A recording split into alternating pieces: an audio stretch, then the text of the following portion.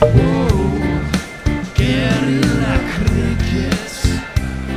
Whoa, guerrilla. Take charge, man the barricades, patrol the cover boundary. At last the time has come, this is a cricketing emergency.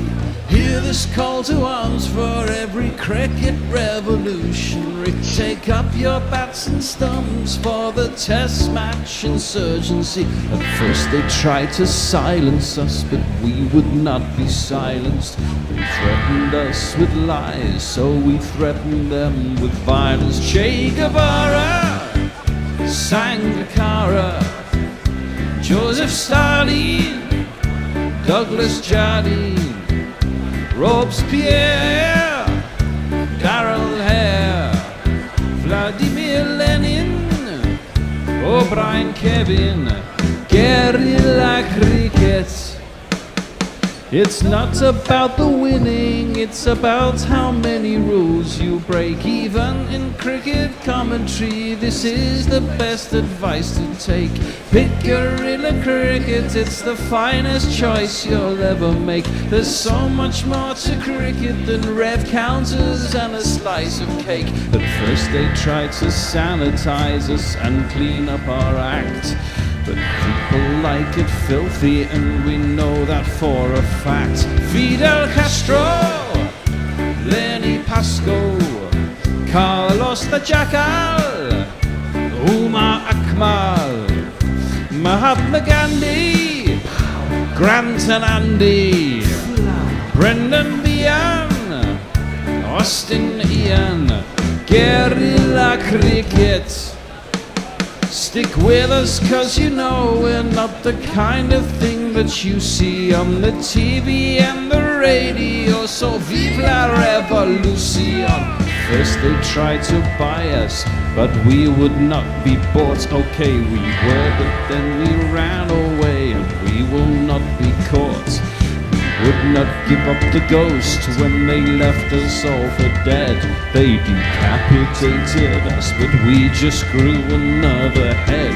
Chairman Mao, Jamie Howe, Ho Chi Minh, Asif Din, Václav Havel, Graham Saville, No Surrender, Percy Fender, Che Guevara, Sangakkara, Joseph Stalin, Douglas Jardine, Robespierre, Darrell Hare, Vladimir Lenin, O'Brien Kevin, guerrilla cricket.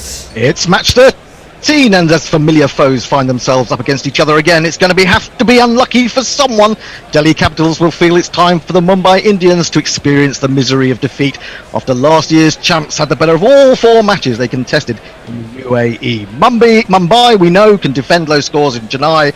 Delhi can chase high scores in Mumbai, but we're back in Chepauk again, so Mumbai must hold all of the cards. Good morning, good afternoon, good dawn, good dusk, wherever you are in the world. Welcome to Guerrilla Cricket. I'm Gorilla Hendo, Nigel Henderson, and both teams have got 4 points, 2 wins apiece. Delhi with a slightly superior net run rate. What gives? With me to discuss such interesting things, I have alongside me, in a virtual sense, Anindo Dutta, all the way from Singapore. Anindo, take a bow.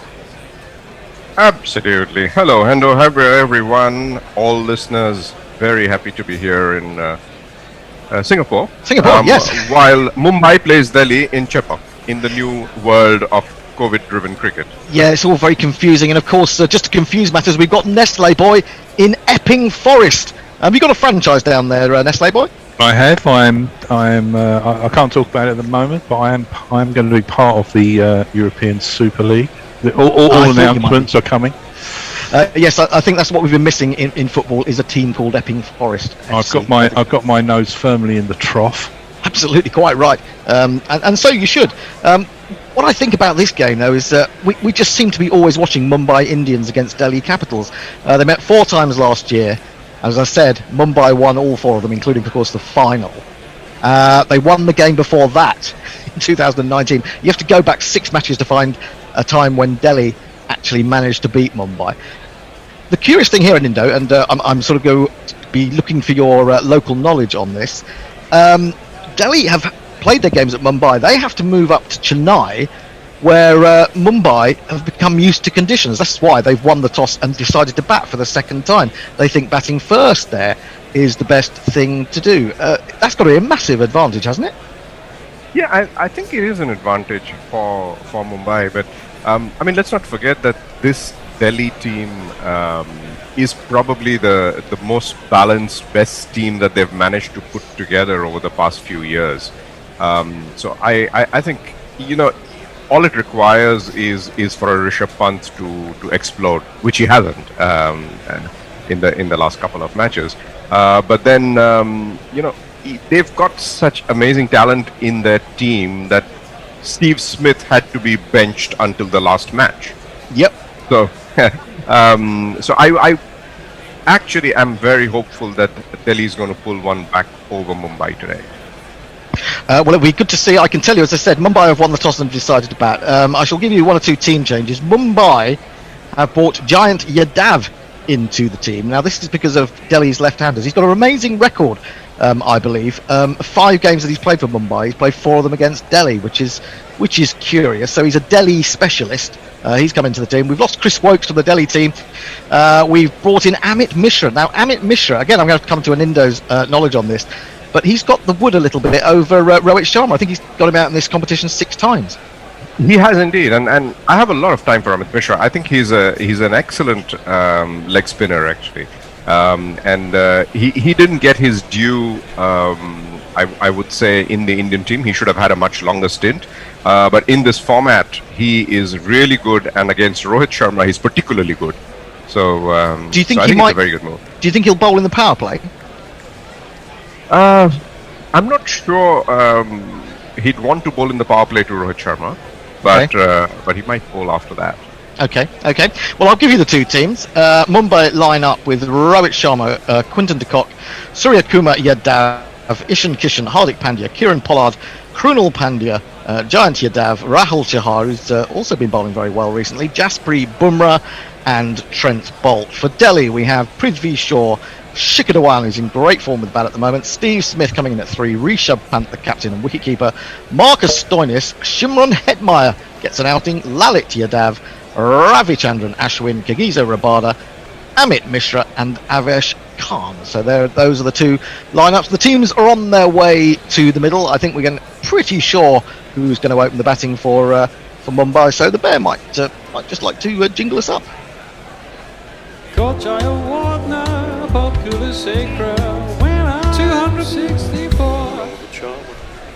Quinton de Kock has a name you can mock, but he's really quite useful at cricket. I have heard that he can open the bat, even if he's not keeping wicket. That is true. He will open the batting whether he's keeping wicket or not.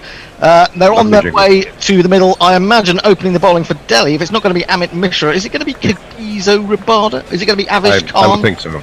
I think it's Rabada. Let's try Rabada. Shall we try a Rabada jingle, if you don't mind, if that's not too much trouble? There. Jingle. What's his name? He's a high roller, rock and roller, scariest, deadliest, killingest bowler. He can sink your oats like the Spanish Armada. No one faster, no one harder. What's his name? What's his name? Tell me, what's his name? KG. Yes, indeed. I enjoyed actually seeing him hit for 2 huge 6s when he came back for his second spell the other day. I'm trying to remember who it was who was hitting the 6s. I've forgotten already. These games have come so quick that you think who was playing yesterday. The Bear thought these 2 had played last week, but I hadn't put him right on that. So it is all very confusing. It's Liverpool versus Real Madrid for the 10th time. That's what it is. Have we got any tweets we can get in before we start? We have. Warren says good morning all. Brian Barish, good morning and good morrow, cricket nerds. It's supposed to be a lovely spring day in suburban Philadelphia, which is good. I'm thinking about putting together an IPL table as if they were to use the BBL's PowerPoint bonus system, and he's going to do it just to annoy everyone. Ooh, could you just send that to us and we could just have that for ourselves? and put it out in one of our articles, maybe, if the Bear can work out how to do that sort of thing. Can you work out how to do that sort of thing, Bear? Just nod, or he's sort of waving his hand. I'm not really sure what that means. He looks a bit distant in his little box there on the TV. I think Bear says no. Bear says no. If the Bear says no, then obviously it can't be done. Of course it can be done. It's just a question of figuring out how to do it. Oh, right, okay. All right. We'll do that then. We've got some folks on Crick Tracker India. Akif Ali says hi, IPL. Abhishek Thakur is with us. And Bulkesh Kamawet also says hi. And we're joined by Tamker Dizuk and Andrew Wright on our own Facebook page. That's very good to hear. Glad to have you all along, whether you're on Crick Tracker, whether you're watching us on YouTube, or whether you're with us through the website. Do come to our website. There's lots of exciting stories on there as well that you might want to read. First ball is bowled. Is that Marcus Stoinis? I don't think it is, actually.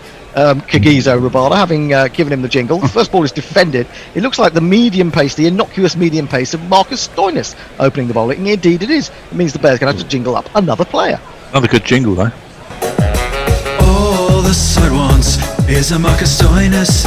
He's the solution, and all the side wants is a Marcus Stoinis. Yeah. I'm trying to work out how Shamsuddin, one of the umpires, is just a one-named person. Is he Brazilian? In comes Stoinis, bowls, and Rohit Sharma lets it come onto him and then just drops it down to short third man, who's a little bit distant on the edge of the circle, so they will be able to get through quite easily for a single. And so they're off and running. 1-for-none. The GPL needs to be talked about. GPL, you have what, 40 minutes, Bear? 50 minutes to guess how many runs you think will be scored in the day. Costs you £1 each time you do it. Please get on that. It helps us raise money, and it's much needed at Gorilla Towers, where we always seem to need new equipment for various things. So please get onto the GPL. Go to gorillacricket.com/competitions, and that will guide you in how you play the contest. De Kock comes down to face Marcus Stoinis for the first time. It's Australia against South Africa, and Stoinis was just about to come in, but de Kock suddenly wasn't ready for a moment. He just wanted to have another look around the field, and here comes. He's got far too long a run up for his pace. Short and cut. There is a man back at deep backward point, Shimron Hetmeyer, and they take just the single. Mumbai Indians move to 2 without loss. Get some tweets in, I would. Larry and Hendo, just to answer your question, if that was a question, the umpires is not a single name umpire. His real name is Chettihodi Shamsuddin. Why don't they give us his full name then? Because it's too complicated. I think. Well, there's another guy who's got a very long name that I couldn't even begin to. Ananta Padmanabhan is the one you're talking about. That's the one. Yep. As I said, anything over Former 4 leg syllables spinner. is very hard for me. Stoinis into the right-handed Rowett, whipped away through mid-wicket. He's going to get 1. He'll probably get 2. Shimon Hetmeyer has had to make a long run round. Doesn't manage to pick it up cleanly first time. Just knocks it back onto his feet and throws it in. They're quite happy with the 2. And the Mumbai Indians move to 4 without loss. The usual suspects are here. Jay Grover, so afternoon all. I just got an Interrail ad before the YouTube stream. That's just taking the piss, really. And Leia, hello everyone. It's relatively warm. There's still a bit of sunshine on the balcony. I have cold brew coffee and you on comm. Sometimes the lockdown life is almost bearable. And Brian is happy to do the legwork on that spreadsheet, he said. Oh, brilliant. Love that. Stoinis in. Bowls, hits him on the pad. Worth an appeal, that. Might be a little bit high. He's imploring umpire Chris Gaffney to uphold his finger, but he will not. He will not be moved. And Chris Gaffney's umpired already in this tournament absolutely brilliantly, I have to say. He's been right on so many reviews that I've seen. Just seems to be edging up to the top of the elite umpires panel, in my opinion. They decide not to review, and so Mumbai remain 4 without loss. I should say also, Farong, our man in Bangladesh, has been sending us some great stats in lots of different colours, and I've managed to open it and look at it, and it's a glorious thing. In fact, I should go and have a look at it and see if they've got any that are really sort of have merit to be used today. We shall see. Here comes Stoinis again, just getting a little bit of nip, perhaps off the pitch. He's in, bowl short, pulled away by Rowe. It wasn't the most elegant of shots. Hetmeyer has raced round again, another 30 yards to get to that at deep mid wicket, and just about hauls it in. They settle for 2. That is the end of the first over. Stoinis will be reasonably happy with that. It's 6 for no wicket. Nestlers. And Brian Barish is turning into a carry-on film. He says he's eagerly awaiting a circumstance during the game where Delhi's wicketkeeper has been subbed and Mumbai's opener has been dismissed. Pants off, de Kock's out. Hey! Yeah, that probably won't happen, will it? I mean, you can wait for years before that happens. The bowler's holding the batsman's willy. Yeah, see, that's not going to happen again, is it? I mean, you've got David Willey, but you haven't got another guy called Holding, have you? That's the problem. Now, he's not going to open with, Mishra, but he is going to open with spin, is Rishabh Pant, and he's going to open with one of the great spinners. It's Ravi Ashwin. Faced up against the spin, try to cover drive, and there they go again. About LB to Ashwin.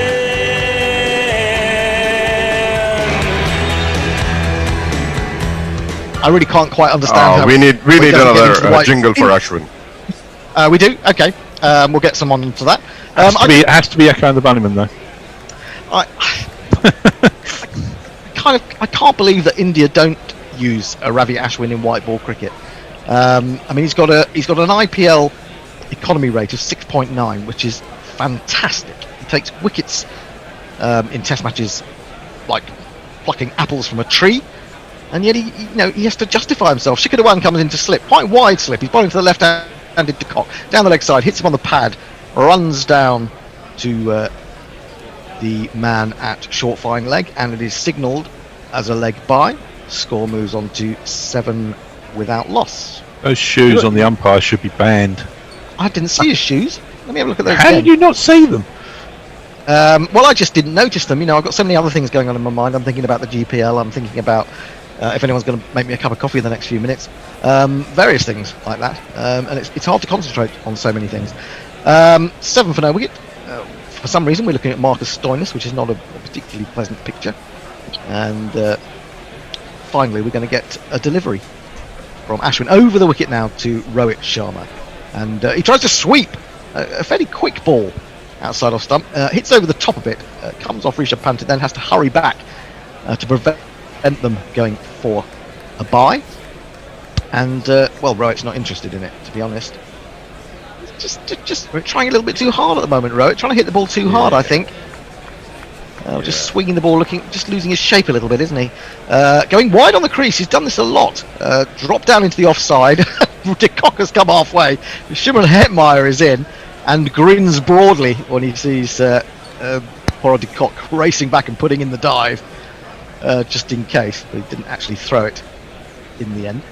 I love that delivery. Is that the Karen ball where he flicks it with the middle finger? It's a fantastic ball. He's hit him on the pop there. That's worth a shout, surely. Absolutely worth a shout. Well, it's been given not out. And the timer is running down. Rishabh Pant is going to have a word with Ashwin. Surely. I mean, you want to get rid of someone like Rohit Sharma, don't you? They're saying no. They're saying no, we're not going to review that. I think it was probably just going straight on down the leg side. Do you think so? I mean, I know he is going wide on the crease. It's upright seam as well. Ooh, well, you could be right because Rishabh Pant has started to go down the leg side there, but it's he also put in a very big shout as well. Anyway. Yeah, but he's the wicket keeper. I mean, that's true. He's just doing his duty.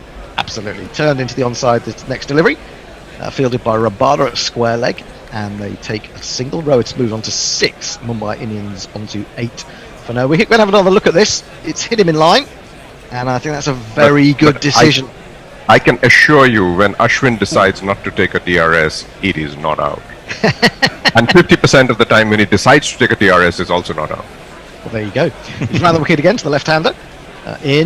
Too much down the leg side. He may be looking to turn that off the leg stump across the batsman, as it were, but he's getting his line a bit wrong there. It's another leg by. And Mumbai complete the over at 9 for no wicket. Rohit has 6 and De Kock has a single. Nestlers. I'm a bit confused by the lack of a second kit. These teams. The Blues, all playing in blue. Well, yeah, very similar. Yeah. Yeah.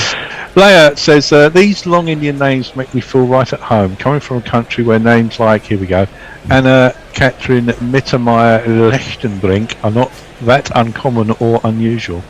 Well, isn't that Germans they just join everything together? Everything's just one long word, isn't it? Basically. Karl-Heinz Rummenigge. Exactly. I need to say no more. Yeah. Yeah. Any more? Well, at least if you break it up, German's not that difficult. German names. Oh yeah, but when you're looking at the German language on a page and you just see this long stream of letters, it's a bit like Welsh, as far as I'm concerned. 9 for no wicket. Stoinis is going to continue 1 over for 6 so far. He's going to be bowling to the left-handed Quinton de Kock. He's got a ring of 4 on the offside. He's got 2 men back with a square on the offside. There must be a man in the deep as well. He's in, bowls, and he's edged it, I think, and he's caught behind by Rishabh Pant. Absolutely no doubt. What a good move this was. Marcus Stoinis opening the bowling, gets rid of a dangerous Quinton de Kock. He's gone for 2, and Mumbai are 9 for 1. How's that? You messed about, I caught you out. How's that? Yep, just playing a little bit away from his body. Quite discernible edge there. Simplest of catches to Rishabh Pant. And Marcus Stoinis has struck. We wouldn't have expected that before the start of play, would we? Anyone? Oh, no, not really.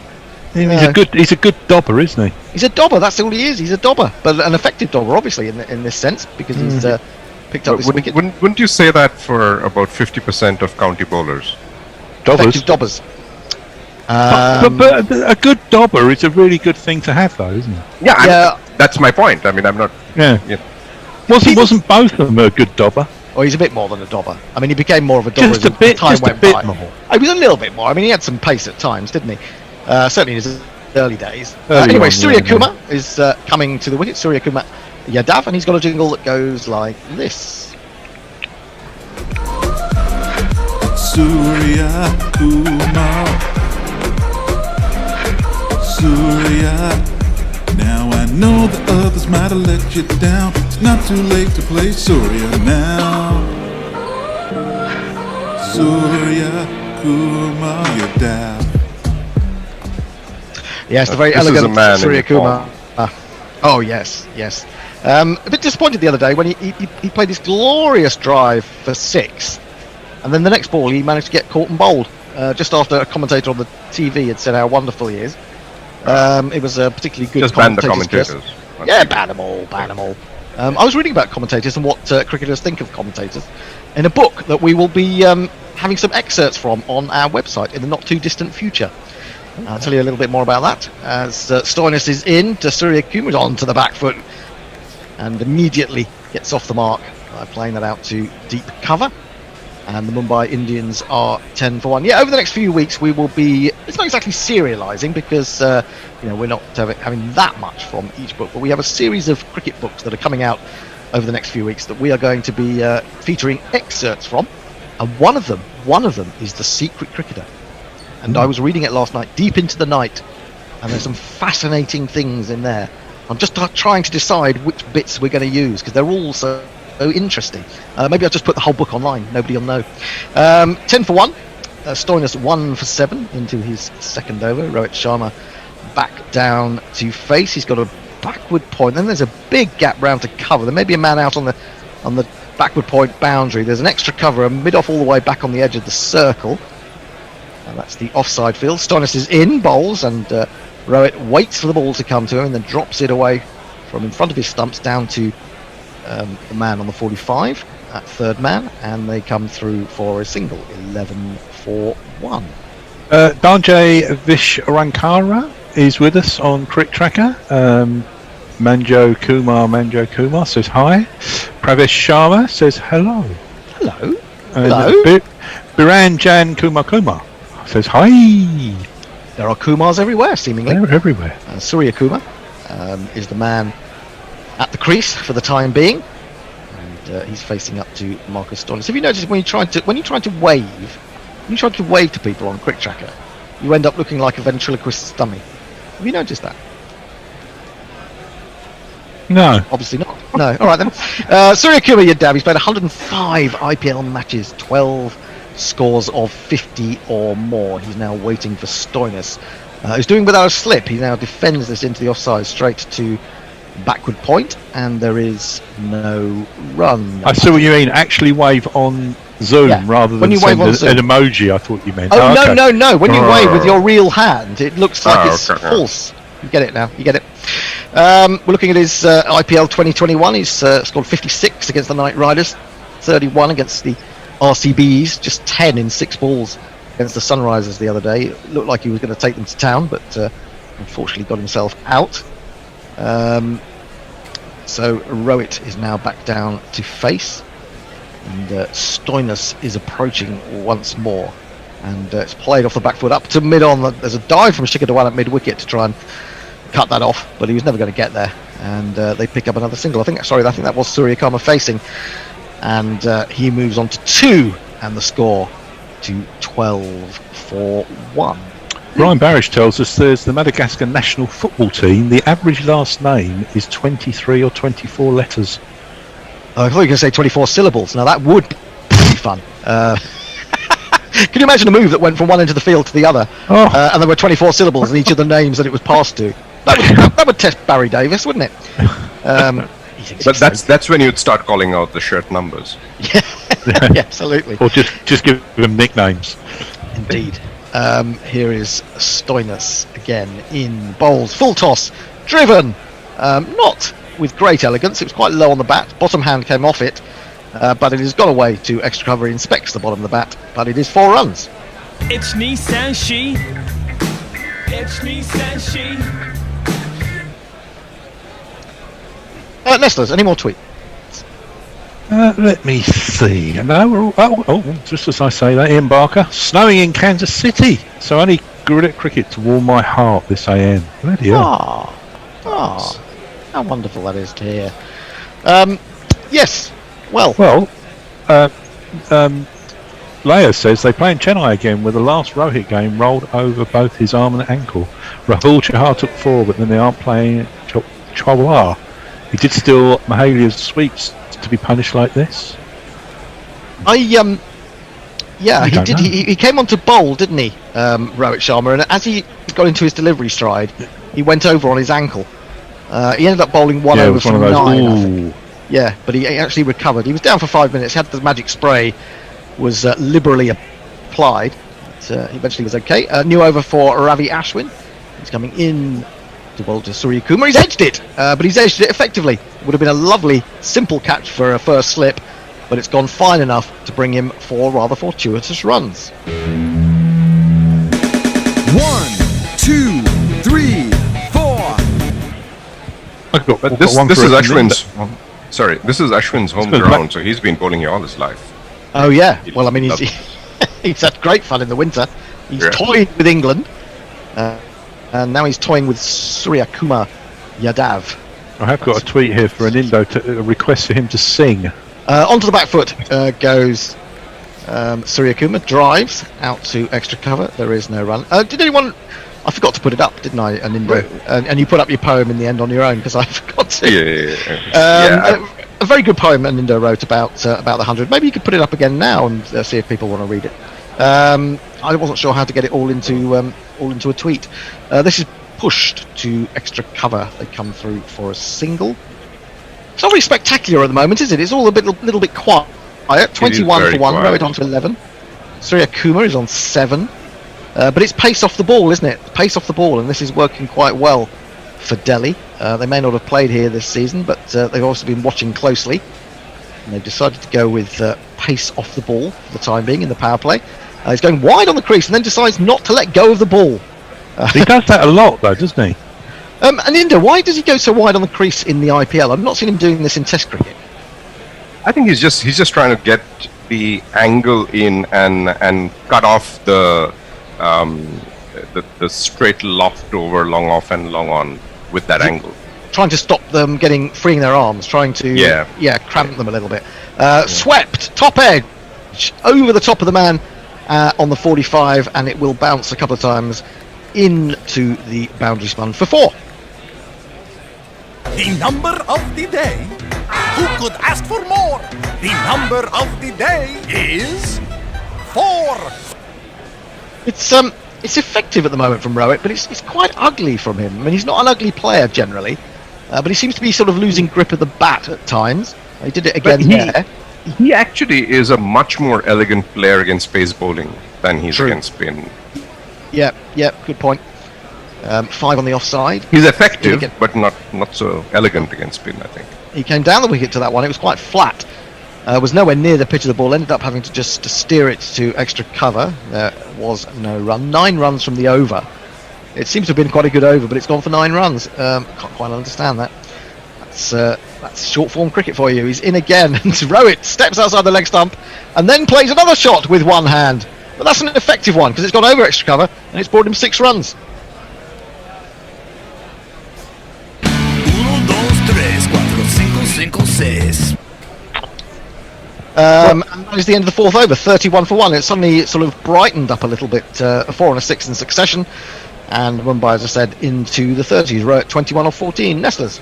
Farong says it's a pity Rahane isn't playing. We have the perfect jingle for him, based from Kaja Ray from the old Bunty, I think, Nabil movie of 2005. I'm sure Anindo could possibly sing a few bars for us. Anindo, do you know this film? No, I don't. And Bunty there was Nabil movie. No, Is that the director, or is that the name of the film? You're asking me? 1 to R Nabil. Sorry. Bunty. No idea. Let's move on. 21 to Rowett. Sorry, Anyway, request denied for my singing. now we do have a bit of pace on the Don't ball. want to hear it. Kagiso Rabada, much delayed, is coming into the attack for the 5th over. We'll jingle him up again, seeing as we did earlier when he wasn't bowling. He's coming into Surya Kumar. He's onto the back foot. He does play fluently off the back foot, and that's another crisp drive, but this time straight to the man at cover point, and there is no run. Sorry. Leslie, any Warren tweets? just made me laugh. Yeah, Oh, Warren. sure. Does anyone else suffer from mystery trumpet notification syndrome? Some device randomly pipes up a trumpet fanfare at full blast, and I don't have the foggiest what, where, or why. Do you mean at the IPL, or do you mean in general, No, just in life? In his house, I think. Oh, edged again by Surya Kumar. He wasn't in control of that. It was a lifting ball from Rabada, but he's got a second 4 with a thin edge down to 3rd man. 1, 2, 3, 4.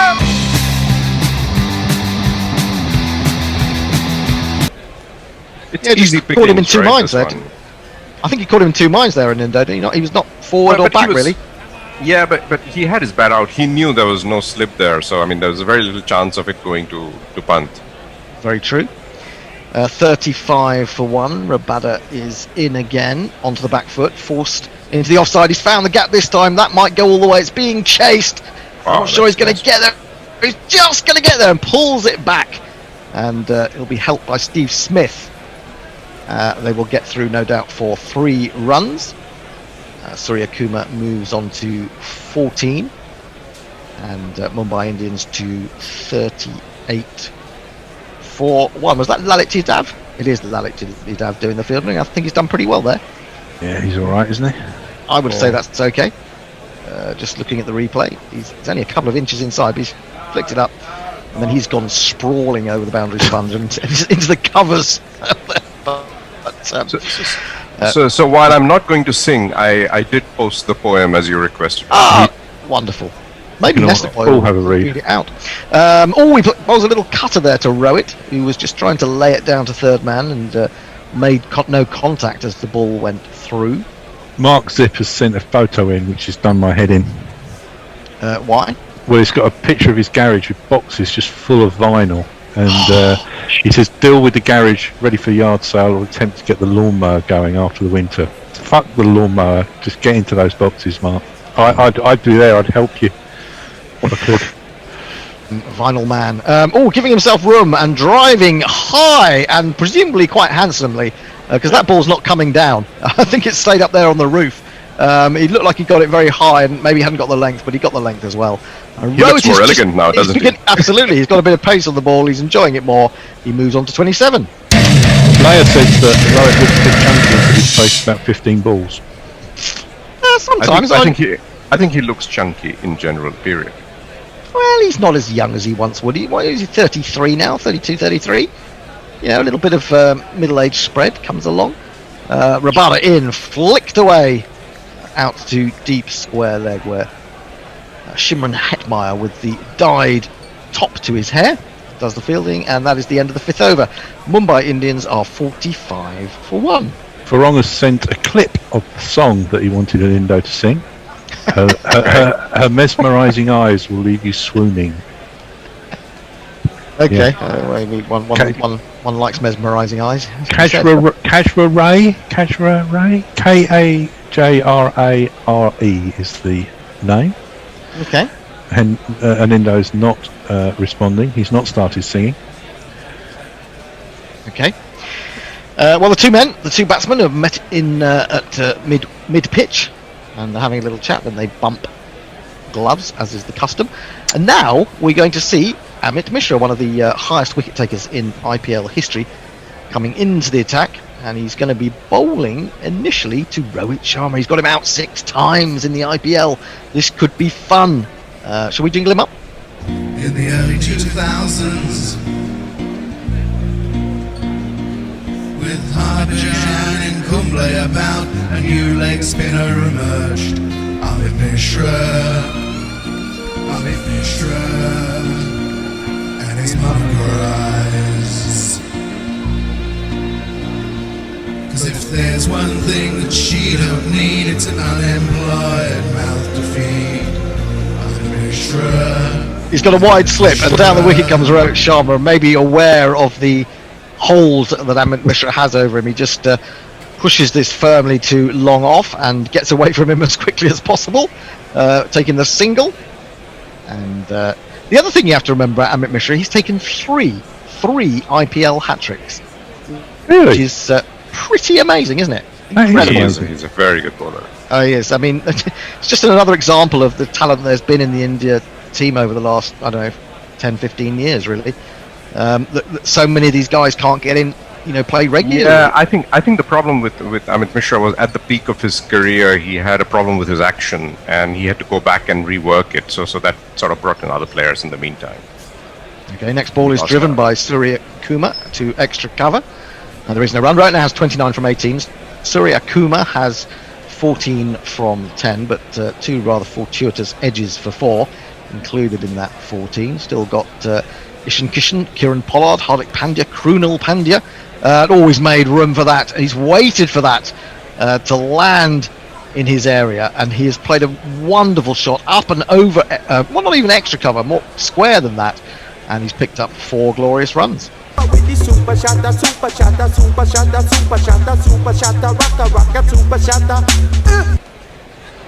looked at the flight of the ball, he just jumped slightly outside leg stump to give him the room, and then played a wonderful shot over cover and picked up 4. That's really good use of the feet by Surya Kumar, and he's picked up his 3rd boundary. He's on to 18.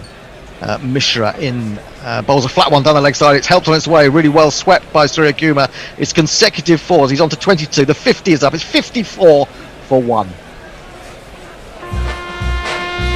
There's not one boy for me, I must have 2 or 3, I need 4. And I'm sure people out there will be pleased to know that my prayers have been answered and a coffee has landed by my side. Excellent. It's wonderful what you can do with slaves these days. Don't spill it. I'll try not to. 54 for 1, so Rohit on 29, Surya Kumar on to 22. Still 2 balls left in this over, and 23 runs have come from the last 10 balls in total. It's not quite going as Amit Mishra would like. Maybe Surya Kumar has said to Rohit, I'll take Amit, I'll take him on. Just give me the bonus. That's right. So Rohit just takes the single and lets his teammate get on with it. Mishra in again, quicker ball into the legs, flicked away out towards deep mid wicket.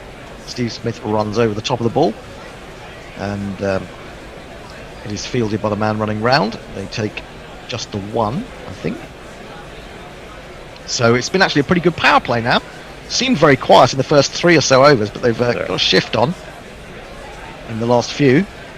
And it's looking a little bit dangerous for Delhi. Delhi trying to stop this run of 5 consecutive defeats to Mumbai. Down the wicket comes Rohit. He hasn't met that very well. He could have got a single there probably, and he'd come more or less halfway down, but Suryakumar said no. Amit went and fielded it himself. That is the end of the over. 10 came from it. Mumbai Indian, after the power play, are 55 for 1. There will be a strategic timeout taken by the bowling team now, and that gives us a chance to get through much more social media. Indeed. Sumit Shimi says, me, am I? As does Sarbani Kohli. Yashvan Songal says, Mumbai Indians is the best team in the IPL. I think you could probably argue that, definitely. And Jitendra Nigwal says Mumbai Indians. Roshan Kumar says hi. What have we got on Twitter? Warren loves the Mishra jingle. And Jeff Perkins says, good God, don't feed Hendo any caffeine. He's excitable enough as it is. Oh yes, that's me. I'm pure excitement. Look, folks, don't ask him about the new Football European League. Just don't go there. Oh, don't worry. No, I'm quite happy with that. It doesn't bother me at all. I don't care what these rich clubs go off and do. To be honest, the sooner they wean us off their ridiculously overpriced product, the better. Really, in my opinion. But, what's the season ticket at Wimbledon? Well, I don't know because I haven't had one for a while. We're in a new stadium now, so I didn't actually bother to get one because, well, I didn't think it seemed much point with COVID. You're talking about football when you said Wimbledon. Wimbledon as in football, not tennis, but football. Have you seen the new plans for the new stadium, Anindo? The 8,000 seater stadium across the road in the golf club. Oh no, I haven't seen that. There's a golf club across the road. Yeah. They bought it. I've parked my car there a few times. Well, they now own it, and they're going to develop it. So they're going to expand the whole property, as they say in these things. I don't know how much money they've got, but I do remember a lot when that sale was going through that every member of the golf club got a minimum of £85,000 for that sale. Every member of the golf club. That's a nice little earner, isn't it? Just to see a golf club go out the spout. Yeah, can we dig up your golf club and we'll give you 85 grand? 85 grand each member though. Each member. This is the extraordinary thing. Well, Wimbledon has got a shed load of cash. That tournament generates billions. Well, I mean, if you've ever bought strawberries there, you know that for a fact. I mean, they're absolutely. But the price you pay for them, it tastes special after that. Oh, they do, absolutely. When you've paid at least £10 for a strawberry, one strawberry, yeah, absolutely, it's going to have to taste really good. It is quite crazy what the money they expect you to pay. Although it's not as bad as the as Queen's Club, which is really that's a complete rip-off nowadays. Yeah, absolutely. But the best thing that I bought from Wimbledon was actually they sell these boxes of used tennis balls after each match. Yeah. And that's like, I don't know, £5, something like that. That's absolutely worth having. Yeah. Well, when I was a kid, they'd go into little local shops at the end of the tournament, and you could buy them all at very, very low prices. That's right. Yeah. And that was fun because it kept me going in my tennis years. Change of bowling. Avish Khan is coming on for his first bowl of the day, and he's got a jingle that goes like Hello, my baby. Hello, my honey. Hello, Avish Khan. Bowl on the stumps, please. Bowl us a maiden, please. And he plays first ball down to third man, takes the single. And Nindo, I've been quite impressed with Avish Khan. What can you tell me about him? Not much, I'm afraid. Not much? Have you been impressed though? Yes, absolutely. But I haven't watched much of him before this tournament, honestly. He has been very impressive. Yeah. Yeah. A little bit reminiscent of Pradesh Krishna, I thought. In build. Yeah. Anyway, it's 56 for 1. The television commentators are talking to James Hope, one of the coaches. Down the leg side, great effort by Rishabh Pant to get onto that, but it's escaped his grasp, and it's gone away for 4 leg byes. 2 + 2 is on my mind. 2 + 2 is on my mind. So Mumbai Indians move on to 6. He doesn't look like he spends a lot of time in the gym, does he?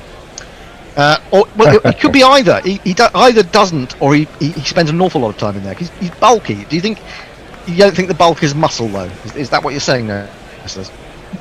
Well, I was just looking at his face, really. Yeah, face is a bit chubby. to be fair. A partnership now Like worth me, he's got 51 fat off 25 balls. Next delivery is stroke to extra cover. Stoinis feels there is no run. Rowett moved on to 29 from 21. Suryakumar is getting going, 24 off 14. I see a close-up of Steve Smith. Well, it'd be nice to see a bit of Steve Smith bowling, wouldn't it? A bit of his nonsense leg spin. That would be fun. I haven't seen that for a while, but I Love a don't bit of think nonsense. I don't think it will be treated that sadly. I think it was so bad that he was forced to take up batting.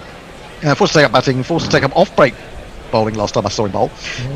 Here he comes again, Avish Khan, into Rowett. Rowett lifts this one. He is a very good puller of the ball, and that's gone miles back out to one of the gates, I think, here in Chennai. And it's 6 more. 2, 4, 6. Yeah, perfect position for him. He just had to pick it up, send it on its way, using all the pace of the ball, 73 metres, and that has brought him 6 more runs. Not the smartest of ideas, bowling short on his body to. No, and it wasn't short enough to be intimidating. It wasn't likely to sort of cause him to struggle. It was just a freebie, really, has to be said. And Rohit's also used to him bowling. You must remember that during the England series, I think he was one of the net bowlers. Ah, right. Okay. In the bubble, so I think they've seen a lot of him anyway. Okay. Well, Rishabh Pant is just sighing a little bit at the moment, wondering what he can do to stop these two as they're going along very effectively at the moment. Ball comes back into the hands of Avish Khan. He's got to get his line and his length a little more accurate, and he's coming into Boulder Road now on 35. He's in full outside the stump, driven in the air, but over the top or through the gap, was it, on the offside, as Lalit, I think it is, doing the fielding on the boundary. They've got through just for the 1. There's a little bit aerial, but I think there's a gap there between backward point and the round to extra cover. The cover himself, or the point, is back on the boundary, so wasn't really any risk to that shot. Rowett moves on to 36 from 23, and we're looking at his strike rate. After 20 balls, he goes up to 161. First 10 balls, 102. From 11 to 20, it's 130 odd. Suryakumar tries to run this down to third man, and he's got the thinnest of edges through. That's a waste of a wicket, really. He goes to 24, and Avish Khan strikes with the final ball of his first over and the final ball of my spell. And after some more words from Nestle Boy, it'll be time for a bit of bear, a bit of the bear. Well, old fart at play. Back, 'cause by the time that I do, you'll be gone. This is such a low percentage shot. Every time I see someone edge to the wicketkeeper with this shot, I'm like, why would you do it? Well, it's the nature of the game, isn't it? It's a gap that you can hit, and there's never a slip. So if you get anything on it, you were saying just 2 overs ago, he knew it was a fair shot and in though. No, but he was playing in that he was actually playing away from his body for a ball coming up. I suppose. I mean, it was very close to the body. It's a stupid shot. But there you go. I went under 180 and a half. And this pitch, from what we've seen, is a 150, 160 pitch. So anything over that would be good for Mumbai, I would say. Yeah. But having said that, Delhi could be explosive. So I would say 180 and above. Yeah, I think they'd like that, but I mean, we've seen it. It gets very difficult to bat. The pitch seems to die in the second half of the innings here, and becomes quite tricky. And Mumbai, a very good side, and with Trent Bolt and Bumrah bowling their death overs, they look. I mean, the other day I watched them on Saturday, and I think it was only about 20 odd was needed, and they strangled them right at the end. It was incredible. They were very good to bowl those last 3 overs. Evening, all. I think evening, Messi. That bowling. Lalit Yadav is into bowl. He bowls off spin, and his first ball is just driven out to, I think it's Amit Mishra, out deep extra cover. It'll be a single. I'm starting to recognise the players now. Now I've got to find the bowler. There he is. I'm going to have a jingle for him. He hit 6 sixes in an over twice. Ooh, la la la la la la la la lee. Yada ooh. 6 sixes in an over twice. La la la la la la la. I've not heard that before. I quite like that. Oh, well, Ishan Kishan is at the crease as well. He's just faced his first ball. He'll get a jingle too, and he's hit it straight to cover though.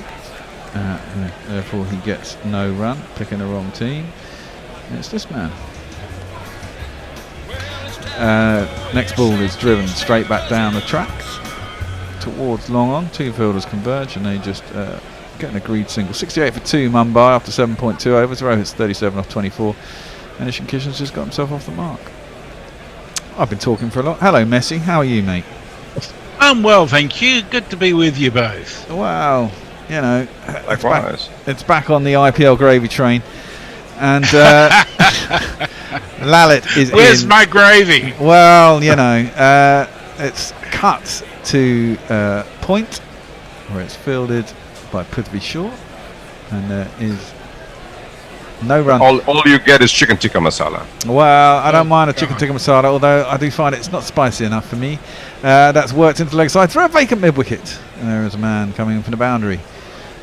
Early on when I went to England, so in London, very naively, I asked a pub to make it spicy, and the girl just looked at me and said, "You realize it's made from paste." Yeah, well, that'd be a pub. I'd never get a chicken tikka masala from a pub in England, and even I know that. And I'm having lunch. I mean, but pubs that never go to anywhere that's not. If it's not made by an Indian, I wouldn't buy it in England. That's Ishan Kishan just cuts that out to cover, and there is no run. If it's in a weather, but the chances are it's made by an Indian in the kitchen. No, I would say that's probably not true in an English pub. It's probably made by whoever the chef is. Okay, so let me read a couple of tweets. Old Fart Plays says Stockport County walked away from the English League ages ago after 100 plus years, and it's done them no harm. Leah sent us some pictures of obligatory pictures of Andy Murray at the mention of Wimbledon strawberries. Farong, sorry to mention the F sport. So next season, 9 teams from the championship will be promoted. My cherries are 5th currently, so we will be back in the Premier League next season. Don't agree with this proposed new league, but the madness of the modern age, eh? Wow. Farong also told us on Hot Mic that it's still 34 degrees in Dhaka at 8 p.m, which is pretty warm. That's pretty warm. Well, Amit Mishra's back in, and it's slog swept by Rohit out towards cow corner. Bit of a misfield out there by Prithvi Shaw. And it didn't hit it particularly well. I'll get back for 2. And he didn't throw it properly. No. Well either. He had a good outing first game, didn't he? 77 in the first game, Prithvi Shaw. Give him some confidence. Didn't do much in the second game, did he? I remember we were cussing him last time round. It was only 6 months ago, but he was doing nothing, was he? In the last IPL. He had this domestic stint in the Syed Mustaq Ali trophy, which I think really helped him. Yeah, it sounds like he got a fair few runs in that. Oh, driven out in the air, mishit by Rohit, but he split it between the short backward third man and point. It's just his day. Square. It is his day, and it scoots away down to the boundary for 4 more runs. I could do with Rohit getting out. Maybe not just yet, but I'd like to get my bet in if I can. You know me. Pant's got a smile on his face. Always has a smile on his face. I do like Rishabh Pant. Rohit faces up. Mishra is in. Straightish ball on standard leg spinner on about off stump. Pretty flat. And Rohit just defends it out into the off for no run. As we see the wall of people. I'd be embarrassed if I was on that wall, I have to say. And it takes a lot to embarrass you, Bear. Exactly.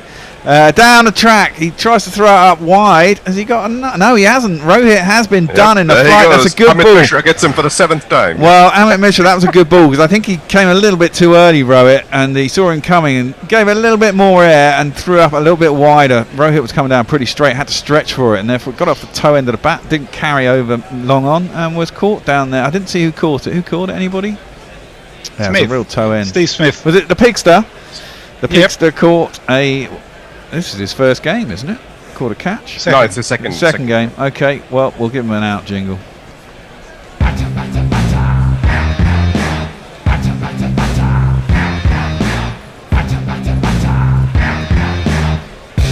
On your bike, mate.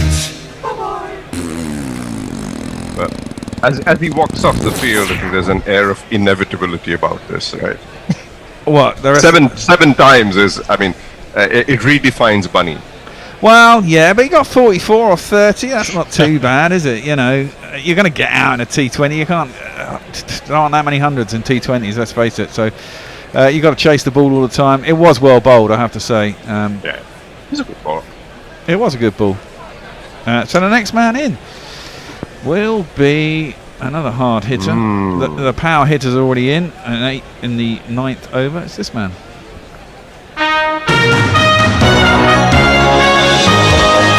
And in breaking news, Hardik Pandya. Hardik is in. Ryan Barish has come good. Thank you, Ryan. He's sent in the table as it would be if you had the bonus point system used in the BBL of whoever's ahead after 10 overs. Which yes, of course. I think is a corruption of the game and should never have been considered. But that was the one thing I quite liked about it. Actually, I thought it gave because it meant you could lose quite a few games, but go out. If you have to chasing a big score, it's And if you're chasing 200, the chances are most of the time you're not going to get there, but you certainly get off to a good start. But thing is, with T20, you've got to carry on going and carry on going and carry on going. Yeah. So you get a good chance of okay, we beat them halfway there. You get a bonus point. I think it's quite good. Adds a bit of spice. Rubbish. No, clipped down to long on by Ishan Kishan, and there'll be a single. That was the one innovation I did like. I didn't like the subs, were pointless. So I'll tell you what made my mind up on it. There was a game where the Perth Scorchers made about 185, beautifully constructed innings, solid, then building, perfect. The opposition, I think it was the Renegades, were all out for something like 97, right? But because they had more runs after 10 overs, they got a point out of it. That's rubbish. That's completely rubbish. I don't know. Oh, that could be out as well. That is out. Oh dear, oh dear. Hardik Pandya has gone for Golden Duck. Caught the Pigster down at long again. Amit Mishra has got 2 wickets in this over. Bowled Mishra. Caught Smith. Hardik has gone. It was too flat. Didn't get enough elevation on it. Hit it pretty hard, but straight down the man's throat at long on. And, we have to say goodbye to Hardik.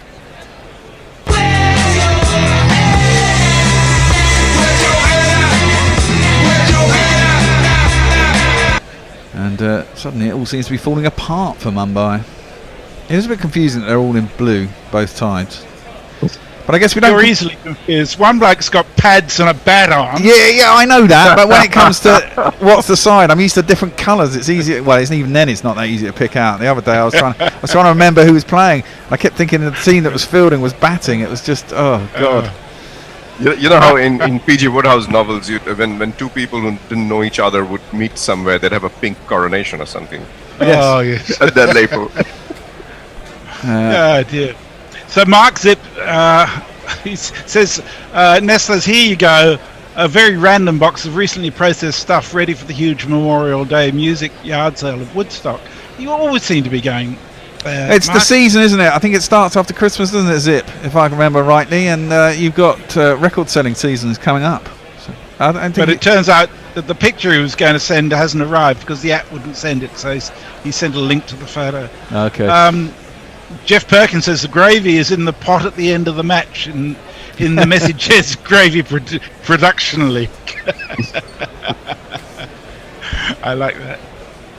Well, now they're trying to really put the pressure on. We've got a new batsman. I'll play his jingle when he's on strike. We've got Ashwin coming in. I'm not going to play his jingle again. We're getting to the exciting part of the game, and there's never enough time for jingles towards the end of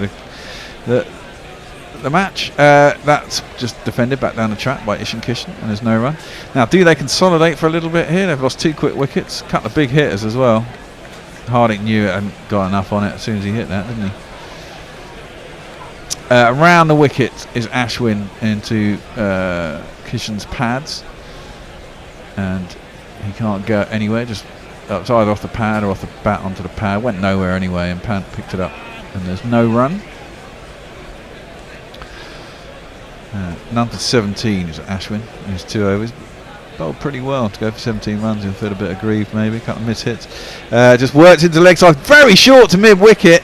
For some reason, Pants blocking it off from the stumps. There was a man backing up, but they did go off very quick. The ball went nowhere, and the fielder was very close, but they still scooted through for an easy single, 78 for 4. So here's a figure for you, Bear. The very first game, RCB won on the last ball chasing. Yeah. Since then, the last 5 games have all been won by the team batting first. Yes, well, particularly Chennai just seems to be quite slow and quite hard to score. And if you can put the I'm only pressure talking about Chennai. Sorry.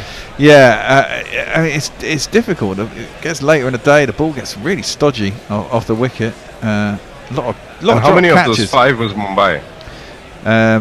Worked into leg side for no run. Messrs, how many of those 5 victories were from Mumbai? Give me a couple of seconds and I'll check it for you. This is a good round arm delivery from Ashwin. Not seen that one before. And that is driven quite hard by Krunal, but straight at cover, and there's no run. We'll give him a little jingle. It's only 11 seconds long. If Krunal Pandya directed a Star Wars movie, would it be any good? Now that's the first one I've actually seen turn from Ravi. He gave it a little bit of air. It was pitched on about middle and let up Krunal Pandya. Could only get an outside half of the bat down towards the short third man, and there's no run to end the over.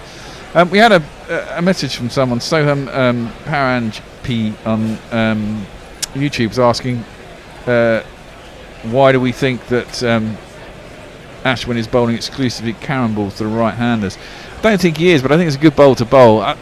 The thing is, if you bowl any ball too much, it gets picked up eventually, and everyone's expecting it. But it's because it slides on. He bowls. That's the one he bowls wide from the crease, isn't he? He pushes out in front of the hand with the finger, and it cramps the batsman for room, and it skids onto them. Partly. So to answer your question, Aninda, at Chennai, the team batting first has won 5 out of 6 times. At Mumbai, the team batting second has won 4 out of 6 times. Is that what you were asking? No, I was asking Mumbai Indians as a team. How many of those 5 are Mumbai Indian victories? The team bowling second to win. Around the wicket is Lalit, who's replacing Amit Mishra. And Kishan just plays him out to deep mid wicket. He gets himself a single. He's only scored 4 off 8 deliveries. Yeah, 2 of them are Mumbai. Yeah, that's. I've seen 2 of the 5 in Chennai batting first are Mumbai victories. Yeah. That's right. They bat their bowlers to almost defend when any you score. run Bumrah and Bolt. Yeah, well, exactly. That one's driven. Just beats the bowler. Not particularly well timed by Krunal. But beats the bowler and goes out towards long off. They'll get themselves a single. 80 for 4, 10.2. Ishan Kishan is facing up. He's looking around the pitch. He's not had a great start to this year's competition, has he? Not really. I don't think he scored many runs so far. I saw him get out twice for pretty low scores. I think he scored in 1 match. I think the first match, maybe. Okay. I didn't see that one. Driven up too long off by Ishan Kishan for a single. 3 balls left in the over. And 3 singles off the first 3 balls. Kieran Pollard is in next. He hit a couple of massive 6s off the last. Oh wait, that was the last Mumbai Indians. They were on about 135, and then the last. Oh, was he chopped on? He has chopped on. That one around the wicket, Lalit. to Krunal Pandya, and he's tried to run it down to third man, but it's just kept coming at him, and his bat's not straight. It's caught the under edge and it's crashed into his stumps. They might have trouble defending this score at the moment. It's not looking great.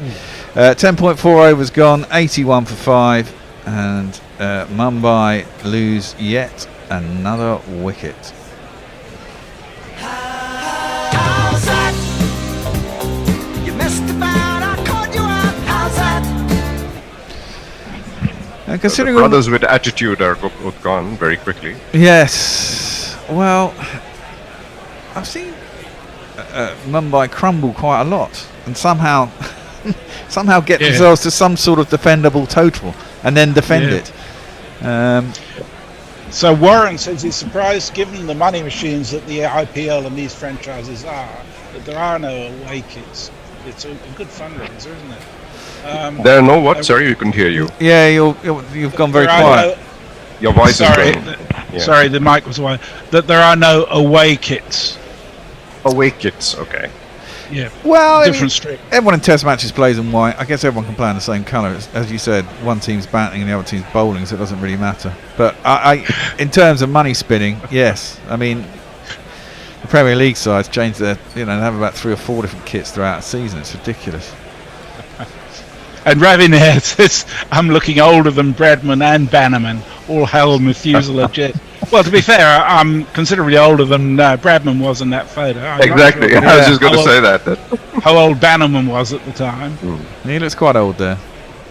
It's stuffy. Well, I think Bannerman's baldness is hidden by his hat, which is probably why. Yes. Lallet is in for the 5th ball of the over. It's basically just a sort of reasonably full flat delivery. When he turns his wrist on and goes straight on. It's defended from the crease by Karen Pollard. No run. And it's the same again. Jesus, that was pretty rank delivery. Should have gone in. Should have really gone into the stands, but instead it just gets worked down to deep square leg along the ground for a single. That was appalling delivery. Anyway, let's give the batsman a jingle. Hey, how you doing? Sorry you can't get through. I'm busy watching Kai run Pollard, so I'll get back to you. Of course, he's another man who's hit 6 sixes of an over, and he hits a bloody long way. He hit one the other day, went 105 metres. It was enormous. Yeah, it was huge, although he then faced out the 19th over and scored 1 run off the whole over, as I recall. Leah says, I don't have that much of a problem with T20 teams wearing the same primary kit colour. Hasn't been a problem in first-class cricket for a very long time. Well, that's the point, isn't it? Exactly. This is Test true. cricket. And Brian That's Barrett one back at you, Mrs. Yeah. No, it wasn't me. It was Bear. No, I know, but you, it was Bear having difficulty with the two, distinguishing between the two sides. It's just remembering who's doing what. And he one's batting, one's bowling. Yeah, well, I know. The other day, it had the score out, and the team. And I was just in my head, I had it the other way round. That the team batting was actually bowling. It was doing my head in. That one's turned, given a little bit of flight by Amit Mishra, who's back on, replacing Ashwin, and pitched on about middle and leg, straightened up. It's pretty slow, and it maybe jabbed back at the bowler. Does this the spinners doing what they're doing? Does this bring back any English memories? It's not as dangerous, is it? Really, these pitches. The bounce is still quite true, even if it's turning. That's driven up too long on for a single by Pollard. You're going to make him relive his trauma, are you? Listen, we had our trauma over winter. I'm pretty certain that India are going to have their own trauma in England in the summer. As long as it's after we beat the hell out of New Zealand, I'm fine. Well, I think if it had been at Lord's, I'd have put my money definitely on New Zealand, I think. But I just don't like Southampton as a test track. I think it's quite dead. I'm sure there'll be a result, but I can't pick it down there. Oh, now there's... Oh, dear, oh, dear. Has he been bowled or has that come off pant? I think it's come off pant. I think punt. I came off pant. I think he's gone down to sweep it, Addition Kishan. It's actually bounced on him. I think it's gone over his shoulder and hit Rishabh Pant behind the stumps. Yeah, there's another... Took the pace off it, and he was virtually through the shot. It's bounced up, hit his chest, gloves, all that, bounced into the ground, come off Pant, taking the the stumps away. That's so he actually wasn't good bowled. presence of mind, punt kicking it, because just in case his foot was up. Yeah, true. Oh dear, he's taken all the pace off the ball here, Amit Mishra. He's floated that one up again. Ishan Kishan's threw a shot very early. He just bunts it back airily, just out of reach of Amit Mishra on his follow through. Goes down to long off for a single. Well, Amit Mishra has been bowling in first-class cricket probably from before Ishan Kishan was born. So, how old is Amit Mishra? Amit Mishra is in his mid-30s. Okay. When was he playing for India? Sorry? I remember him on tours and playing for India, but when was that? I can't even remember. It's a long way back. My brain is fuzzy these days. I think it's mid. Oh, there's an appeal for OBW. It's been given. That one's come in. That was the googly. And it's come back in. Karan Pollard's gone back to try and work it into the leg side. Missed it. It's him. Might be going down leg side. It probably. I think he's gone. I think he's gone. I think it's probably umpire's call on leg stump. I don't think it's too high. They'll probably keep their review. But do they have umpires call for the IPL? Do they? I think they might have. Have they binned it? Yeah. I'm sure I saw something the other day with umpires call. Oh, okay. It could be high, but I think it's going to come down. Plumb. Yeah, it's hit him in front and middle and off. It's not going down. It's fairly leg high. side. It is fairly high. He's a tall man. And the last one would have bounced over the stumps. It's not got an inside edge. I think it's clipping the top of the leg stump. Yeah, if it's clipping, it's been given. There's not a lot of pace on the ball, so you got to think it's going to drop. I mean, the last balls have been dropping as they've gone past the stumps. Well, let's have a look. Here is the skyline, whatever you want to call it these days. Pitched outside. Umpire's call on the top of leg bail, having been given out. Good call, missus. It's Thank you. I have to get one right sooner or later. Well, a batsman would argue, Christ, that's a bit slim. But the truth is that Hawkeye says it's going to hit, and it stays with the umpire. And now Karan Pollard has gone. They could be crashing to a very low score here. So get on your bike and take a hike right out of here.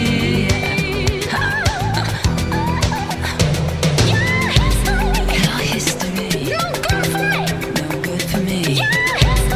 Your history, nah. Well, the power players in the middle of order have gone absolutely bloody nowhere, haven't they? Let's have a look. What have they got in total here? Crickviz just tweeted saying this is the first time since 2016 that Mumbai Indians have lost 6 wickets before the end of the 12th over. Wow. Well, the 84 for 6 Giant is in now. He can hit a long ball, if I remember rightly. Yeah. And he's going to have to at some point, but I think they've got to try and post some sort of score. I've got to try and find him in the Giant Yadav. While you're doing that, I can tell you that Mishra is 38 and a half years old. Yeah. Wow, okay. 34 seconds. I'm going to play it. Since I was very young, I realized Mishra comes into Giant, who gets right forward and defends that out into the offside. There's no one. There's a slip and a gully, and there's a point, and there's a pretty close in cover. Delhi feel like they're on top here. When Amit Mishra made his debut, Ishan Kishan was 5 years old. Wow. There you go. So, Brian Barish, I'm not sure you should let Brian loose with the spreadsheet. He's come up with another table that what it would look like if you got 4 points for a win and a bonus point for each team that was ahead on runs and wickets in the 10th over, which you can have a look at. Leah says 2 of the 5 victories batting first in Chennai should be by Mumbai. Yep, they were. Brian says then there's the Australian Football League where for many years their idea of clash kit was one team wears white shorts and the other wears black. It still is. It's ridiculous. Full toss to end the over, but Ishan Kishan doesn't take full toll and just plays it down to long on for a single. That was a really good ball by Amit Mishra. Right out the back of the hand. Totally not picked by Karan Pollard. So Hardik Pandya none, Krunal Pandya 1, and Karan Pollard 2. The power hitting in the middle order has absolutely failed. Well, Yadav can hit it, and Krunal Pandya, Ishan Kishan can hit it. They've got 8 overs left. They've got to try. What they've got to do is avoid the ball hitting their wickets. Yes, absolutely. For 8 overs. Yeah, driven by a giant, but they still got to score runs at the same time. Unfortunately, that's driven out to the man on the cover boundary. It'll be a single. And what would you think from here? 8 overs. You've lost 6 wickets. You want if they get 140, they'll be happy. I was going to say that. I was going to say 130. Yeah, 140 maybe. Yeah. Well, they've defended 140. They defended, was it 137 or was it 1-4 something or other against somebody the other day? There's my memory going again. It's driven out to wide or long off and there's no run. That was the game I went 7-1 when they looked like they were going to get humped and then they won. But I can't remember who it was against. Was it RCB? They defended 152 and then they defended 150. Oh, was it 152? I thought they got 130. So that must have been a game that Pollard hit 2 6s off the last 2 balls in the last over or something. So yeah, they need to kind of get up around that kind of score. Driven back down the ground by a giant off the back foot. Up too long on. He'll get himself a single. They've probably got to go try and get 6 and over for next 3 overs. And then look again. I mean, who's left in the hutch after this? Well, Farong makes the point that Mumbai have only had 1 individual score above 50 the whole IPL, which was 56 from Surakumar Yadav. They've won. Have they lost a game yet, no Mumbai? Driven by Ishan Kishan out to cover and there's no run, have they? Yeah, they lost. Yeah, they have. They lost 1. Very first game to the RCB off the last ball. Kishan is facing up, plays it airily, down towards mid-on. It's pretty safe though, it's a single. 5 off the over from Lanet. He's got 1 for 12 off 3, that's pretty good bowling. And we're going to have a sorry, everything's a Woodstock on this programme, by the way, Anindo. Exactly. It's a Woodstock strategic timeout. We'll get some tweets from Messrs if there are any. And social messages. Oh, well, Josie Oak has come in on my side, reckons the Methuselah reference is a bit harsh. But Ravi said, well, you've got to see him against the background. Leah says the worst excesses in kit are probably in Major League Baseball. Home, away, alt away, shitty cameo 1-to-1 of the troops, throwback, and the one where everyone's number is 42 for Jackie Robinson Day off the top of my head. That's right. And AFL actually do some weird shirts from time to time as well, for no apparent reason. Brian Barris says, Jez, regarding the BBL's rule changes this year, you should know that between the BBL, the AFL, Super Netball, that league officials are using the rule books as their own personal fidget spinners.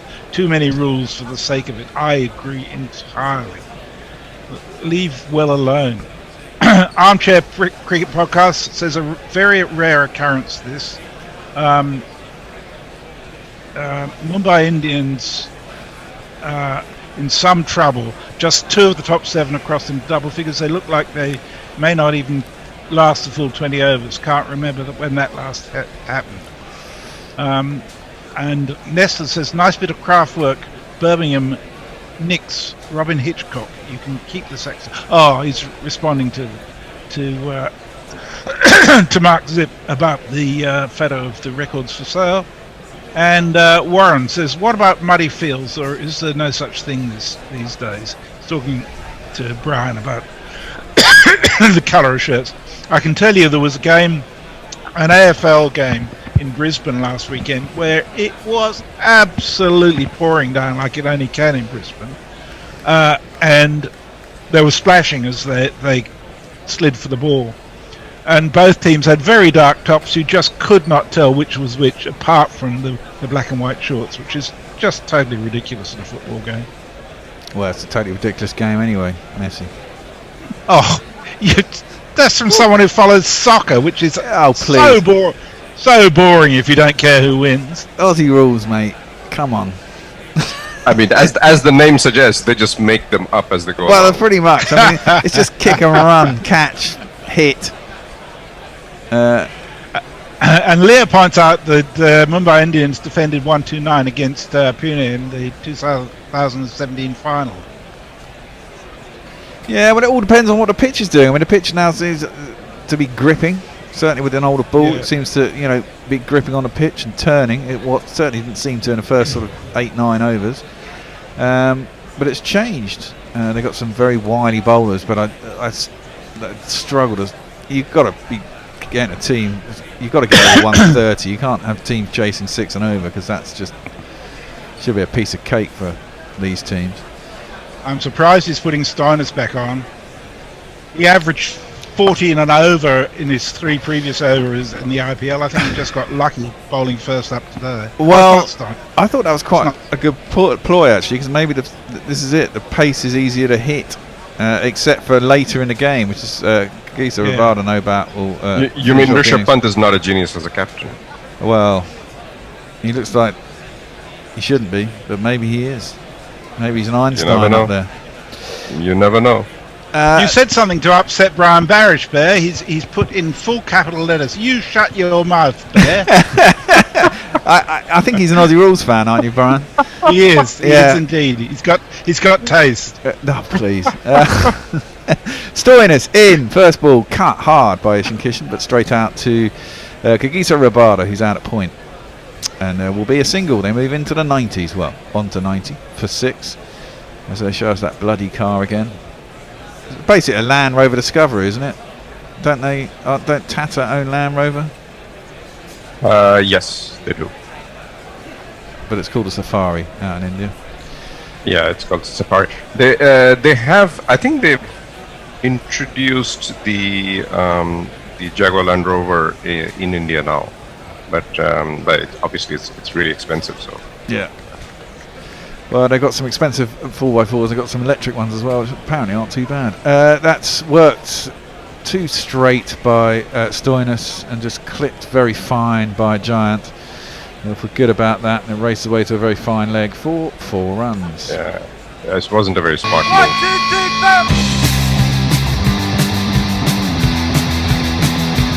I mean, you've got to bowl pretty straight, but you can't afford to stray down there.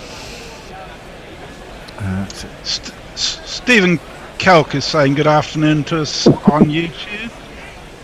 Afternoon, Stephen. Stoinis is up to the crease. That's a better ball. Good line. Just on about a 4th stump. Pretty full.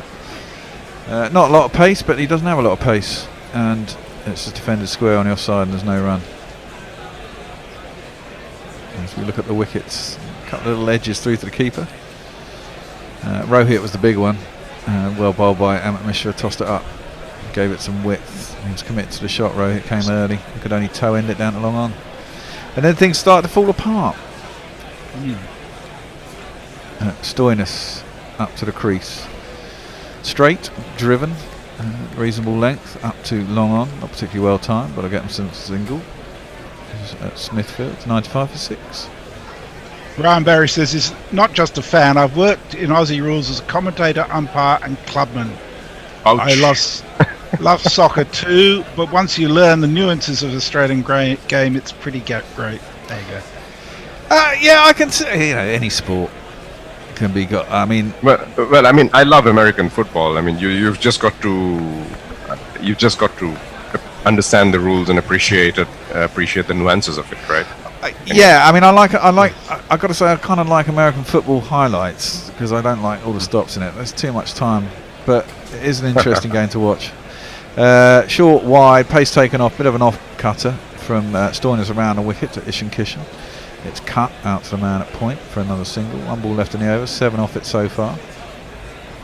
I mean, before I got married, if there was nothing on the telly, I could watch any sport.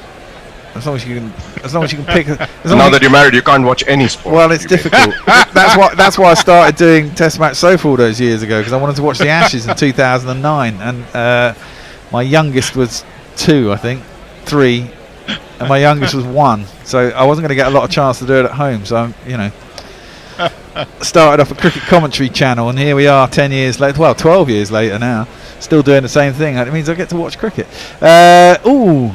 Pace taken off it once more. It's not Seriously? quite out. Ravi wasn't. Why wasn't that caught? I don't think he was coming in quick enough. Tried to work it into the leg side. Giant threw the shot a little bit too early. Played it uppish towards Ravi Ashwin, who's on the edge of the 30-yard circle. Maybe he didn't see it in time. No, it bounced well in front of him. Yeah, it did bounce in front of him. It was a half volley when he got there. The question is, was he moving quick enough? He's not the quickest in the field, let's put it that way. Obviously, Hendo wants to come back in. Shall we just ignore him? No. No. He's going to come back in, take you through the last 5 overs. I'm out. Yes, you can ignore me if you like. I don't mind. Giant Yadav, am I right, Anindo? Was he the guy? He got 100 against England, didn't he? Back in. He did. He did indeed. What year was and that? Then he was injured, and he never got back into the team. Yeah, that's right. It was in a Test match in 2017. Was it the 16-17 series, or was it the earlier series? I think it was 16-17. Yeah, I think it was. Lalit round the wicket, bowls to Ishan Kishan. He punches this up on the angle to long on, take a single. Kishan's got 12 now from 18. He needs to get runs. Giant looks, and he got 100 in Test match. He can bat. Let's be honest about this. But it's hard for him to come in when he barely gets a game and be expected to do too much from this position. That said, just knock it around and get to 130. And I think the thing with Mumbai Indians is they know how to win games, and if they can get 130 on the board, they could still win. They did it against Sunrisers. They only got 150, but they managed to beat them. Lofted through mid-on. Actually, a lot more effort went into the shot than actually came out of it, if you see what I mean, as it rather slowly ran up towards Shikhar at long on. 98 for 6. Giant moves on to 8. Ishan Kishan is on 12.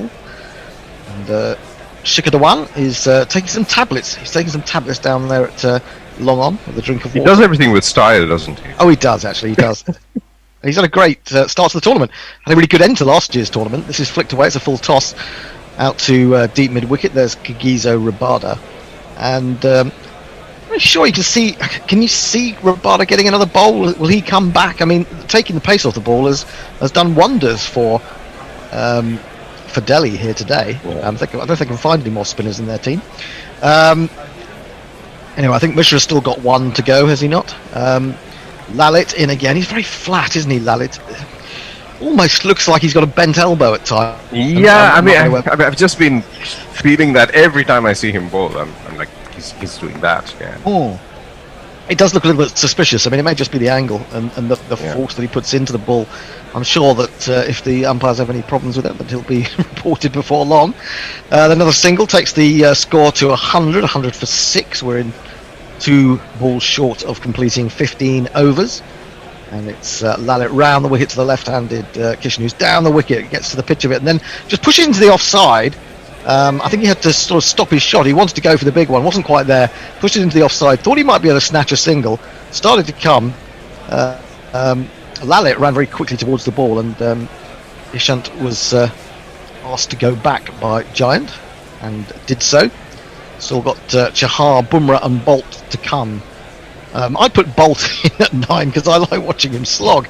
Lalit in again, bowls onto the back foot goes Ishan Kishan and forces up to long on, and the score moves on to 101 for 6 at the end of the 15th over. Any tweets? Yes, I think you were discussing the Land Rover-like car there, because Warren wonders, is that Prince Philip in the back of that car? Not too early. It'll be upside down, mate. Too early? Is that? Very much so. Oh God, we've just lost all our royalists, all our monarchists. We won't be getting any gongs anytime soon. Up like now.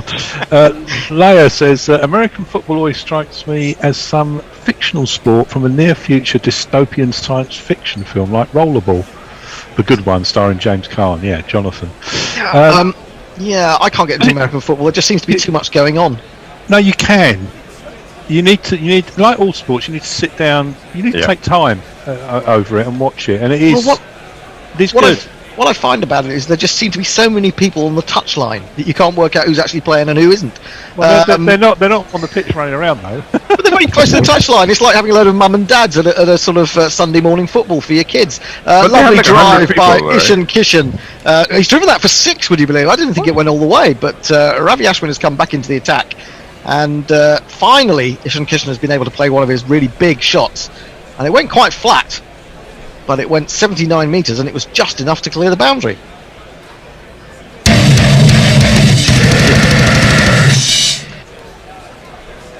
So, only the fourth, sixth innings, 8 fours as well. As Ashwin is in again, throws it up wider, and he has to wait for the ball and then opens the face and runs it down to backward point, but there won't be time for a run. I don't know if it's back in the day, Hendo. Did you ever watch show jumping? Horse of the Year show and all that. I used to love watching Oh, well, I did watch bits of it. I preferred the edited highlights. Chop down to backward point again. Oh, sorry, just in front of square this time. So just they keep going around. It's almost dizzying after a while. Yeah. Right? Harvey Smith and David Broom. Raymond Brooks Ward was the commentator. Very posh. Very posh indeed. Zara Phillips more recently, right? Coming in on Sony music system, and he's got 4 points from the first round. Yeah, it was always quite good fun. I mean, you got Harvey Smith, and he might swear at anyone at any point. That was always the best, the most exciting part. There's all these very posh people, and then there was a tough northerner speaking truth, forced up to long on. They're looking to come for a second. Actually, it's the man who's coming off at mid wicket. She get a one. The throw comes in. Oh, it's gone past at least 2 people backing up. Finally, the third man backing up the throw manages to stop it. There's just getting a little bit of a shift on here, Mumbai, as they go to 106, I think it is, for 6. Steve Smith is the man coming in and throwing. They all missed Smudge's ball, didn't they? Yeah, 110 for 6, I beg your pardon. So 9 off the first 4 balls this over. This is Ravi Ashwin's final over. Still got to take a wicket. They're on line to score more than 150 now, I think. They could. I mean, it depends if they lose another wicket, doesn't it? I think Ishan Kishan, if it's crucial that he stays there, because he is a proper batsman. Ashwin just tying his shoelace or something, or maybe just rubbing his hands in the ground to get a bit more grip. I don't think we've had problems with dew here so much as we have in Mumbai. Thrown outside the off stump, and it comes away off a thick outside edge as Giant aims the drive at it. Avish Khan has chased it down to the third man boundaries, more or less got there just in time, and they've got back for 2. Yeah, so it's just almost like Avish Khan was considering whether to stop the ball. Yeah, it was almost like he was sort of accompanying it down to the boundary rather than actually trying to chase it. Come by. Indeed. Come by. Ashwin has thrown the ball to someone. Maybe there is dew and he is having to have it mopped up. Yep, definitely there is. The cloth is being used. He's looking to get more grip in his own fingers by rubbing them in the grass. Was that Steve Smith with the sandpaper? No. Hidden under the cloth. Turned into the onside by Giant Udav. Again, they think there might be 2 here to mid-wicket, and they're going to go for it. Very good batting from these two. Very sensible batting. Rishabh Pant is a bit annoyed. He just knocks the ball off the stumps as the throw comes in from Steve Smith. But they have got 13 runs off that over. Pretty good. 114 for 6.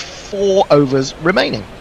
Farong tells us Mumbai's lowest score is 87 from 18.5 overs against Sunrisers at Mumbai, April the 24th, 2018. This is the last time they failed to bat out an innings. Jersey Oats tells us that American football is on late, and I'm sound asleep after 10 minutes. Also, most games seem to be blowouts, as if the bear is watching. Well, the other thing that's annoyed me about American football when I've watched it lately, and I don't know whether this is just a fad or a phase that they're going through, is that when they got a touchdown, they used to bang it into the ground, didn't they? Yeah. Now they just go there and they hold on to it, and you just think it feels like there's no climax. If you understand what I'm saying. Jeff Perkins says, thing to remember with American sports, Hendo, is they are contests between the 2 coaches with the players just the pieces available to them. Oh yes, that's well, nice, you could say that about most team sports other than cricket. The plays are run by the coaches. I mean, yes, I suppose that's true. Certainly true of football, isn't it? Rabada is coming back to the attack. He's only bowled 1 over today. He's not going to bowl all 4, is he? He bowls the 17th and the 19th. He might get through 3. 1 over for 14, I think it was. Yep. But he's back into the attack. We'll jingle him up in a minute. He's bowling to Ishan Kishan, and Ishan Kishan has driven that fiercely. Very strange shot. It was. There was no follow through at all. It was all whip. As he hit the ball, but Shimon Hetmeyer has fielded that well at extra cover, and he hit it so hard that they didn't have a chance to get through for single. He does look like Dick Cock under his helmet. He does look very much like that, doesn't he? Yeah, absolutely. I had to do a sort of a double take a little bit earlier. Yeah. I thought, hang on, Dick Cock's not still out there, is he? 2 matches tomorrow. We won't be covering either of them. I just thought I'd let you know that. Wednesday's a day off. Rabada in shorter cutter, but helped on its way really well by Ishan Kishan. Clever, intelligent cricket. Didn't try to hit it too hard. Helped it away and picks up 4. 1, 2, 3,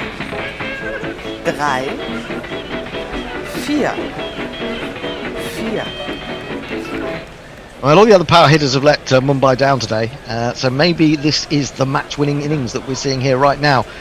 He's moved on to 25 from 26 deliveries. He's looking around the field now. He's got 3 men out on the leg side, 2 on the off. Current run rate would take it to about 147. This is chopped backward a square. Terrible piece of fielding. And it's Ashwin, I think. And that's allowed them to get through for a single they should never have got. Kishan moves on to 26. Giant Yadav already has 15 from 12. And this is just a good little bit of momentum being picked up here by Mumbai. Nevada's now gone for 19 runs. Partnership is worth 35 off 28. So they're getting themselves back into a position from which they can force a victory. Who's the big red-headed guy in the dugout? Look like an Aussie rules footballer. Is it Andrew McDonald? Yeah. Andrew McDonald, is it? The former medium pacer. Played for Leicestershire for a while. Captained Leicestershire, Huge. I think that was him. I may be wrong. Lord Lucan has joined us on YouTube, in case you were wondering where he was. Will Shergar be along shortly? Probably. Anyway, it's 119 for 6. Steve Smith's taken over as captain. He seems to be directing things at the moment. Yep. In comes Rabada in bowls on the front foot. Giant Yadav playing a perfectly good defensive shot in Test cricket. Not very helpful in this condition or in this situation, but picked up an extra cover. And there is no run. But he's still going in to run a ball, and that's pretty good for a guy who doesn't get that much cricket in this tournament. The Delhi and who's probably there to get the left-handers out. He's probably there to get the left-handers out. Absolutely. 119 for 6. Giza Rabada takes 66% of his wickets in this little period normally. This one was a little cutter which was tucked away to Hetmeyer. He's got Hetty written on the back. I think Hattie would be better, but anyway, Hetty he's got. He and Andre Russell clearly go to the same hairdresser. Oh yes, indeed. Is it the guy that we did a piece about who was doing Nitish Rana's head in the style of Paul Pogba? I don't know if you saw that story. No, I didn't. No, nobody did. No one reads my stories. Anyway, he comes through a butter. I do. Giant Yadav. Not true. He chops it away down to third man. They'll run through for a single. And that will take them to the end of the 17th over. 6 runs from it, 120 for 6 with 3 to go. Nestlers. Ravi Ray says, send us a heart and says, nice love. Nice love. Yeah. Sahil Khan says, Hio was born on January and boy 10 and the other. Tuhan Ahmed Kunuk says, Nis. Nis. Niss. Nis. What might that refer to? Anyone got any ideas? No. Brian Barish says the sport is fine. The NFL is lame. Every time there is a sneeze, there's a commercial. Well, there is that as well. But we find that in the IPL to some extent. Yeah, exactly. It's not as bad. Too bad about it. I went to see it live, and you do stop a lot, and you're sitting there going, "Why have they stopped now?" And it's a TV commercial. There's all that, and people criticise cricket for being slow, but I find that American football is just intense action for about 3 seconds, and then it stops for about the next five minutes, or even longer. Anyway, Mishra has the ball back in his hand. He's bowled really well today. He's got rid of 3 big name players. He's got rid of Rohit Sharma. He's got rid of Kieran Pollard with a fantastic googly, and he's also got rid of Hardik Pandya. I'm not quite sure what Hardik Pandya was doing. He drove his first ball flat and hard to long on. I'm all for power hitting, but that seemed a little bit early to be going. He's in, throws it up, driven by Giant Yadav. He comes just slightly inside the line there, and has played a really good shot out to Shikhar Dhawan. They're having to hurry back for the second. The throw's not that great though, and Rishabh Pant contemptuously just stops the ball in mid-pitch with his foot. as if to say, what kind of return was that? What was that? Nice batting from Giant Dav, who's actually run straight down the middle of the pitch. He hesitated and could have been in trouble, but gets there very easily in the end. And Rishabh Pant just kicked the ball away and waited for someone else to go and pick it up. He's got the sort of body language of a Steve Smith as a captain, hasn't he? Steve Smith always looks annoyed with people. Mishra shorter, quicker, not much shorter, but quicker certainly. And as it's pushed into the offside, they'll run through for 123 for 6. Some shit bunging going on here at the moment. I beg your pardon? Some shit bunging, throwing. Yeah, some throwing's not good, is it? I was going to say, I mean, I think they're forgetting Rishabh Pant's the captain. They're making just jump all over the place. There isn't a single throw which is going on the stumps. Yeah. He might decide to give up this wicket-keeping lark the way things are going at the moment. There's enough pressure being captain. I mean, how many captain wicket-keepers have we got in this tournament? We've certainly got Sanju Samson is another of those. Have we got any others apart from Rishabh Pant? Dhoni, of course, so that's 3, isn't it? Good point. 39 runs off 3. Oh! It was a full toss that he turned into a Yorker, really. And more or less missed it in the end. It was hitting Rishabh Pant on the he's out. pads. Is he out? Really? He is out! Well, that's extraordinary. What happened there? He must have edged it down onto his stumps. That's all I can imagine. We're going to have another look at that to bring you full details. Are we going to have a pay? Are we going to have trying to figure out why he's out? Are we going to have a pay TM Woodcock cricket? I don't know. Let's have a look at this from side on. He chops it down onto his foot, and it jumps up and just clips the bails. And Ishan Kishan can't believe his misfortune. You need to describe this dismissal again, Hedo. Well, it was just, I mean, from side on, he came down on a Yorker, chopped it into the ground and onto his foot, and it looped off his back foot, and just landed perfectly on the top of the stumps. Couldn't have done it if he'd tried, but he has gone, unfortunately. That may put a little bit of a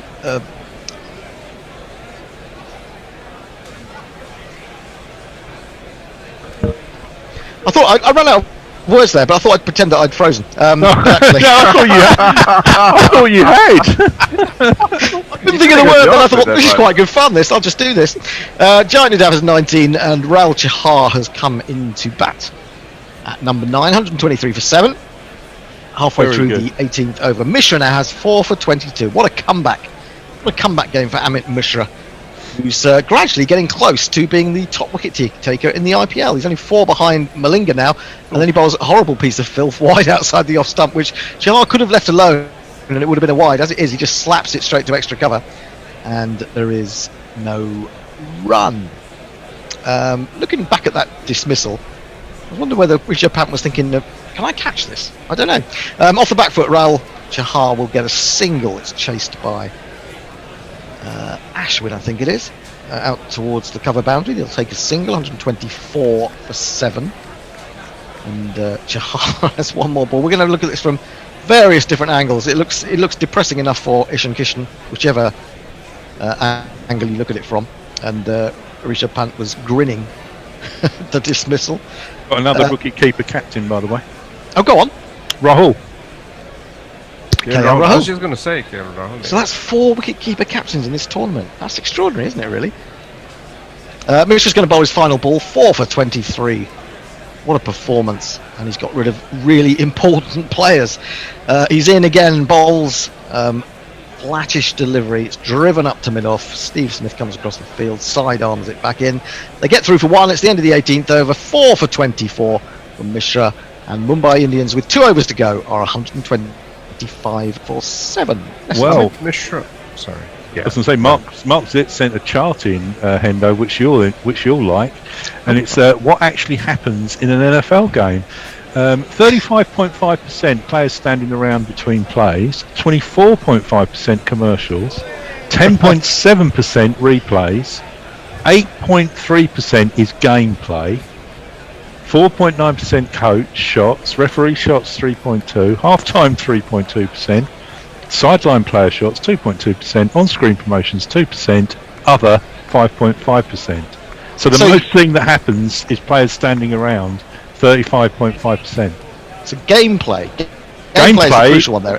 8.3% of it. 8.3. I'm not sure you get any money. It's a bit for it. harsh. It's a bit It is. harsh. It is a bit harsh. There you Just go. on Amit Mishra, Yes. I was just going through his numbers. 2013, he took 21 wickets. 31 wickets in 2013. 21. Oh, 21 sorry. wickets. And in 2011, he took 19 wickets. But for some reason, 2013, he played in a lot of matches. He played in 17 matches. So even if you take that out as an outlier, on average, 14 matches or so, it's about 19 wickets in 2011. That was his best. And since then, he's not even come close. Last year, he played only 3 matches, took 3 wickets. And this year, in 3 matches, he's taken 8. Right, Giant Dab has driven this aerially down to long off, and they've got back for 2. He hit that quite straight. So it was between the 2 men deep on the boundary. Rabada has started his 3rd over, none for 22. It's not been his season so far. Short one, which Giant Dab plays really well, just waits to come onto him, and then opens the blade and guides it down to 3rd man. He takes the single. Jersey Ogres made me laugh. My description about the bad fielding, it's shit bunging. It sounds like some old West Country tradition where villages compete to be the throw animal excrement the furthest. Oh yeah, you see a lot of that in the West Country, absolutely. If you drive down to Cornwall, you'll see plenty of those tournaments going on. As we look at Mishra's wickets. Steve Smith, who took that catch off Hardik Pandya, was completely surprised at the notion that he would hit his first ball like that, and was rather surprised into having to take the catch. Flicked away behind square on the onside out to Lalit Yadav. They'll take a single, 128 for 7. I tell you, another sport I got into after watching the Michael Jordan documentary on Netflix was basketball. Oh, I love basketball. I had no concept of it at all until I watched that documentary, and then I started watching some games. It's an amazing sport, and its skill levels is incredible, and skill levels at that speed. I mean, it's probably the fastest, other than ice hockey. It's probably the fastest game in the world, and it's crazy the skill levels there. Slower, shorter ball from Rabada, which Giant Dav hits all over the top of, and through it goes, dying on its way to Rishabh Pant. 2 balls remaining in this over. 22 balls. The last 22 balls were 28 runs and 1 wicket. It was going quite nicely with Ishan Kishan and Giant Dav together. This may have just slowed them down again at the end of their innings. He comes across, he plays tries to play the little scoop shot. It barely goes more than about 3 yards. He's got another wicket. How is that out? So explain to me how this was out. I cannot see things. I'm struggling. I missed that as well. I missed it as well. So he goes across. He plays the little shot. I think it was thought Rabada. It bounced before it. It went back to Rabada. That's extraordinary. I thought it was going to be caught by Pant, and then I saw Rabada with the ball. Exactly, that's what confused me. It looked like it had gone behind the wicket, but strangely it had gone in front of the wicket, despite the fact that he was aiming it to go sort of over fine leg. And so Giant Dav goes, no, decently made 23 off 22 deliveries, 129 for 8, 1 ball remaining, and a wicket for Rabada at last.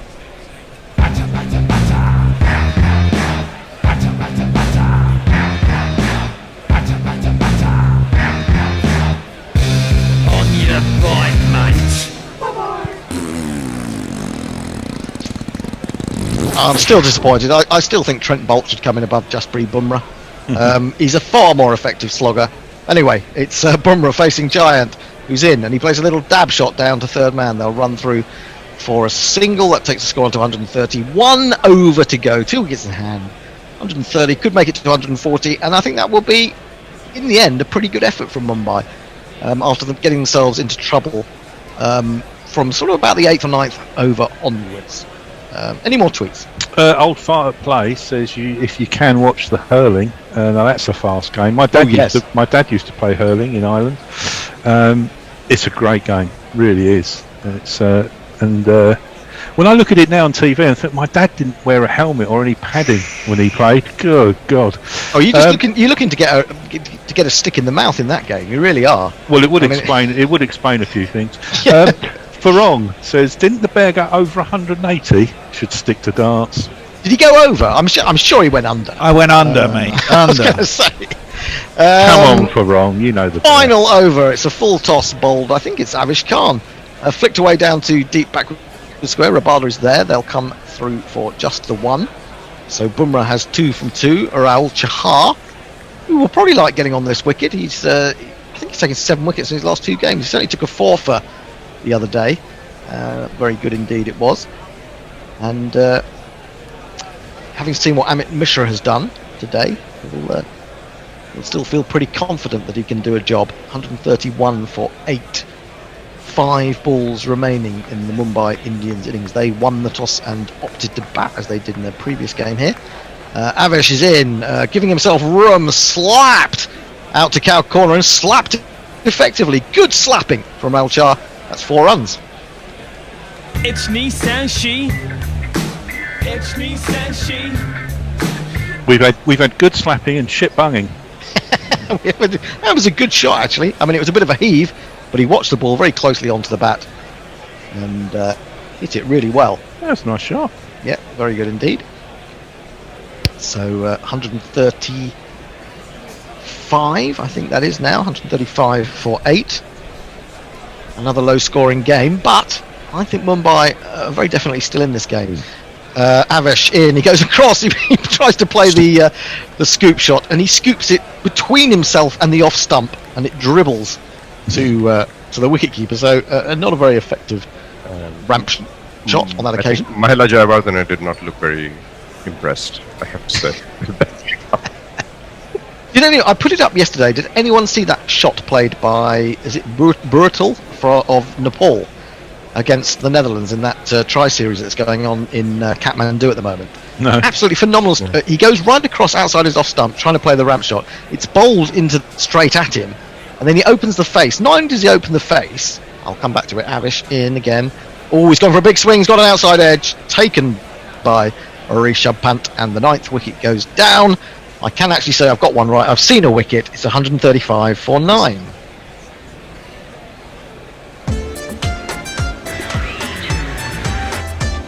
Go OUT the window, go OUT the window, go OUT the window, 'cause OUT spells out.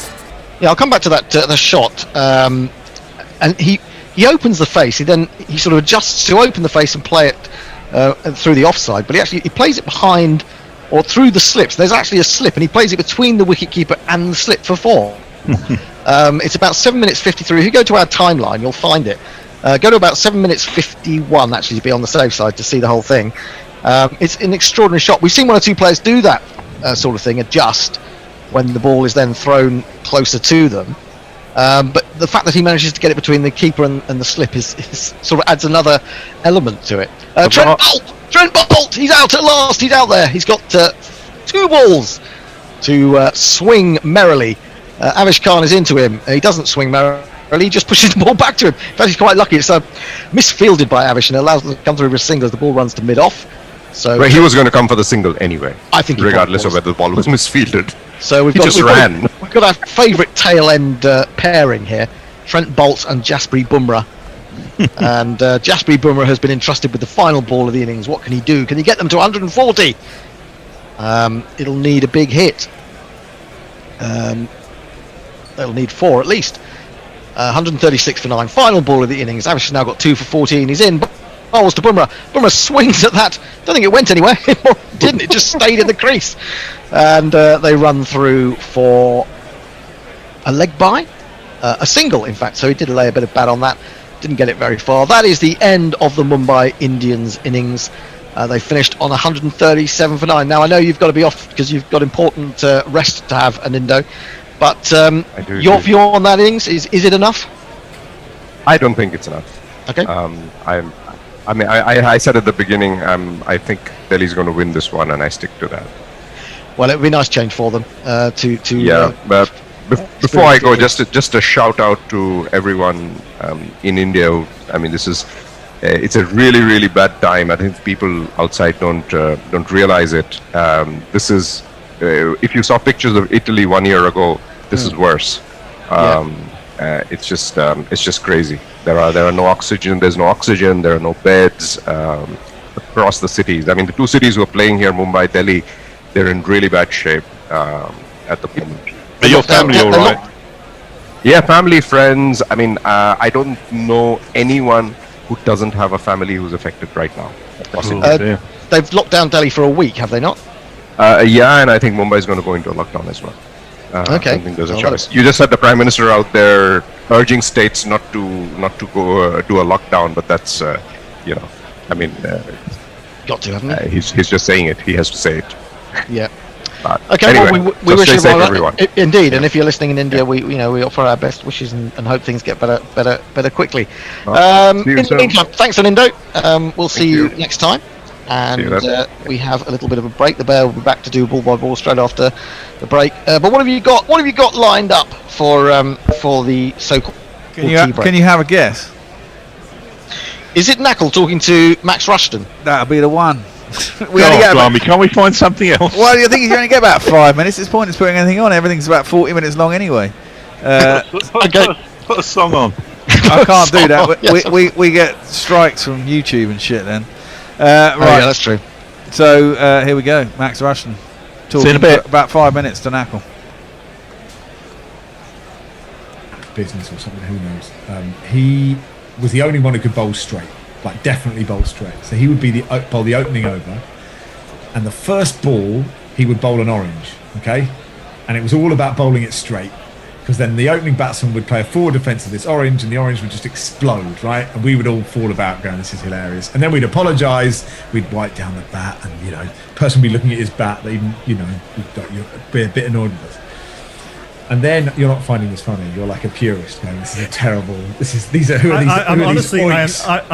Honestly, this is how conditioned I am. I'm genuinely trying to imagine commentating on it. Right, okay, good. So then, here's the best bit. Then I would take a Red Delicious out of my pocket and we'd throw it around the field.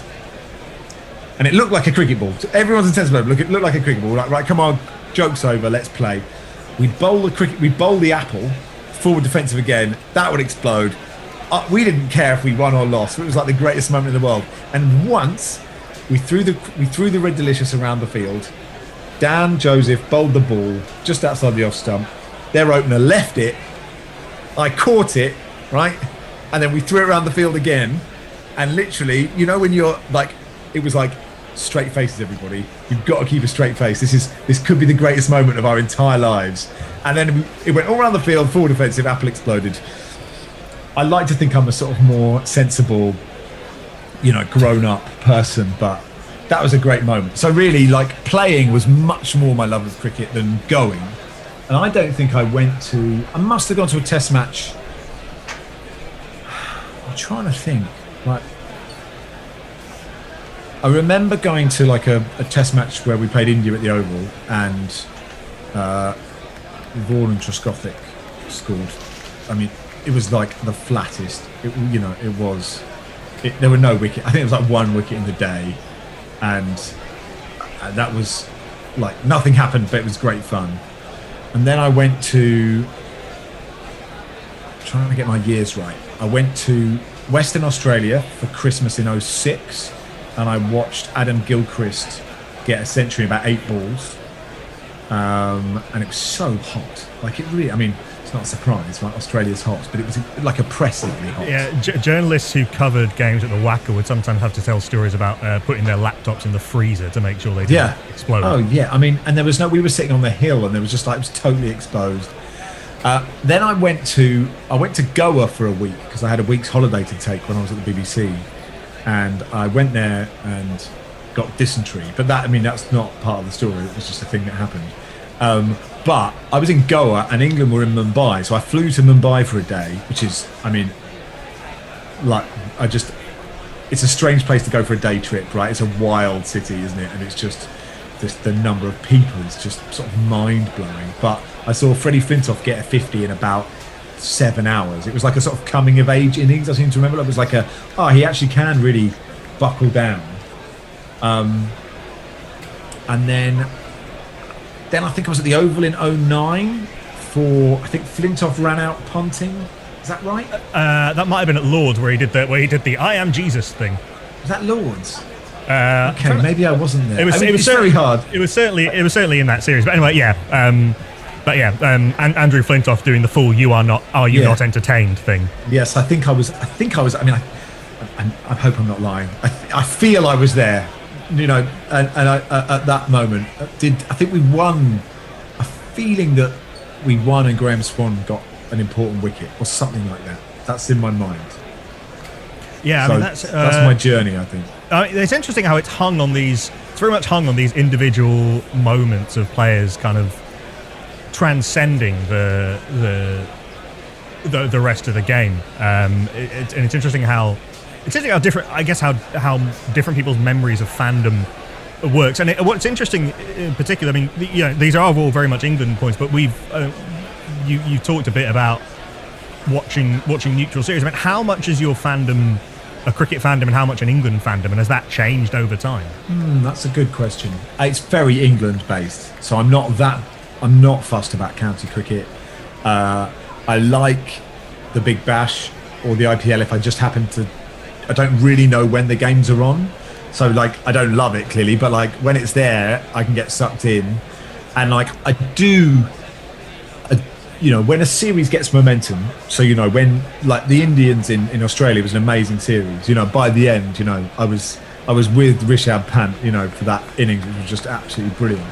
But I'm not sort of anorak enough, or you know, I don't know when those games are happening, so it's very England centric, I would say.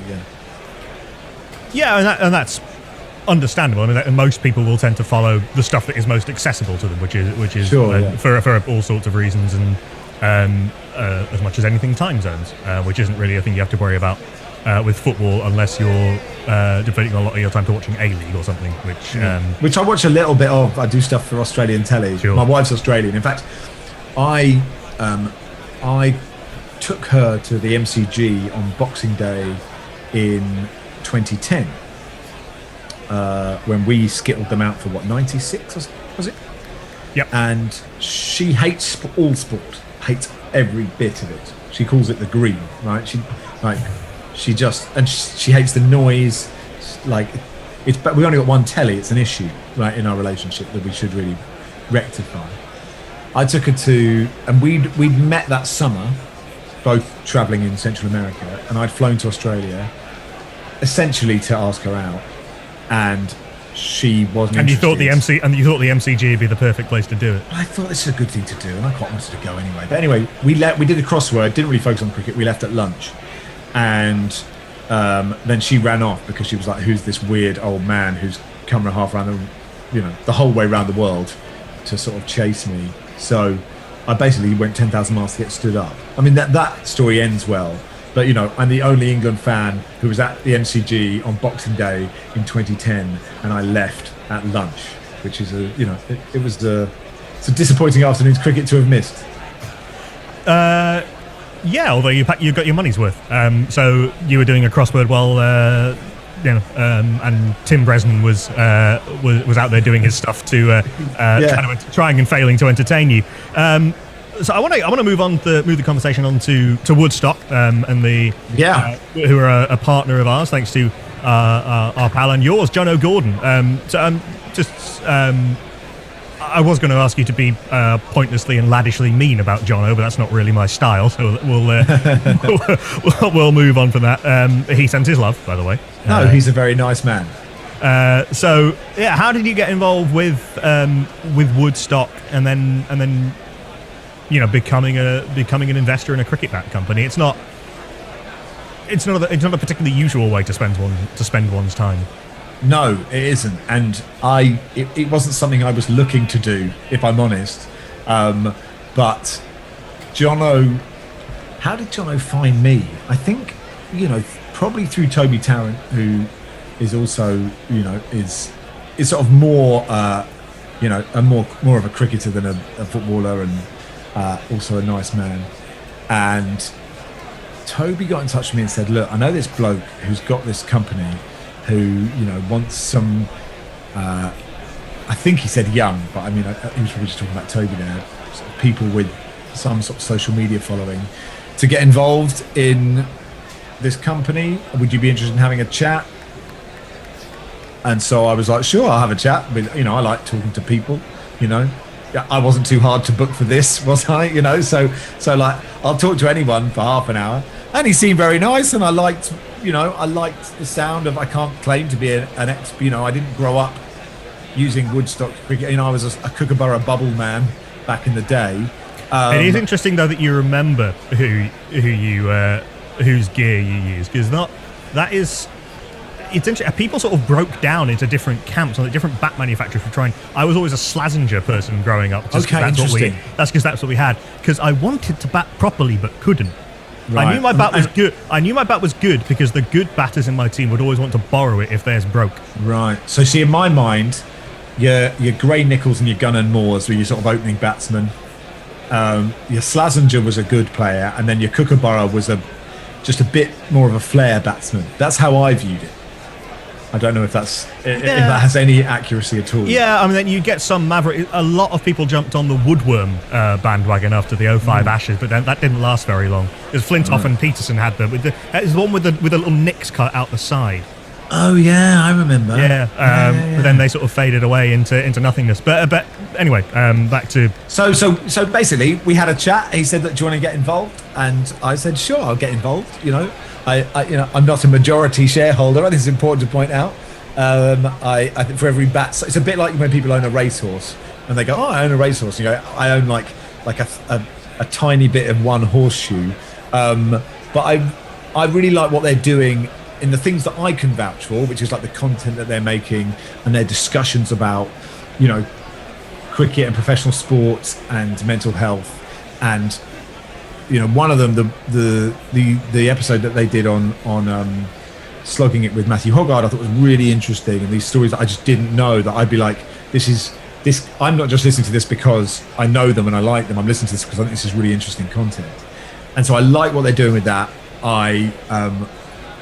You know, everything that I know about the equipment is it's really good, and it's made with love, and it's made in a kind of probably sort of less of a sort of huge production line compared to like the major manufacturers. And so it all sort of came together in sort of quite a nice way, and it seemed like a nice thing to do. And you know, if it becomes the most successful cricket company in the world, I won't become a millionaire, and if it doesn't, I also won't become a millionaire. So that's sort of how I view it. It's a nice different thing for me as well, which is something to be involved with and to help out with, and hopefully I'm of some use to them, and to sort of promote it on my social channels. And when we're actually allowed out to film things, then you know, we will.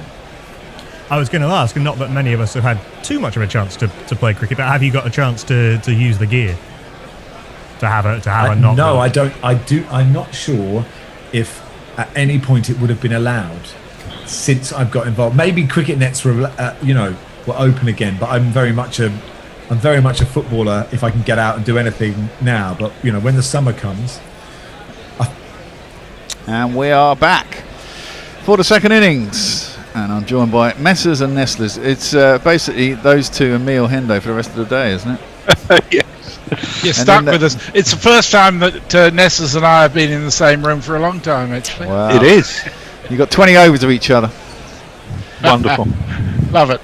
Right, so we're going to kick off. The openers are the usual two for Delhi. There's this man. And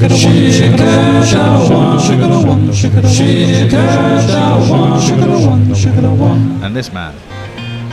This young chap here's got Prithvi Shaw. When he steps up, the crowd want more. He made 500 when he was 14. No pressure there. I hope he's not peaked too early. Well, let's hope not. And I presume the man with a small mouth is going to open, isn't he? Well, you'd think so, wouldn't you? Yeah, well, let's play his jingle because I like it anyway. How does he speak, or play the horn, or clean his teeth, or even yawn? How does he shout? How does he call? Trent Bolt's mouth is really small. Sorry, just communicating with my daughter. I think that jingle has changed my way of looking at Bolt. I cannot look at him without immediately looking at how small his mouth is. Well, exactly. That's what it's supposed to do, Messers. Messi. Farong knows how you're going to use your winnings. Yeah. Well, the first ball, Trent Bolt is one of these guys who manages to get it to swing in the first couple of overs, and the first ball swings in to Prithvi Shaw. Of course, I should go for the obligatory under for the fall of the first wicket, shouldn't I? Yeah, I would think so. On the jingle front, since the start of the sofa and onto Guerrilla Cricket, there are thousands of professional cricketers that as soon as I see them or hear their name, the jingle just flips into your head. Nothing else. Well, I had woken up in the morning with jingles in my head for no reason at all. Yeah, well, 23.5 is the line for the first wicket. As the next ball, Prithvi Shaw just works down to long leg. And there is a single. They get themselves off the mark. The odds. Let's have a look. What do the bookies say? The bookies have Mumbai Indians at 5-2. And Delhi Capitals are 10-3 on.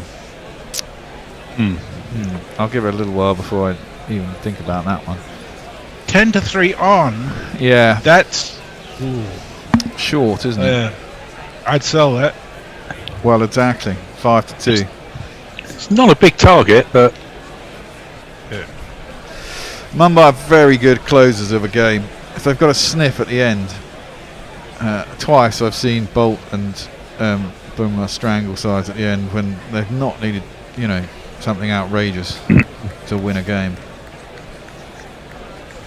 Well, we shall see. Shikhar Dhawan is going to face up to his first ball. Bolt is in. It's outside his off stump. Oh, carved up and over a diving point. Races away down to the backward point boundary, and it'll be the first boundary of the second innings. 1, 2, 3,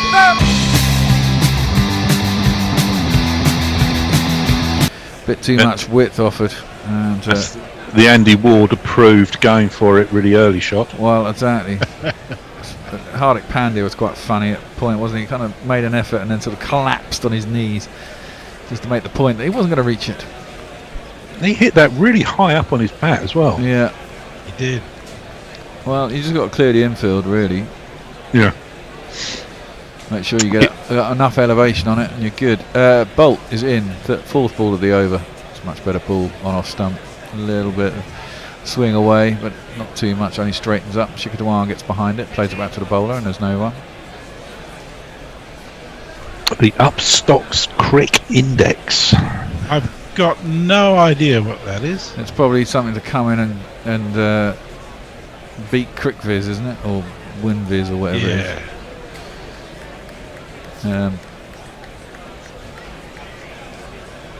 It's like Opta and whoever else does stats. They're always warring. Oh, driven out by Shikhar Dhawan. It shapes past the outside edge of his bat, but doesn't quite catch a little nick. We do get these too early, and it's taken behind the stumps. I'll always be fascinated to find out exactly how much all these different companies that you see on the shirts and everything else pay. Yeah. I'd love to see the actual, a spreadsheet with it all on, Yeah. Well, I once got in touch with Cricinfo about advertising on Cricinfo, and it was astonishing how much it costs for a little bit of ad for a certain amount of time per day. Really? On the top of the scorecard, which is where... Oh, that's a bloody great catch by Hardik Pandya. Turns around Shikhar Dhawan. He's trying to turn it into the leg side. Leading edge. He's a bit reluctant to leave, like maybe it didn't carry.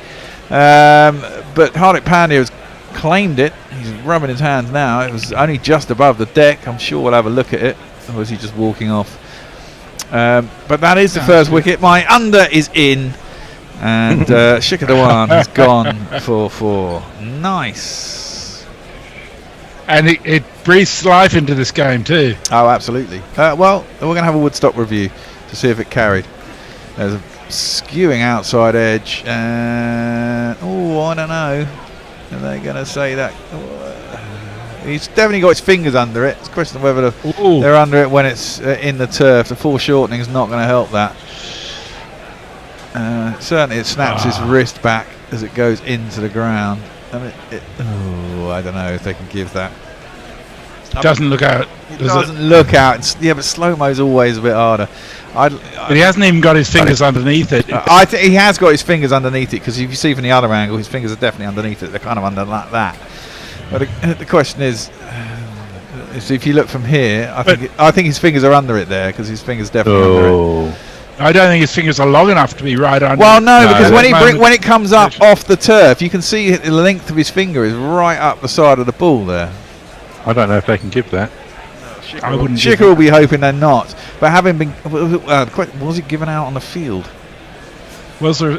Have they got rid of the soft signal or not? I think they have got rid of. I think they have got rid of the soft signal. Well, Hardick's saying he caught it. Schicker's saying nah, he didn't, man. And they're having a laugh at each other. I just did the PayTM. I did the Woodstock the thing on my phone, and it brought. I'm now connected to the PayTM app. Oh my god! I suggest you look at the Woodstock Cricket .co.uk site, which is actually a really good site. Yeah, lots of good stuff there as well. If you want bats and shit, I mean, they won an award for bat making again this year, and they do good class stuff. They've got a fair few decent pros on their books now, or are accumulating a few. Well, this is taking an interminably long time. Either give it or don't give it. Can we get on with the game? I mean, there it looks like he's turfed it. What are they going to give? Not out, they're saying. Shikadawan got away with it. It's not out. And that means I don't get my money. That's really annoying. Well, hang on. Well, that's true. I've still got a long way to go, but I mean well, I don't think they could give that. It was just not clear enough. It wasn't clear enough. Well, they've got away with a soft signal, and if they say it goes upstairs only, the thing is, when it goes upstairs only, the foreshortening is going to make a lot of things that possibly were out not out, which is why you kind of do need a. Maybe they should half and half it. Things that are out in the deep that you can't really tell, that are easier to judge, but things that are close to the umpire inside the ring. I mean, you should be able to make a decision about catch at cover, or at least have an opinion on it. With some degree of accuracy. A ball dropping out 60 yards from the bat, a long leg, it's harder to say. But in the ring, certainly there's a discussion to be had about keeping soft signals. Well, so Farong says this is in response to Brian Barish's tables. How about a bonus point for not bowling a wide and no ball during the whole innings? Delhi just did that. Give him an extra point. And Jeff Perkins reckons you're turning into an undertaker. Oh, yes. Well, Prithvi Shaw slapped that out to cow corner. Yeah. Is that Kroonal Pando out there? Didn't make an effort to catch it. It was in the air for quite a while. I thought he might have taken a chance to get around and try and catch it. His brother's geeing him up. I think he was daydreaming a bit out there. And they get back for two. He didn't catch it cleanly. See, that camera's crap because they're trying to do the action cam. Coach, whoever that was, wasn't happy. Guided very fine by Prithvi Shaw down to third man. Nice shot. Guy picks it up inside the boundary. Naughty, naughty. But it will be 4 runs.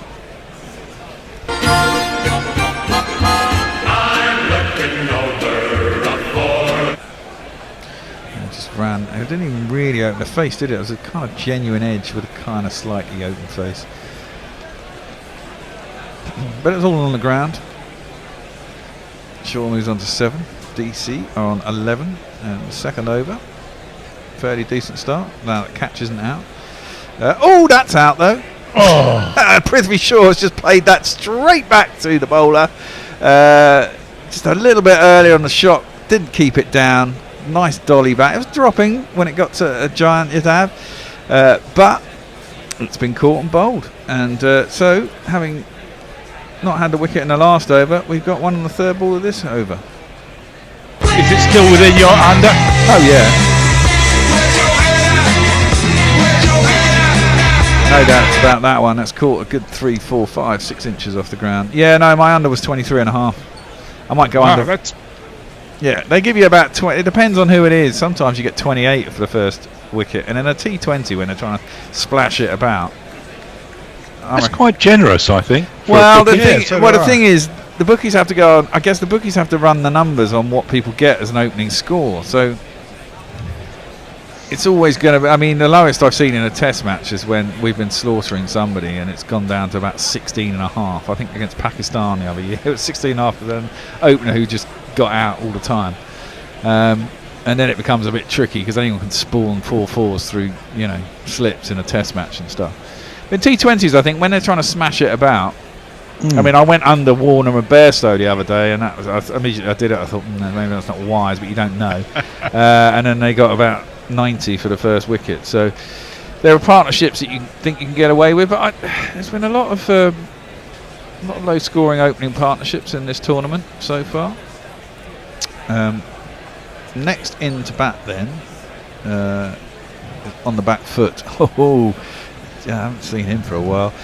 Plays his first ball out to cover, and there's no run. Now I've got to find a jingle for him now. It's the Fidget Master. There's the Fidget Master. Inevitable. You know Steve Smith's inevitable. He treats the fielders like they're not really there. He hits the ball in the air across the boundary line. He ain't going nowhere. He's not been so inevitable recently, has he? A little dip in form in the last year. Steve Smith, well, compared to his usual stuff anyway. Second ball plays out through mid-wicket into the deep where Krunal Pandya is fielding, and it'll be a single. Yeah, dip in his form is like, he's only got 110. He only got one century against India, didn't he? In the whole 4 tests and a whole load of low scores. Didn't he have the first time he got under 10 in about 4 innings in a row or something in that series? I mean, everyone's allowed a dip, aren't they? Well, hopefully he has a dip next November to January. It'll be quite handy. I'm sure he won't. No. I'm sure we'll go there with great joy thinking we can win and get hammered. I mean, I always think we can beat the Australians. We've got similar sorts of games, and our bowlers never quite do it. And then Pat Cummins comes to the party, and it all goes horribly wrong. Giant Yadav is going to come round the wicket for the last ball of the over to Shikhar Dhawan, who cuts that out through point. It's going to go a run away to the boundary. There's no one down there. Chahar's chasing it. But it will be another 4 runs. 1, 2, 3, 4. Well, they haven't got any odds up on anything on the bookies at the moment, which is really annoying. I suppose it stops me from wasting money. And a reasonable start for Mumbai. They could have had 2 wickets. A lot of toing and froing in the third umpire's box. Decided that Shikhar Dhawan wasn't caught by Hardik Pandya at cover. I think Rohit's just gone off the pitch. He has. He seems to be a little limpy on one leg. And the Faisal Samir who's come on, but I can't remember his name. That'll be useful information. That'll be really useful. Well, the thing is, you have to remember how many faces. 25 potential faces in 8 teams. There's a lot of people to try and remember what they look like. So Stephen Kelk on YouTube. Oh, sorry. Well, after this ball, Bolt is in. Ooh, tries to guide it down to third man. Did he? Steve Smith kind of played one hand off the bat, pushing at it outside his off stump, beats his outside edge through the pan. There's no run. Go for it. So in the T20 game between Nepal and Netherlands today, there were 415 runs scored. The run rate here is just 6.88. I want my money back. And Lord Lucan says, don't give Sky ideas for paid per run on TV. Oh my God, can you imagine? Can you imagine? Speaking of which, the GPL today, there were 8 entries. Steve Smith guides that one down very fine to a fine leg, and he'll get himself another 4 runs. It's Nissan She. It's Nissan She. Ranging from 293 to 361. What did they get? 137. So I don't think anyone can win it. No. Again. Wow. And Chief Barker. The thing about Chief Barker, if you're listening, Chief Barker, you always put your money down in the first over without seeing exactly where the score's at. You've got 50 minutes driven at by Smith outside the off stump into the ground. There's no run. You're probably best wait until right at the end, unless you can't be bothered and you just see it as a little gamble and you're going to pick some numbers. But I noticed the other day you picked from 3 or something upwards, and the first 2 games I did, there was only about 150 runs scored in the first innings, so it was never going to be in it. You got to play it like Coley in the and the DRS. You got to leave it right to the last minute. Absolutely. Yeah. You know, and then come in. Although even today, you wouldn't have gone as low as we did after 7 overs. Was it Probably 7 not. overs? You closed them off? No, you wouldn't. Only they were about 50 odd, weren't they, after the power play? Yeah. But this pitch, as I said, doesn't seem to produce a lot of runs. Steve Smith guides that down to deep backward square leg, long leg, gets himself a single, moves on to 6 off 6. Shikadawan is 8 off 5. But going by the wicket next to it, it looks like it's the old sort of Roland Garros red clay under there, isn't it? Yeah, it does look that way, doesn't it? What that means, I'm not sure. It means it's slow, I think. We've got red dirt and black dirt, haven't we? We had that debate during the Test series, and nobody reached a conclusion to that. Well, the black dirt was worse than the red dirt. The first test was on the red dirt and was a road. I mean, you can produce roads clearly on this stuff. I mean, it does break up after time. Angle down leg side from Bolt. Tried to be clipped by Dewan, but comes off his pad. Goes out square on the leg side. They'll get a leg by. Leah points out that it was a better opening effort than the cock. Marginally, I was going to say. There's not a lot in it. Not a lot in it. He did. I suppose he did manage to guide one down to third man. I mean, they lost the first wicket at 11. That's too wide. Can't bowl out there, but Smith misses out, drives it hard. But Krunal Pandya does a diving stop right on the edge of the 30-yard circle at cover. Stops a certain 4 after 3 overs. DC are 22 for 1. And Leah also says that Smith has more ticks than the average stray dog. Yeah, that he does. Farong sent us a GIF, which doesn't work well on radio. Jay Grover, welcome, Jay. My dip in form is if I miss the bowl entirely, the first thing in the morning if I miss bowl entirely, the bowl, I presume he means, yes. Rather than at a 22% success rate. Oh, please. Well, it's a good batting to come here for Delhi. They've got Pant in next, Stoinis, Hetmeyer. I've always liked Hetmeyer. Well, they might not have done so much recently, but the first time I ever really saw him was in a series against India, and he kept getting 90s and 100s when he was first on the side, in West Indies side. Looked good then. Clipped into the leg side, and they go through for a quick single. Hardik Pandya runs over the top of it. May have been a chance for a shot stumps. Probably would have been in anyway. And they get a single, 23 for 1. Orange cap for the most runs. Shikhar Dhawan is in the lead at the moment. Shikhar Dhawan, yeah. Maxi, number 2. Yep. Well, Max is going to be playing in our Thursday game, isn't he? We got the RCBs again. Ah, right, yeah. He scored a pretty good 70 odd the other day, didn't he? Followed up by someone else got 70. It was AB, wasn't it? Scored 70 odd in 36 balls. Clipped into the leg side. And there's no one. I was watching my son's footy actually on Sunday and had a cracking 6-1 win. the Oppo's coach nearly got sent off. We got a really, really flimsy penalty. It was a penalty if you go by Premier League rules. As Giant Yadav is in, clipped into the leg side, good bit of fielding at square leg, and there's no run. So one of our guys ran through, kicked it past the keeper, but the ball was running off. There was no way he was going to catch it, and then the keeper took him down. So it's a penalty. You can see why it's a penalty.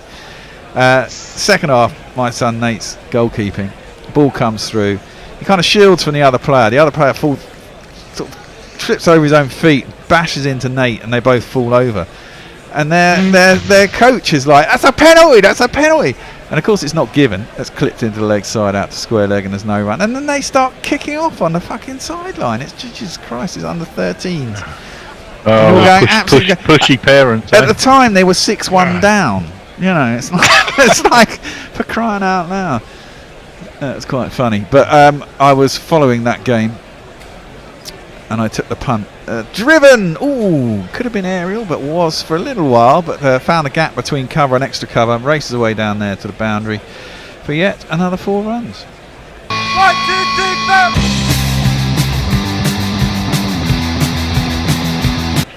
No, we don't rate Smith as a T20 player, do we? Well, Or do we? the first IPL we covered kind of reasonably properly as Gorilla. He got through to the final and I think he nearly won it for them. I think he was playing for Sunrisers that year. Yeah. And he looked really good in it and really controlled the games that he played in. Last year he didn't have a particularly good one, I don't think. Well, certainly the last one I saw him and he wasn't particularly effective. But then that's what I mean. I think the last year his inevitableness has kind of disappeared a little bit.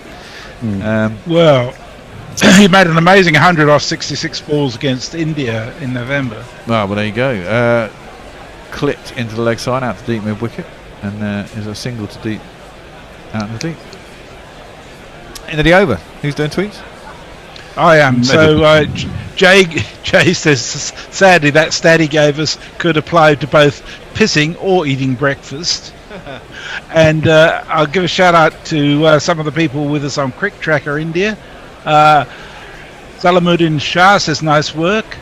Kamin Ahmed says Migitaga. I got no idea what that means, but I hope it's complimentary. And Munazir says hello. Hello to you all, and welcome along. I always don't read out the comments that I don't understand, just in case. Probably a good rule, yes. I just say their names. I saw you put one in Google Translate the other day, didn't you? Yeah, sometimes the translators comes up, sometimes it doesn't. Oh right, okay. Yeah. That's quite cool. Maybe it's Facebook Translate. It's probably not Google Translate, is it? Right, change of bowling. The main man is coming into the attack. I'll give him a jingle after his first ball as he's running up to the crease now. It's defended back down the track by Smith. It's one run, and of course, it's this man. And now the Monty Bumrah, oh, you're bowling again, aren't you? Oh, I thought as much. I think if you're going to put Smith in a T20 side, much the same as a Root or any of these Kane Williams, those types of players, I think 3 or 4 at the worst, because they might start. They're class batsmen, so even if they start slow, and they may not hit many sixes, but they can hit a lot of fours behind the gaps, and we'd all take a 400 strike rate. Well, he's defended it straight into the ground. Shikhar Dhawan was off straight away. He was committed, and he was going to the danger end. Smith didn't look so sure, but in the end, it was an easy single. Well, I think Smith didn't look sure at first because he thought the ball might be going to roll back onto his stumps. Possibly. But he was called through. Good running by Shikhar Dhawan. He's got some power hitting the next two, Pant and Hetmeyer, haven't they? And Stoinis, who seemed to be coming into form last game too. Yeah, he can hit a long ball. They need a couple of wickets, another 1 or 2 in the next 3 or 4 overs, you'd have thought. DC just to keep the scoring rate down, and that is block defended by Shikhar Dhawan out to cover for no run. He's 9 off 8. Smith is 12 off 14. 109 off 93 seems easy enough, but a few more dots. I think you've always got to try and get the run rate up to around about 8, haven't you? And then you can hopefully apply a little bit more pressure. You'll take the pressure off yourselves as well. Yeah. Well, they're trundling along at the moment, I'd say. Yeah. No panic. You don't want too many off the last over. The last 3 overs. Well, I mean, they only need 7 and over from here, don't they? Yeah, the amount of times I've heard that said, and then it's creaked up to 8.5, and then a couple of wickets fall, and then it gets, then it become quite an even game, even though you got a low score. That's played into the leg side nicely by Shikhar Dhawan, out past deep square leg. They run the first hard, but they're not going to get back for a second.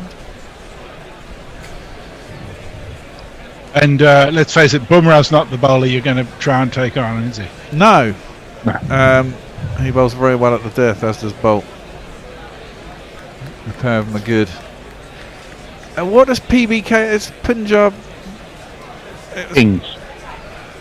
Yeah, but wasn't it Kings 11 Punjab last year? Yeah, they got rid of that. Now it's Punjab Kings.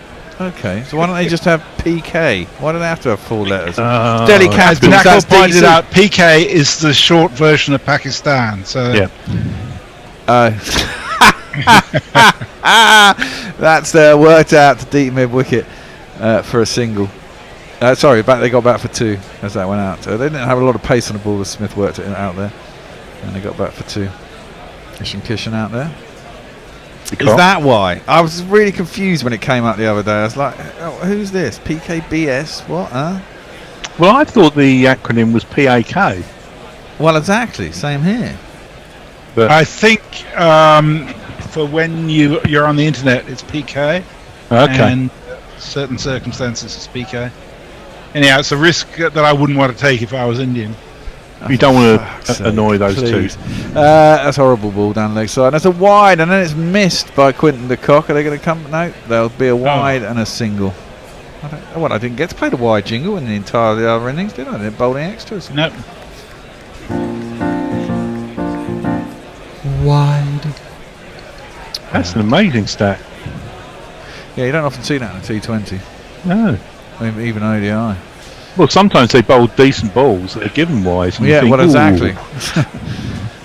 Angling at leg stump, they just get inside it. It's down the leg side, wide. Yeah, 5 leg byes were the only extras. Around the wicket comes Bumrah. Dawn shuffles down the track a little bit, and almost nearly yorks himself. Probably would have been better staying on the crease. Missed times to drive up to mid-off, who's on the ring. And there'll be no run. They end the 5th over at 34 for 1. They're only going about 6.5 and over. So the run rate will be creeping up a little bit. So Leah says that your sporting parent story reminds her of the cricket club that took to Twitter to complain about their players getting run out at the non-strikers end multiple times after multiple warnings in the under-13s. Oh dear God.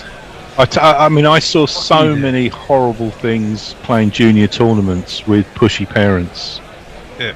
So many potentially really good players having their having ruins really, and people who could have not become professionals necessarily, but enjoyed a decent amateur career, just gave up. Yeah, I think. Well, my grandsons play junior cricket, and both of them are on teams where they're there to enjoy it. And you look at some of the other teams, and they get really pissed off if something goes wrong or they lose. I think, God, why would you want to play this game? Must be an inside edge, otherwise there'd have been a big appeal for LBW. I think it's Krunal Pandya who's bowling this over. Tossed out a big heave by Smith. He was down on one knee. It must have come off inside edge because it hit the top of his thigh and then went down towards third man. It was a leg by. Otherwise, I'd have been a big appeal for LBW. We could try and find a jingle for the new bowler. It's this man. If Krunal Pandya directed a Star Wars movie, would it be any good? Still don't get that. You reminded me. I had a massive row with one of my pupils' mothers. I'll break off. Krunal Pandya is around the wicket to the left-handed Shikhar Dhawan. This is an odd line, I'd have said, but he guides it down to short third man. They scoot through for a quick single. Score moves on to 36 for 1. Because I was coaching the daughter, and the woman said, I want to see more improvement, blah blah blah. And I said, well, she's got to enjoy herself first. Yeah. I don't think she's going to win Wimbledon anytime soon. No. And I don't want her to stop playing. A reasonably good youngster, could hit a ball, but I wanted her to, enjoy the game more. Well, exactly. And I used to have a laugh with her, and we used to, I don't know. Some parents. Down the track comes Smith. Does a typically Smith shot. Clips it over out towards Cow corner. Aerial for a long way. But the man is very deep and it bounces. Taken on the bounce. Thrown back in, it'll only be a single. And another row with another one where their son was really good. And she complained that he'd only hit balls at the end of the lesson. I said, well, there's no point because he won't move his feet. So I'll break off. Oh, there's another appeal for LBW, but that one is not going to be out. Pitched outside leg, probably hit him outside leg. Big sweep attempt by Shikhar Dhawan. Bounces off to the short third man. This time there isn't a leg by. I've given him a VHS of Steffi Graf and said, just watch her feet. nothing else, and I want you to do that. And he said, but that's a girl! As that's played out to cover. And it'll be a single just dropped in there by Shika Dhawan. One of the best movers in the history of tennis, though. She was great. She had great legs. But you can't play tennis unless you move your feet, you know. And this parent was like moaning away at me. I was like, oh, for God's sake. That's why I stopped coaching. Fair enough. Krunal Pandya, last ball of the over, flat and in at the pads of Steve Smith, who works it out to deep mid wicket once more. Ends the over with a single. They are 39 for 1. 3.5 and 6.5 and over. They're going along. So we've been joined on Twitter by Tony Bishop. Oh, hello, Tone. Parish. He says, PK, it's a strategic repositioning there. Dreamed up by a junior trainee at a third-rate design agency, probably the same one that did the Sunrisers website, although third-rate is a massive overclaim. Although third-rate there is a massive overclaim. I think it's the streets of Chennai. Jesus, they're empty. Well, they're in lockdown, aren't they? India's in a crazy state at the moment, isn't it? I mean, it's amazing this cricket's going on, isn't it? Well, I mean, you do fear that. I mean, if it gets into any of these bubbles, that'll be it, won't it? It'll be all over. Yeah. I mean, as it is, I was reading last night how it's going to be problematic getting India over and playing the World Cup, the Test Championship final, because they're a red list country now, so they're going to have to go 10 days isolated quarantine, and they're trying to get around that, and blah, blah, blah. Then they go home and come back again, don't they, for later in the summer? Jesus. Well, I reckon Mitch Marsh and Josh Phillippe made a really smart decision to stay away altogether. Well, this is the thing, and then you've got Joss Butler, who's on the Test side, Moeen Ali possibly. Stokes has gone home, hasn't he? Stokes has gone home, so he probably got out just before the shit hit the fan. They've got 4 days to get over here, which is, you know, I hate it when they do that. Well, oh dear. Steve Smith goes down on one leg. Chahar has come in to replace Bumrah, who has just bowled 1 over so far. Maybe you have a dream of bowling the perfect ball, winning the vital game, but when you wake up, you're Rahul Chahar. See, this is the thing. I think this pitch is so sticky. I mean, that ball just stuck, didn't it? That was such a slow ball. So slow. He nearly hit himself in the face. Well, exactly. I mean, he's down there just waiting, and then gets that much, turns that much further. I'd be having everyone who can roll their fingers across the ball bowling. Anyone who could do that and bowl it into the pitch. It looks really difficult. Anyway, Chahar is in again. That one goes on. Dhawan goes deep in his crease, clips it down to deep square leg. Ishan Kishan down there. It'll be 1 more to the total. 41 for 1. 97 required of 82.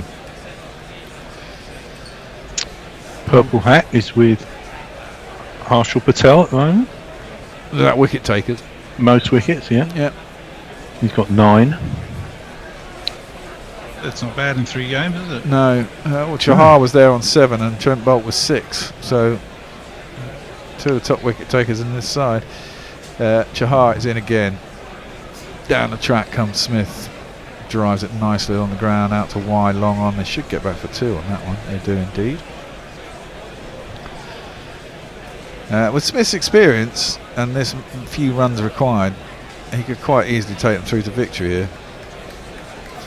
Well, he doesn't need to do anything spectacular, does No, he's a very good guy on having a chase. He's pretty solid.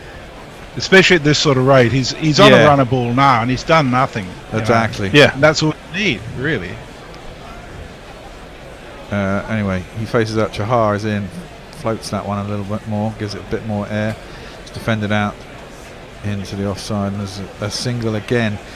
They're running the singles well. And I think that's really all they've got to do. If they do that and forget about the big shots unless it's a really bad ball, they should get home. It often doesn't happen in the IPL for some reason. The idea of just trundling along at one a ball and hitting the odd 2 or the odd 4 doesn't seem to appeal to batsmen in the IPL. Shika Dhawan is facing up. Chahar is... Oh, bloody hell, how did that not bowl him? That one skidded on, flat and fast. Now, he went back to cut it, Shika Dhawan. It was probably pitched outside leg and actually might have missed leg stump. It's run down towards Very fine leg. Stopped before it got to the boundary. He got back for 2. Was it buys, or did he manage to get a glove on that? It's pitched on leg stump. It's gone on. Oh no, he's got an under edge. He's going on to clatter into the stumps. He's pretty lucky there, Shikha Dhawan. Didn't turn at all. Well, it straightened a bit. Tiny bit. Yeah, a tiny bit, but it skidded on. And this over has gone for 7 so far, with nothing spectacular. That's turned into the leg side, and they'll get another single to end the over. They need to bowl some dot balls to Mumbai if they want to create the pressure. 8 off the over in the end. It's a leg bye to end it. 47 for 1. And Hendo's going to take over from me. I was enjoying myself there, but Hendo's back. I'll be back in. Well, don't worry, Bear. You're back for the last 5 overs. I know. You can take Delhi home, perhaps. And Nestlers and I are going to swap seats. Yeah, go on. That's going to be difficult between Epping and Western Australia, but it'll be fun seeing you try. That was actually part of the joy of watching Gorillas in the past, was seeing them try and change around in the studio. That did create a certain amount of entertainment, didn't it? Old fat blokes trying to get in and out of chairs. The good thing about doing it from home is you can just sit in the same place the whole time, really, which is, I quite like. Giant Nidal is going to come back on. He's bowled 2 overs, taken 1 for 17. Thought it was interesting, talking about lack of or taking pace off the ball on these pitches in Chennai, that Jasprit Bumrah was left until the 5th over of the power play to come on. Giant Nidal opening the bowling, of course, got the wicket of Prithvi Shaw. He's now bowling to Shikha Dhawan, who's been in great form, but he's had a couple of let-offs. Not exactly let-offs, but he's had a couple of close run things already in this fledgling innings of 15. Seemed to be caught by Hardik Pandya at extra cover in the first over, I think it was, off Trent Bolt. But third umpire wouldn't give it. Onto the back foot he goes, cuts straight at Rahul Chahar, I think it is, at square cover. And there is no run. He's looking a little bit flustered, actually, Shikha Dhawan. Nearly chopped on, didn't he, in that last over. And it's not coming as easy to him as it has in a couple of other games this year. He's got a 90 and an 80 already in this year's edition. Giant Nidal round the wicket to the left-hander, throws it up, he goes back to cut, beaten by it, well taken by Quinton de Kock. And so a couple of dot balls, puts a little bit of extra pressure on. And they do talk on these pitches in Chennai that once the ball becomes soft by about the 11th or 12th over, it does become a lot more difficult to score, and I think we saw that in the Mumbai Indians innings. Yadav, he comes down the wicket, he's scored all right here, or has he? Is it going to drop inside the line? It is, but it's safely. Krunal Pandya runs around from long off because it more or less plugs when it hits the ground, and they get back 4-2. Delhi Capitals move on to 49 for 1. We're halfway through the 8th over. Interesting question of the day. Why don't we have bowlers as captains? Is that just about the IPL, I wonder, or is that just in general? We were talking earlier about how 4 of the captains also keep wicket in this tournament. Anyway, at least the wicketkeeper doesn't have to make any decisions as to whether to bowl himself or not. That's true. Yadav in again, he goes back. He can take a single here as he just pushes into the covers, finds the gap. It's going to be fielded by Pandya coming in off the boundary, and that is the 50 up for Delhi Capitals. You're quite right, you were talking about they can do it in singles. They can really, they only need a little bit over 6 and over, and if they show good sense, they could do it with, obviously they'll mix in the occasional boundary, but as the Bear was saying, it doesn't seem to be the way in the IPL. There always seems to have to be something spectacular. Well, I also feel like they're giving them too much space for those singles. I really would like to see a short cover and a short mid-wicket. And yes, if they hit a boundary or 2, so be it. But they're not in that mood at the moment. You don't create the pressure if you don't stop the singles. Well, Steve Smith is particularly good at manoeuvring the ball around us. You never quite know where the ball is going to go from his bat, do you? It can come off at all sorts of strange angles. He can create all sorts of weird positions. And so he's a difficult man to set a field to, I suppose. Giant Nidal is over the wicket to him, and he flicks this one from off stump round towards deep backward square. Chahar comes into field. They take another single. He goes to 22 from 22. Shikha Dhawan has not had a lot of the strike. What have we had now? 47 deliveries. He's received 20 of them. I suppose that's almost half. But he seems to be struggling a little bit more than Steve Smith. But there obviously are due problems out there as well, because Giant Yadav is not just rubbing the ball with the cloth, but he's also trying to wring out his hands a little bit as well. And again, he's stooping down to rub that bowling hand in the dust. 51 for 1, final ball of the over, just 4 runs from it. So a good one so far for Mumbai. He's bowling to the left-handed Shikhar Dhawan. He bowls this in quicker to the leg stump, and he flicks it away to Trent Bolt. No, it's not Trent Bolt. I thought it was for a moment. It may indeed. I'm not sure who it was actually. I was going to say Stoinis, but he's not out there. 52 for 1. Smith has 22. Shikhar Dhawan has 19. 5 runs off the over, and more tweets. Rakesh Tiwari says, "Come on, show the game." I mean, I wish we had the money to show the IPL. Bloody hell! We'd probably actually be trying to track down the Bear and Hendo, because they'd have legged it with all the cash to an island. Leia says, "I think the problem with low targets in the IPL is that players try and chase it down as fast as possible, taking too many risks because of how net run rate works." Well, I suppose there is that. The net run rate. But at the same time, you got to look at winning before you worry about your net run rate, haven't you? I suppose. Well, I think it's also interesting that this may be part of the reason, but the fact that over several of the games we've had, the run rate has been fast in the first 10 overs and slowed down because of the softness of the ball and the dew. For this game at the moment, I think they're about 15 runs behind where the Indians were at this stage. But it doesn't matter, sort of thing. Second half. It doesn't matter as long as they can keep it going, as long as it doesn't get harder for them, and that's about not losing wickets, isn't it? They'll take a single here as Krunal Pandya starts another over, bowling round the wicket, left arm round the wicket to the left-handed Shikhar Dhawan. Shikhar Dhawan works it away into the offside, and they'll come through for 53 for 1. I might curse him here, but you've got the perfect person at the crease at the moment in Steve Smith to nerdle out a result, haven't you? Yeah, he's a superb nerdler. Yeah. One of the best nerdlers in the world. Actually, we should get Farong or one of our friends, Brian, Mr. Barish, to do us a table of the best nerdlers in the world. That would be quite fun. Right, he's going to stay around the wicket to the right-hander. He's in, bowls to Smith. Smith, big pick up there. Looked like he was really going to give that some welly, but actually he's played it quite skillfully. Backward of the square, on the offside, found the gap, and he's picked up 4 runs. It's Nissan Shi. It's Nissan Shi. I'm all asked about face because I like nerdlers and I like dobbers. Oh, well, there's nothing wrong with a good dobber. There's nothing wrong with a good dobber at all. I mean, English cricket was built on dobbers. Dobbers and nerdlers. Dobbers and nerdlers, exactly. Well, in fact, easier to identify with, aren't they? Well, it's kind of close to your game, yeah. Yeah. I think also it's about the grassiness and slowness to a certain extent of English pitches. Certainly in the early part of the summer. I mean, if you're talking club cricket, they can be absolutely dead. Difficult to score. Pandya bowls, driven, horrible drive this time by Smith, who dragged it back down up the pitch. He was looking to play that much less straight than that out into the covers, I would suggest. Rather closed the face. Interesting about Steve Smith, he's very close, his feet are very close together in a game these days where a lot of batsmen have their legs very far apart. He plays a little paddle sweep here, and despite the despairing efforts of Trent Bolt, it's a great placement again, and it's 4 more. 1,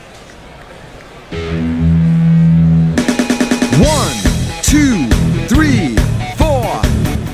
Would you say a good dobber also carries a bit of extra weight? Well, he can do, doesn't have to. That's a classic dobber, isn't it? That's old school, isn't it? It's a bit old school dobber, that really.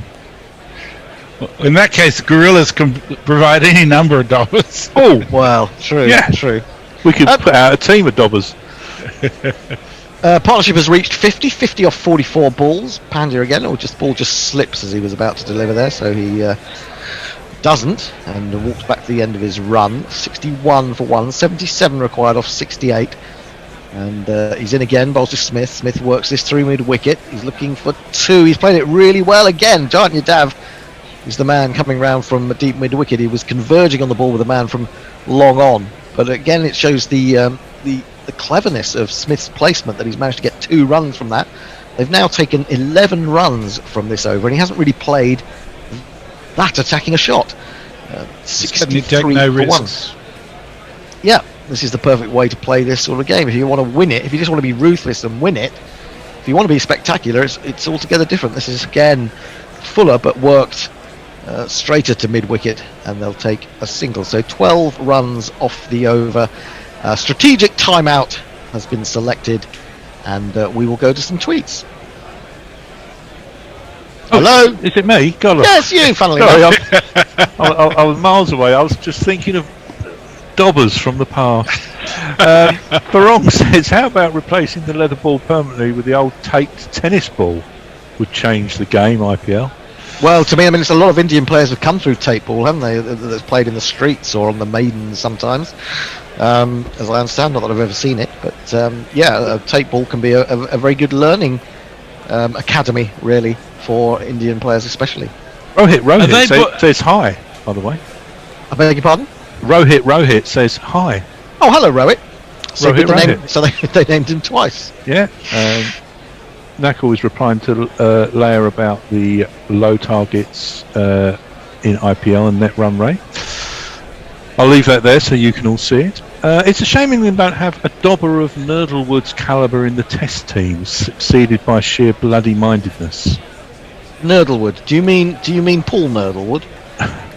Is there a person called Nurdlewood? Well, I presume she's talking about Collingwood. Oh, Nurdlewood. That's how I saw it.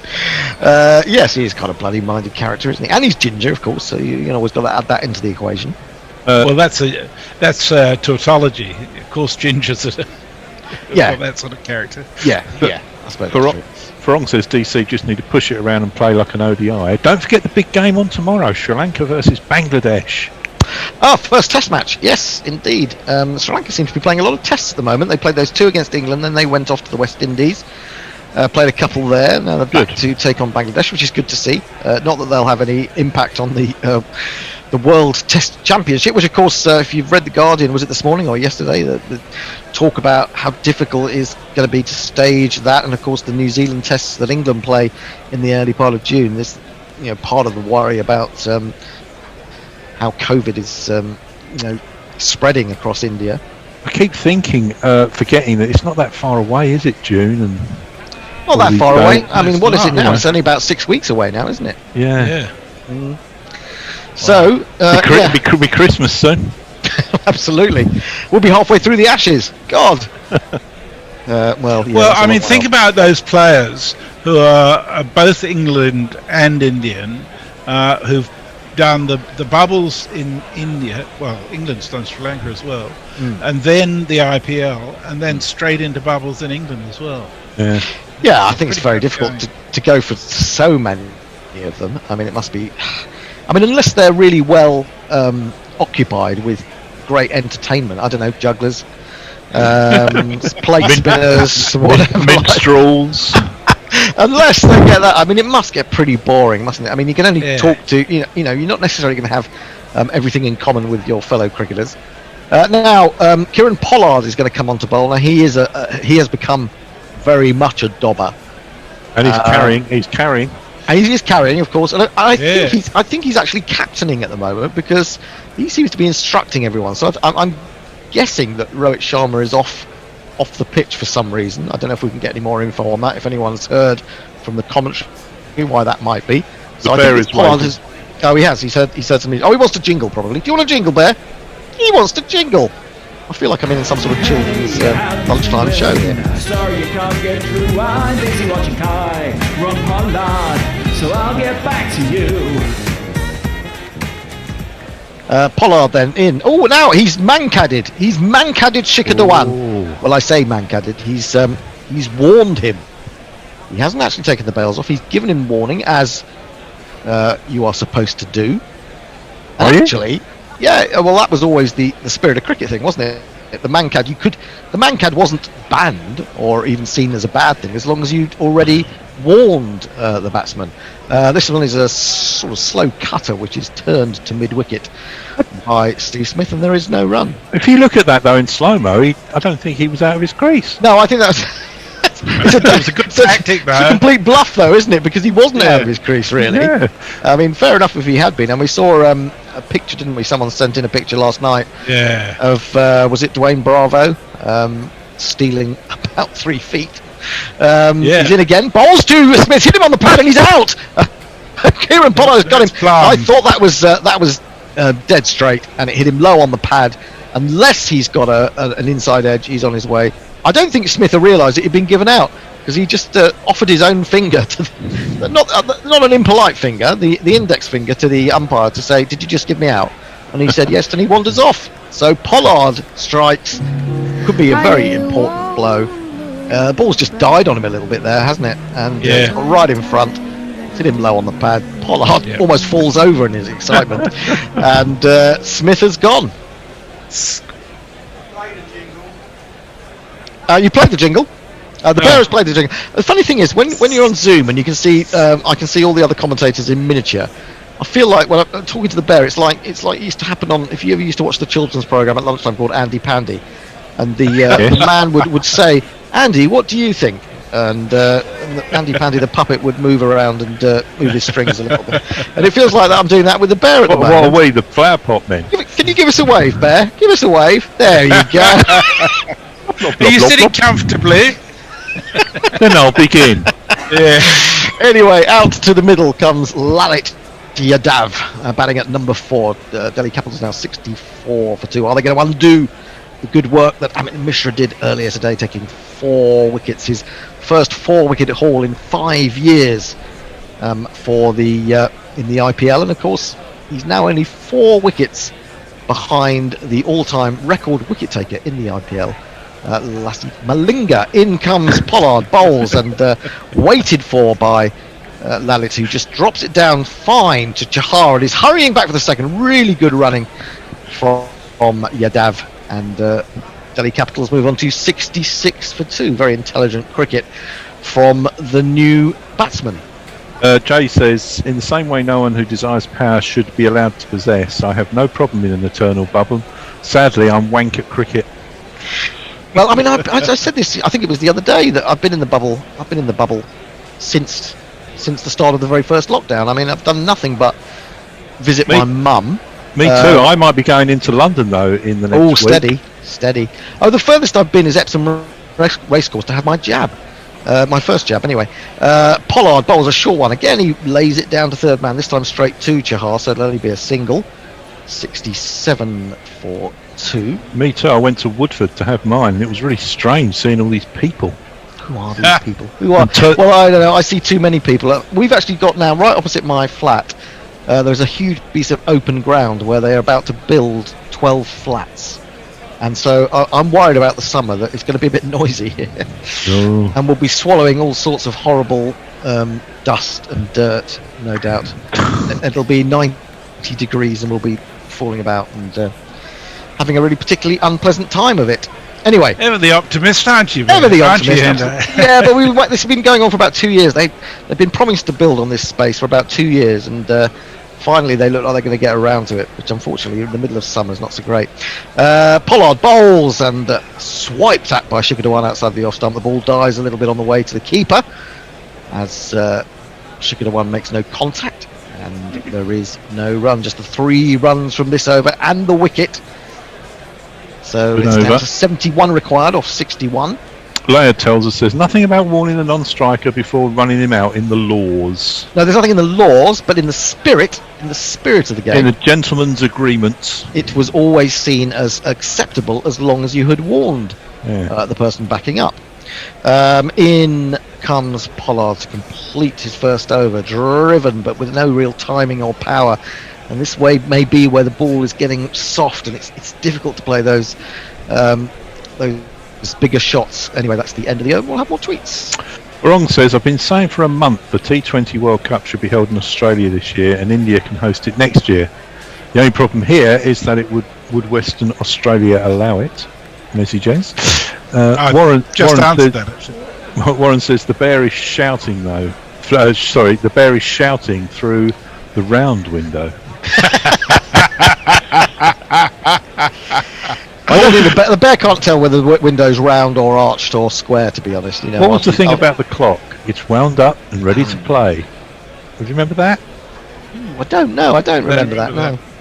I can't remember. They all sort of merge into one, don't It's they? a shame that Nindo's not here because we could talk to him about Indian children's programs as well, which would be fun. I mean, if there's anyone out there on Cricket Tracker who wants to tell us about what Indian Indian children's TV programs are like, Don't do that to me. well, it'd be fun. It'd be fun. You keep you on your toes, Nestle. Chahar is going to bowl his second over, none for 7 from his first, and 10 overs gone. Shikha only on 21. He's going to need to get going, but it's going to be a struggle. He's facing Chahar. He's in. He goes back and pulls hard and pulls well. Finds the gap between deep backward square and deep mid wicket, and that is 4 runs.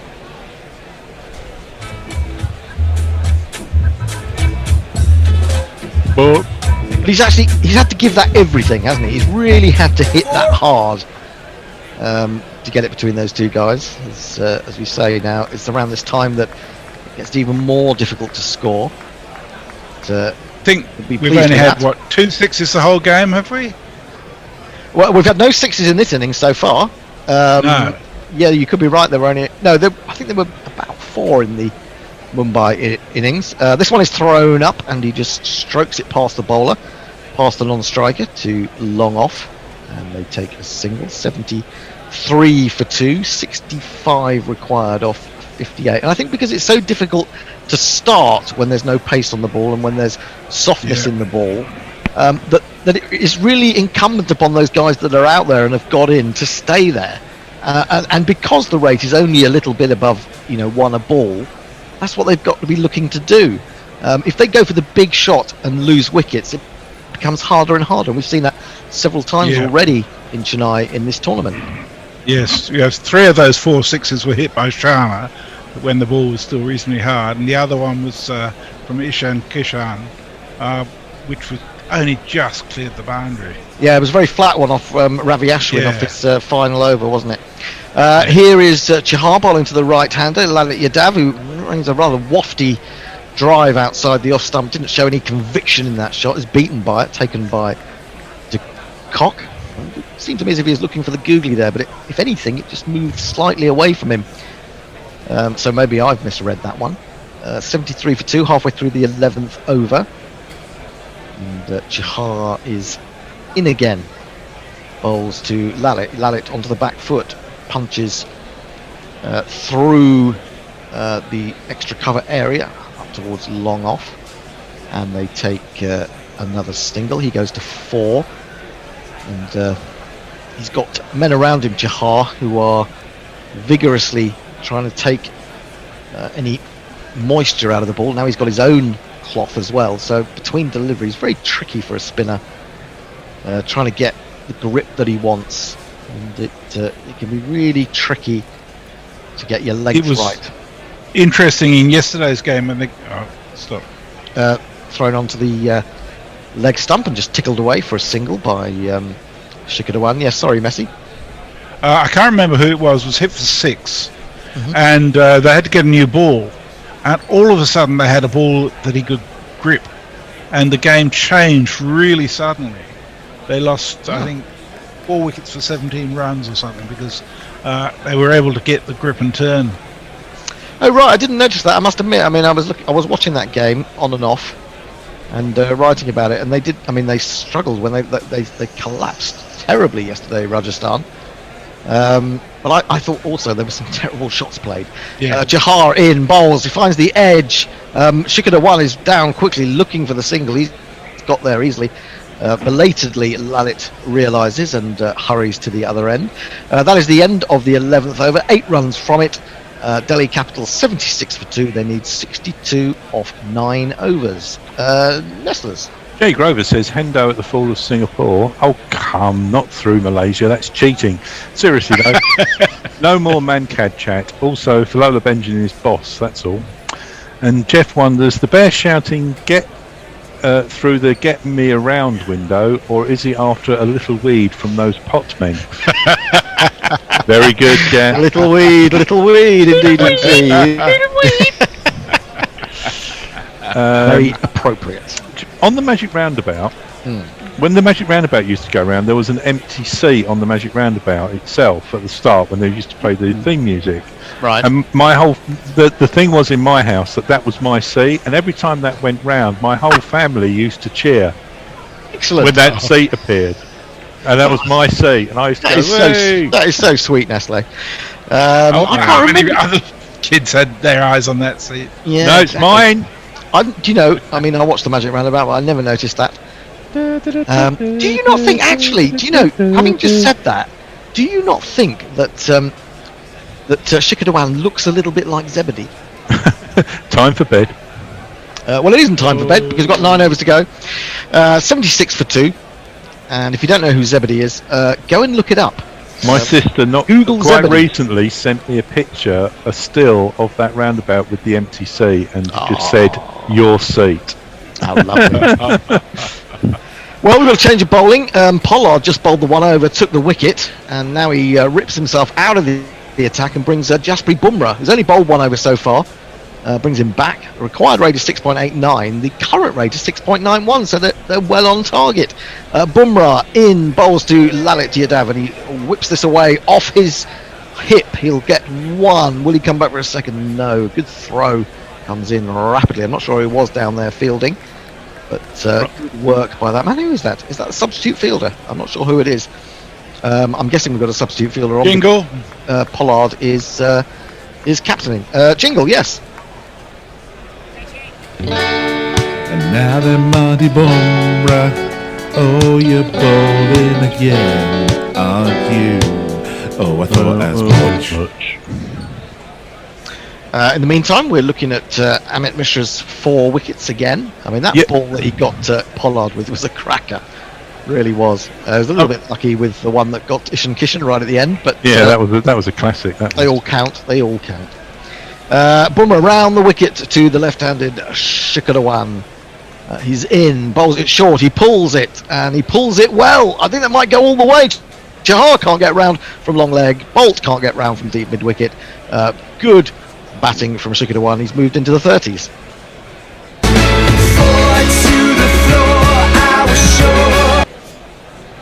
Talking of things old, a friend of mine from Australia has just sent a picture of 16-year-old me.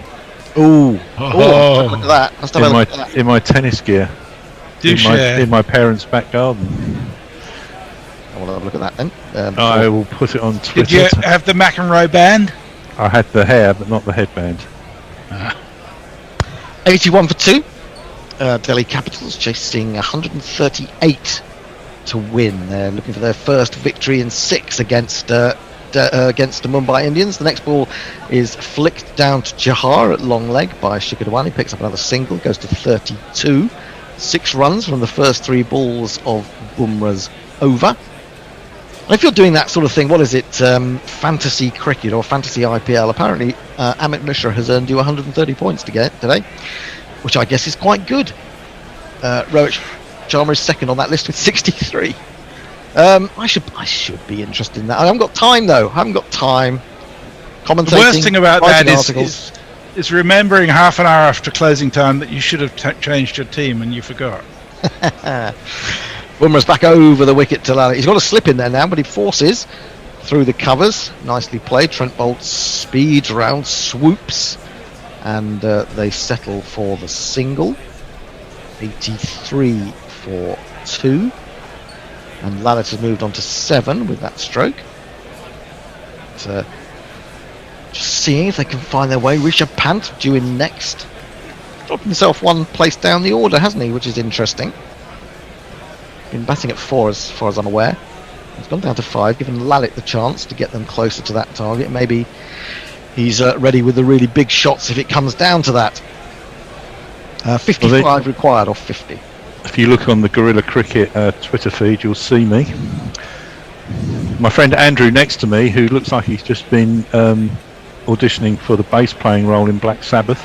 Is that you sitting on the floor, or is that that's me sitting on? That's me on the floor. Yeah. Oh, now what's happened here? Jasprit Bumrah has tried to deliver the ball, but's fallen over. Don't know where the ball went. The umpire sees the funny side of it. Jasprit Bumrah smiling as well, but he didn't deliver it in any meaningful manner so that the batsman could come down and hit the stationary delivery.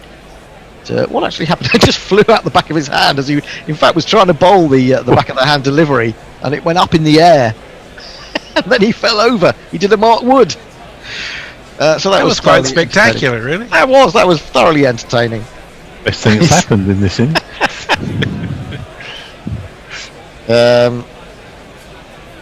Yeah, there's that bloke. There's that bloke next to you. Looks like someone. I'm trying to think who it is. Which bloke? The bloke sitting next to you in that picture. Well, on the chair. On the chair, yeah.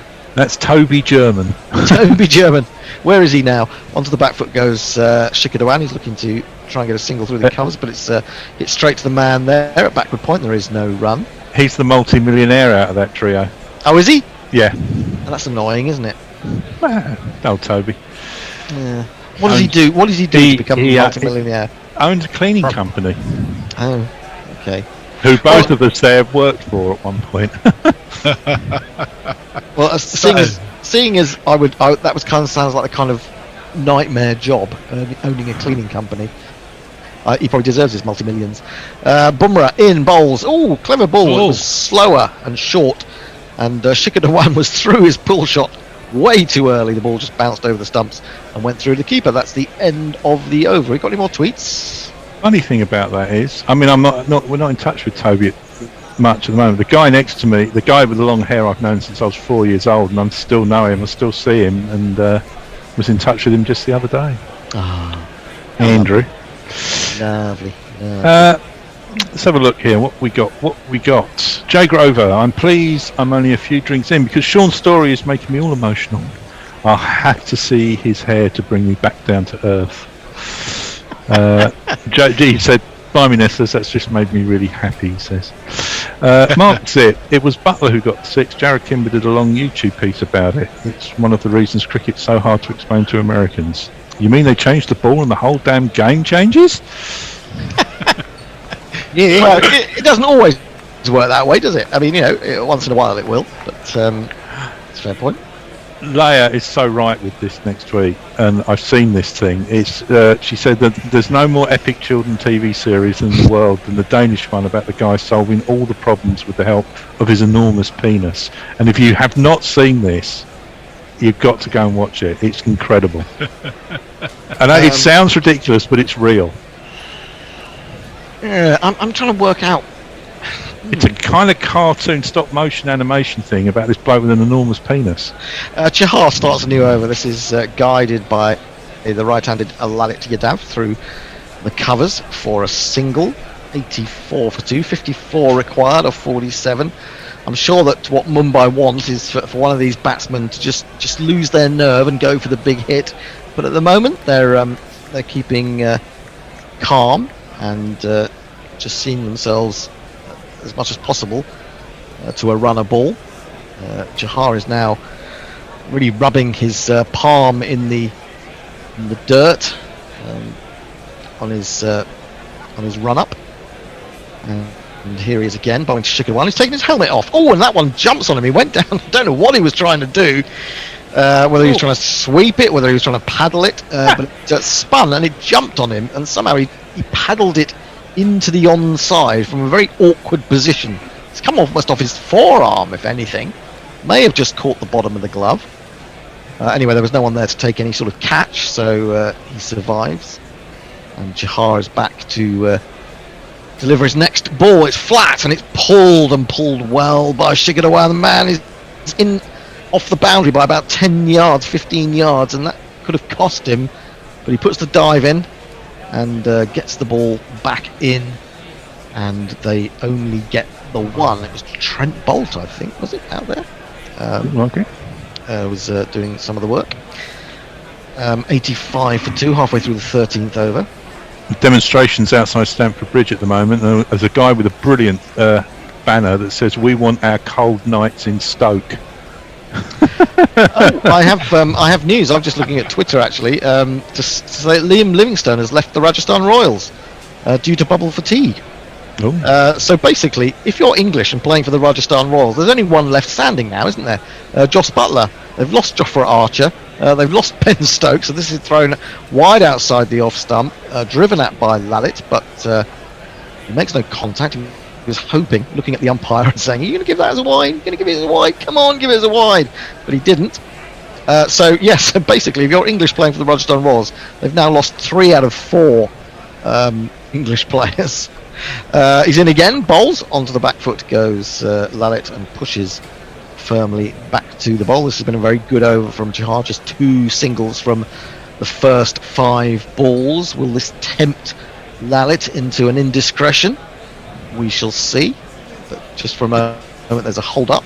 The umpire has his arm out, he's preventing Chahar from coming into bowl. 2 changes being made. We've got a slip in quite wide, and Chahar is aiming to get that leg spinner to find the edge from a drive. Well, he reaches for this one. He's only going to get a single. Going to have to hurry to the non-striker's end. Could be in trouble. And in fact, they might get an overthrow. No, Hardik Pandya has got in behind that, and besides, the batsman had run far too far past the stumps to come back for a second. That is the end of the over. More tweets. Well, Farong says, referring to Hendo and tennis in the 70s, Newcombe in his moustache, Vilas in his hair, and finally Nastasi for his rants. Talking of Vilas in his hair, the guy in my photograph on the left, that was his shtick. He was a massive Vilas fan, and he had the hair and the headband when he used to play. So, I remember seeing John Newcombe play with Tony Roach a few times in doubles. That was when doubles meant something. Oh, you used to get good players playing, didn't you? Oh yeah, Gottfried and Ramirez. They were another good. Connors Nastasi used to play together. Yeah, and I mean, look at. I mean, it's a shame that more singles players don't play doubles, but I guess it's the intensity of singles that John McEnroe sort of militates against that, isn't it? McEnroe used to win doubles tournaments, didn't he? Him and Fleming. Yeah, Peter Fleming, who met Gary Naylor a couple of years ago in Waitrose that he worked on. He did. Claims to fame. And Katie Walker by any chance.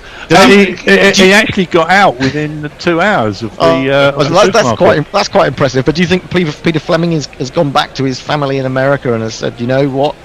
No, he's never gone back. He's never gone back into that Waitrose. He's never gone back. I'm not surprised. After Gary went to him about McEnroe bending the air around him. Oh, yeah. So I don't know if you've noticed, they just changed the balls. Oh, they got a dry ball, and I don't know what was wrong with the previous one.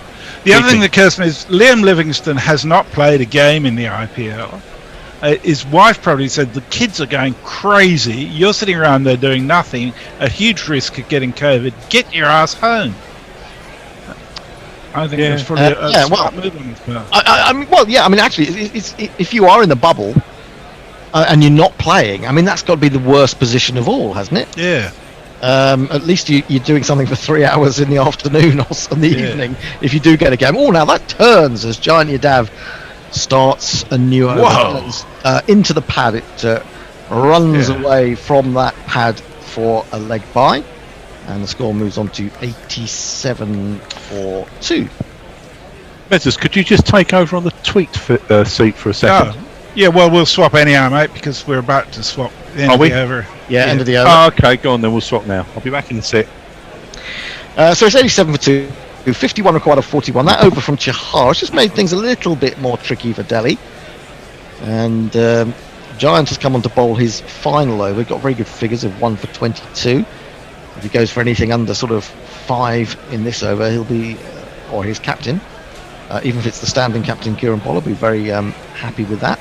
He's had a good day so far, Giant Yadav. He's in, bowls to the left-handed Shikhar Dhawan, who waits for the ball to turn as he goes back and then flicks it with a lot of bottom wrist.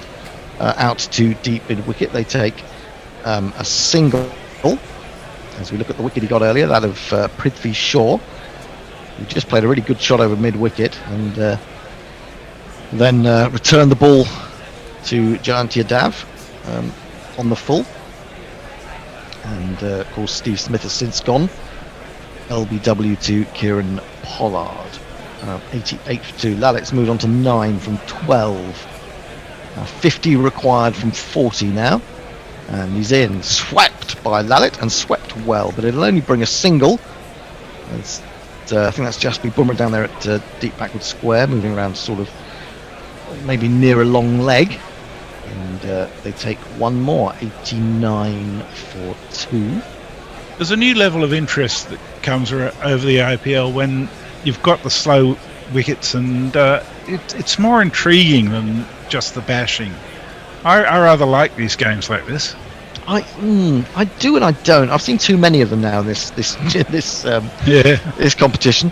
In this particular edition, this is played on defensively, out into the cover, straight to the man at ever so slightly backward point, and there is no run. Mumbai Indians were on 95. There were 6 runs ahead at this point, but they had lost 6 wickets. That's the thing. That could well prove to be crucial. Jadid Dav in, plays a reverse sweep. Oh, brilliant fielding by I think that's Hardig who's gone in at slip there. I mean, he hit it quite well, and he just a total reaction grab to his right to prevent that running away down to third man for 4. I'm going to join well you done. as Nessas is off screen, so I might as well come on. I'm on. We switching at the end of this over as well? We are switching at the end of this over. Okay. Final ball of my spell for today. I'll be back on Thursday. And Delhi Capitals are 89 for 2. They need 49 from 37. The Bears going to take you to that climax, the denouement of this massively exciting game. Jayant Yadav in, bowls, flicked through mid-on, but it's Yadav himself who goes chasing after it, slides, turns, throws, all in one motion pretty much, and that prevents them thinking about a second. Good work from him. That's his spell finished, 1 for 25 from 4 overs. Delhi Capitals are 90 for 2, and I'll hand over to the Bear. Yeah, well, hang around until Nessas gets back, because he's actually not on. He's gone to, I think he might have gone to pick up his shopping from groceries the store or something. Yeah. He gets more shopping deliveries than anybody I know. I know. Jay Grover's accusing you, Hendo. He says Hendo's first response at other success. That's so annoying. You're not helping the socialist cause, mate. I don't know what. I saw that tweet and I didn't really understand it. What did I say? I was probably being sarcastic, if anything. I love other people to succeed as long as I like them. I don't like people that don't like to succeed. I don't like you. You can't succeed. Fair enough. I think that's Absolutely. a pretty common view. Yeah, I think so. I don't think I'm more. That's why we love to see the success Pigster than fail. anyone else. Although I did have the Pigster to go over 42.5 because he looked like he was nailed on to finish the game, and then he got fucking out, didn't he, the twat? I'd never known you, but actually want Smith to score runs, Bear. Well, yeah, when there's money on it, and it's not against us. That's fine. I don't mind seeing him out either. I've gone for the Mumbai Indians at 12-5. Yeah, I still think Mumbai can win this. I really do. They can do. I think they need to get Shikhar Dhawan. Shikhar Dhawan, although he's not scoring particularly fast, looks like he's got the nous to nerdle it in the field. Yeah, that does mean that you'll have Rishabh Pant coming in. He's got to get going, as you say. But he's quite good at getting going compared with some players. Well, that's true. And Stoinis. I think they'll put in Stoinis next as there's a wicket. Just say, look, if you're out in 6 balls, that's fine, but just hit a few. Well, it's true. Then when Mumbai's power hitters scored 3 runs between them. In fact, I think it's only been really one game where the power hitters from Mumbai have got any runs at all. Did someone say? I thought I saw a tweet earlier, and I haven't actually checked it out, that they've only got 150 in this tournament so far. I think it's Surya Kumar Yadav has got and he was out for about 52 or 53 as well, wasn't he? He didn't get far beyond it. You can leave now, Hendo.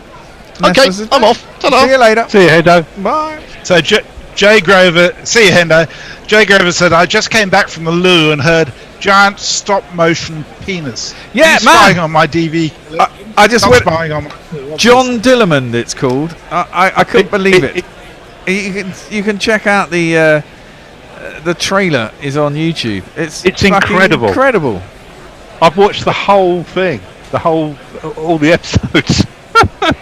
It's a children's television program in Denmark, and it is a stripy penis that comes. It looks like a bit of string, so you know. Fair enough. Whatever. He also says no idea about Livingston's marital status, but if he has a family, I see their point.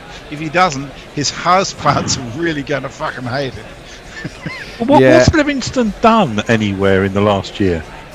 Well, he played for the Scorchers. He did all right, did reasonably well. Yeah. Yeah, but that's all he's played for all this bubbling. Yeah. Well, we're going to get back into it, and down the track comes Shikhar Dhawan, and I think he was looking to go squarer, but he certainly hit it hard enough, and Shikhar Dhawan has decided this could be it. He's come down the track at Chahar. He's bowling his last over, and has been blasted. Only the second one of the innings. It's 6 runs down to wide, long on. No, I do him a disservice there. He was meant to. It looked like he turned around when he hit it. It was like he was trying to hit it square, but actually in slow-mo, he was definitely trying to hit it there.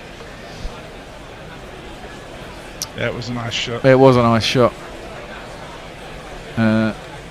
Chahar is going to come in. Second ball of the over. Bowling to Shikhar Dhawan. He's on 41 now, 38. Pulls that one hard. And again, he's found that gap with dead square. There's a man at mid-wicket and there's a guy down at long leg. And that's really eased the pressure off now. That should be it, really. Those 2 shots have probably won the game. Yep. For the floor.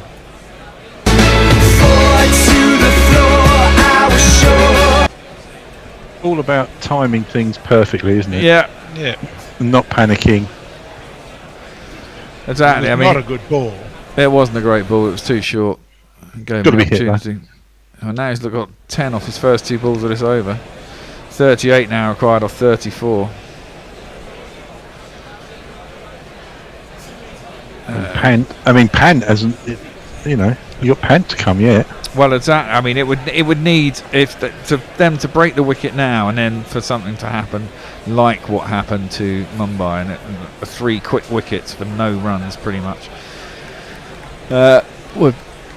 Still wouldn't put him in the box seat, as that's chipped into the leg side. Can't beat Pollard, who's at mid wicket, and there's no run. That's what it requires. You've got to take wickets now. It's the only way to win the game. Yeah. And if they're not prepared to take chances, then they shouldn't take any, really. I mean, it's now run a ball. Bar 1, a couple of 2s. Chahar in, 4th ball of the over. Oh, wow. Now that turned sharply into Shikhar Dhawan. He was shaping to play a shot into the offside, I think. Realised it was going to turn and just stopped his shot, let the ball hit him. And it ran off him and spun back and looked for a minute like it was going to run into the stumps, but he kicked it away. And there is no run. Dot ball. Good comeback after being hit for 10 in the first 2.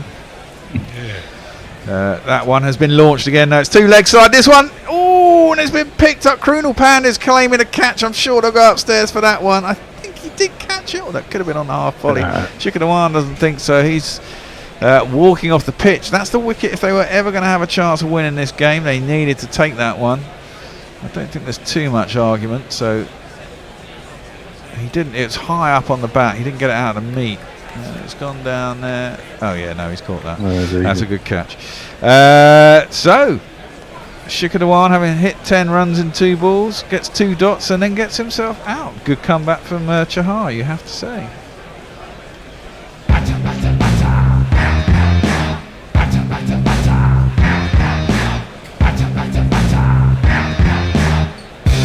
On your bike, mate.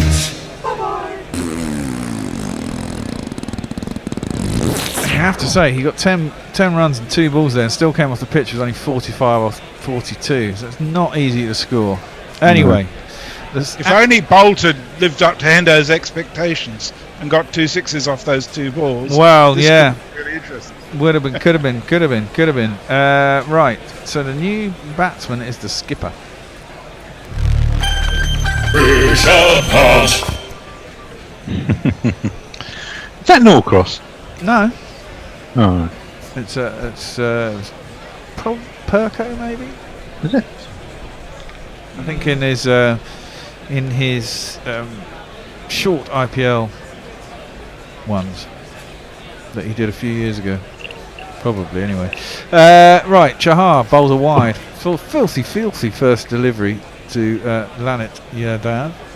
Must have crossed whilst that was being caught down on the boundary.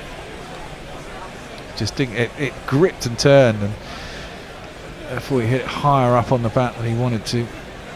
For a minute I thought it had gone for 6. Last ball of the over beats the outside edge of Lalit. It's taken by the keeper. 101 for 3, 5 overs left and 37 required. quite interesting. Yeah, it's still interesting. Leah says, I once met a relatively well-known German TV personality on the street. We asked him if he was who we thought. In reply to which he puked on my mate's feet and then said yes, because he was drunk as F. And Brian Barry says, I'm back from lunch to inform you that Mumbai would have gotten the hypothetical batting point and Delhi would have gotten the even less, well, I'd say more hypothetical bowling point. Thanks, Brian. And Warren says, Danish cartoon character with an uncontrollable penis and the bear talking us to orgasm. Ah, the joys of guerrilla cricket radio. Well, you have to go and check it out. It's quite crazy. It is fucking brilliant. I was in Rome once, and I was outside a bar having a fag, and these three guys were over the other side, and they were kind of looking at me a bit suspicious and laughing and stuff. I thought, what's going on here? And one of them walked over, and I got all tensed up. I thought, here we go. And they were Serbian. The guy comes up to me and goes, are you so-and-so? And I said, no. What do you mean? He goes, you are the spitting image of this Serbian TV personality, some newsreader. And I was like... well, Bolt is in. He's come back. There's a bit of... there's a bit of... sorry. There's a bit of confusion there. Pant is facing. He just played it into the leg side. Lalit set off like a hare down to the other end. Pant took a couple of steps, then turned back and said no. Bolt was up there. They were virtually berthed at both ends. He turned around, threw it at the bowler's end, missed the stumps. He would have been out miles. He had a bit more time in that, really, to set himself and have a good go at the stumps, but he let go of it a bit quick. He would have been out by a good 3 or 4 yards. He virtually run 2 there, did Lalit. Yeah, I thought these guys were going to mug me, and they ended up taking photos with me. Well, I thought you were going to say, in the context of what we were saying, it was because your penis was hanging out. Yeah. Driven back to the bowler, Bolt, and there's no run. Well, Lalit's faced 10 balls and has really gone nowhere. He's got 10 off 14. And Rishabh Pant has obviously got to come out and score some runs, and doesn't look easy to score. Just rolling his fingers across the odd one is Bolt.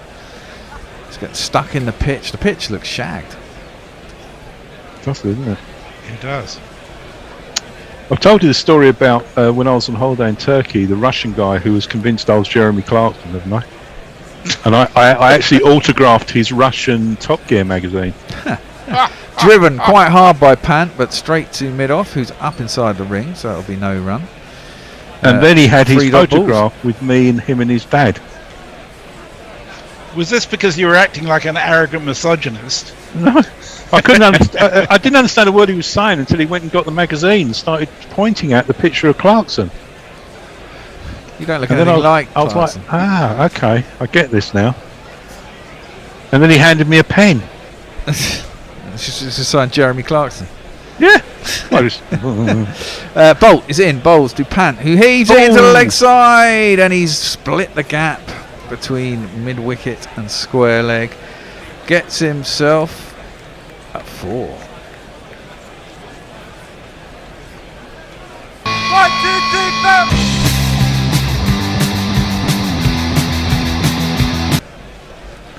4. I mean, to be fair to this Russian fellow, if I do grow my hair, which I don't anymore, if I let it go, there is a Clarkson-esque sort of hair thing.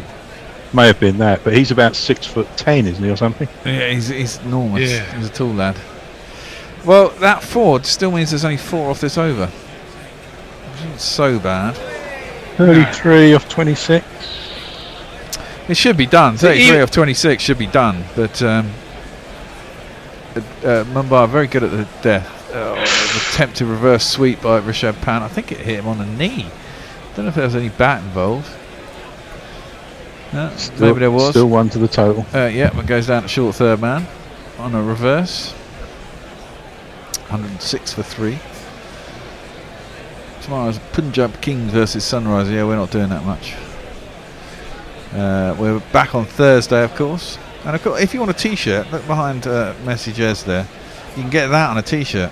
You fucking muppet. And every cricketer knows that phrase. And every Guerrilla Cricket listener knows Of it course. too. And you can get it on a t-shirt, so why not? Go to Redbubble, find Guerrilla Cricket. There's lots of other good stuff there too. You can buy all sorts of stuff there. Bed covers, shower curtains are a favourite of certain members of the fraternity. Have people bought shower curtains? I think we have sold a shower curtain, yeah. You can Brilliant. you can get bedspreads Phone covers too. Phone covers too, handy. Mugs, obviously. Fridge magnets, always handy. And plenty of t-shirts, different types of t-shirts. Shit gets wickets. Shit gets wickets. There's another one. You can get that. That's a truism of cricket. That one. That's on a Guerrilla t-shirt. Helps us out. You get a great t-shirt. Redbubble apparently have very good t-shirts. I haven't bought any from them yet, but I'm planning on buying a whole shitload myself of my own stuff. Bolt is over the wicket, into the pitch, short, pulled by Lallet down to long leg, and it'll be a single. 6 off the over. Not bad. So, Jay Grover says, "Good Lord, given my occasional employment, you'd have thought I'd have heard of this, but no. This is the character with the penis. Busman's holiday tonight, then." He also says, "I've been mistaken for Pete Doherty twice. Also signed an autograph. It was Gravesend, but so swamp people. no excuse in Clapham, mind." And Jay says, "You sold a shark curtain to me. It's bigger than my flat." Well, you know. So people with big showers, Jay. I've been joined by the neighbour's cat. Oh, my neighbour's cat's become friendly with me. I've been trying for days, but it's good. But it's now coming in my house. It comes into the window. The wife wasn't happy when she found it in the flat this morning, but hey ho, in the flat, the house even. That's a rare thing. I think that's now your cat. The neighbours call it the neighbour's cat now. No, I'm not going to feed it. I'm not going to do that. Bumrah is in. Short! Oh! And it's a attempted hoik by Lallet into the leg side. Gets a top edge that goes over the man at short fine leg. Ricky Ponting's having a little bit of a laugh, knowing that that's quite lucky. But sometimes you need that shit. And it's gone for 4 runs down a fine leg. 1, 2, 3, 4. Could have gone anywhere, really. Got lucky. 27 off 23 required. Let's go down to the last over. There was 6 or 7 needed. That'd be quite plenty of wickets in hand. You shouldn't lose with 7 wickets in hand. There, you definitely smashed your hoodoo. You've seen quite a lot of close games. Well, I guess if last year was so bad, this year I should have a bonanza, shouldn't I? The cricket gods are looking down on you. Lallet is going to face up to Bumrah, who's up to the crease now. Bowls one of his Yorkers. Toe ends it up to long on, gets a single. 112 for 3. Jeff Perkins couldn't resist. He said, "Well, pants off." Boom. And Jasper Bumrah gets 50. And Jay Grover says, "Well, we don't all have showers in Michael Caine's flat there." Well, you know. And Farong's rooting for a super over. I don't think we're going to get there, Farong. No, I wouldn't have thought so. But you never know. No one's going to win GPL today. Total score is going to be around about 275. Short again. Hopefully that's not a wide. It is a wide. That's stupid. Didn't look wide to me, but it always looks better from front on and side on. Quinton de Kock's giving doe eyes to the square leg umpire, but it's not going to make any difference.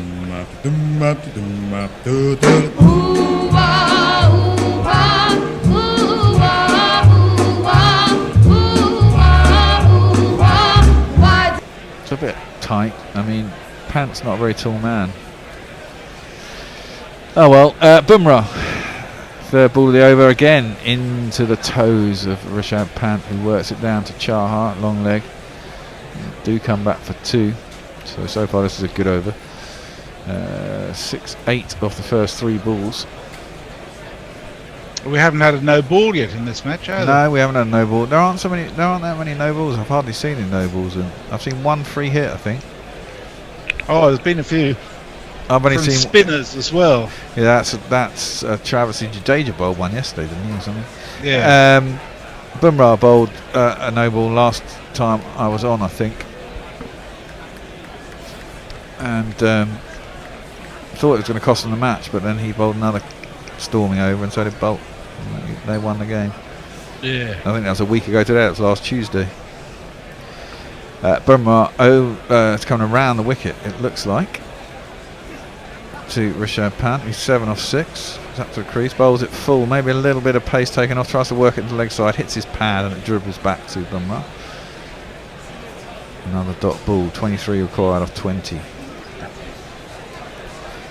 And just manage a 4 and over. Yep. Take all the pressure off. There's some nervous looking people with masks on. Sorry.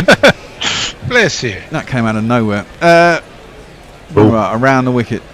Oh, it's gone straight up in the air. This one should be out. Caught down at long leg. Attempted sort of paddle sweep for a very full ball by Bumrah from around the wicket. Caught the corner toe really of the bat of Pant as he swung it, and it's gone right up in the air. Caught by Krunal Pandya. Easy catch coming in off the boundary. Another wicket falls, a crucial wicket as well, that of Rishabh Pant. This game's getting really quite interesting.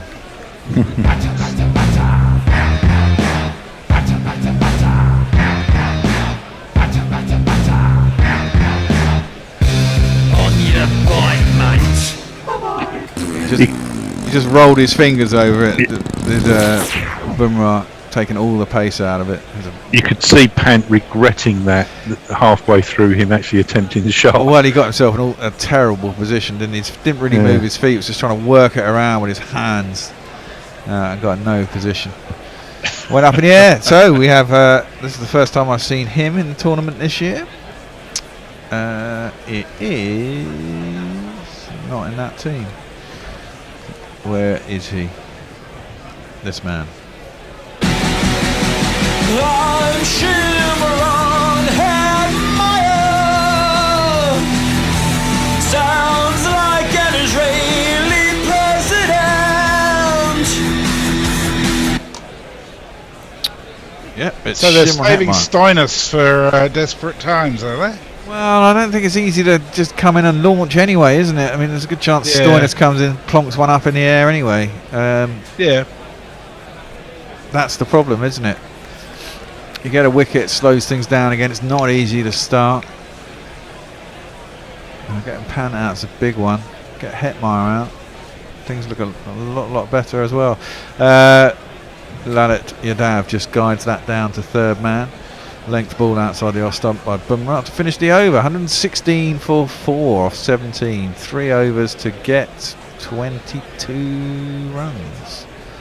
So Farong says the reason why the Bear had blowouts from the last IPL is quite simple. The sun was in the southern hemisphere. Now it's in the northern hemisphere. I think I could sell that theory, but to who? Well, 50-50. Yeah. I'm sure I had a fair few blowouts the year before that as well, though, when the sun was in the northern hemisphere, when it was played at the right time of year. Although, forget that. Right, 17 off 18. Lalit Hetmeyer is going to face his first ball. I think. Did they run off the last ball of the over? I just commentated it. What happened? Yes. Yes. He got it down to third. Yeah, he got it down to third man. Of course he did. 22 required off 18. Hetmeyer yet to face a ball, then Lalit will face up. Required run rate 7.33. If they can squeeze that up, there's only 2 overs left. Squeeze it up to 8. If they can get it down to 7 or 8 required off the last over, like I said, it's a 50-50 game. Oh, there's a big appeal from Bolt. Now, I don't know if that hit him outside leg stump. It's an attempted Yorker by Bolt. I think that probably hit him outside leg stump. Might have been going on to hit leg stump, but it's very full. And he's trying to work it into the leg side. And, well, he's going to review. There's only 3 overs left in the game. I suppose you might as well. It's all going to depend where it pitched. I don't think he hit it, and it crashed into Lalit's feet. The umpire clearly thought pitched outside leg, I think. Yeah. Which is why he gave it not out. She'll go I upstairs. think that's dead right. Yeah, it didn't look quite right, did it? But you never know. No. Ooh, I don't know. Depends where the camera is. That's gonna. It could be umpire's call on leg stump. It's very close to. I don't think they'll lose their review. I don't know. Actually, looking at where the stump appears from behind the stump, I think that pitched outside leg. I don't think he hit it. His bat was nowhere near it. His bat. I think it'll be umpire's call on pitching probably and hitting. Unless leg. the umpire thought that when he hit his pad, he hit the bat. It's gone under the bat. There's certainly no bat involved in it. No. Oh come on! There's no bat involved. There's folks. no Get bat. on with it. There's no bat at that frame when it goes past the ball. You can see bloody air on both sides of the bat. Forget know. it. Get onto the fucking thingamajiggy. Oh, for Ball Pete's tracker. sake. Ball tracker. Here we Here go. we Now go. where did it pitch? That has pitched. Oh, outside leg. They say that's marginal. I think that's umpire's call. It's not out. They lose their review. It's a bit harsh, but the seam of the ball was pitched outside leg according to Hawkeye. So that was close. That was close. Well, first ball's a dot, always handy. Wicket would have been better. Now it's not going anywhere fast. It's full toss outside off stump. Good bit of fielding. There's two men behind square on the offside. There's Chahar and there's another man at point, who I didn't see who it was, but he couldn't beat them. He hit it pretty well, did Lalit Yadav, but didn't beat them, and it's just the single. All getting very exciting, isn't it? 22 runs off 16 balls, folks. Yeah, plenty of wickets in hand to just swing. Yeah. So they swing. I mean, only one man hits a six here, and suddenly the whole game changes, doesn't it? Yep. What has tickled your fancy, Jez? Warren's tweeted a picture of Nestlers on top of a cartoon character with a huge penis. What? I've got to have a look at this now. Yeah, I think we're all going off to Twitter now, aren't we? Oh dear, oh dear. That is the cartoon bloke, though. Yeah, that is the cartoon bloke.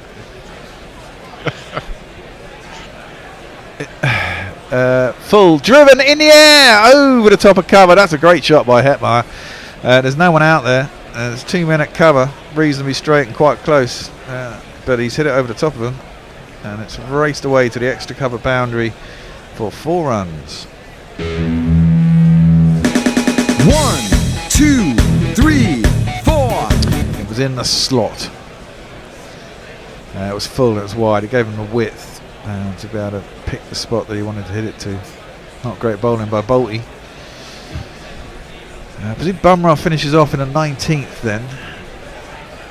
Who bowls the last over? This is Bolt's last over, isn't it? I think it is. He bowled 2 earlier, so he's going to bowl the last over. That's interesting. Or maybe they think they got to win it before then, but that's not going to happen.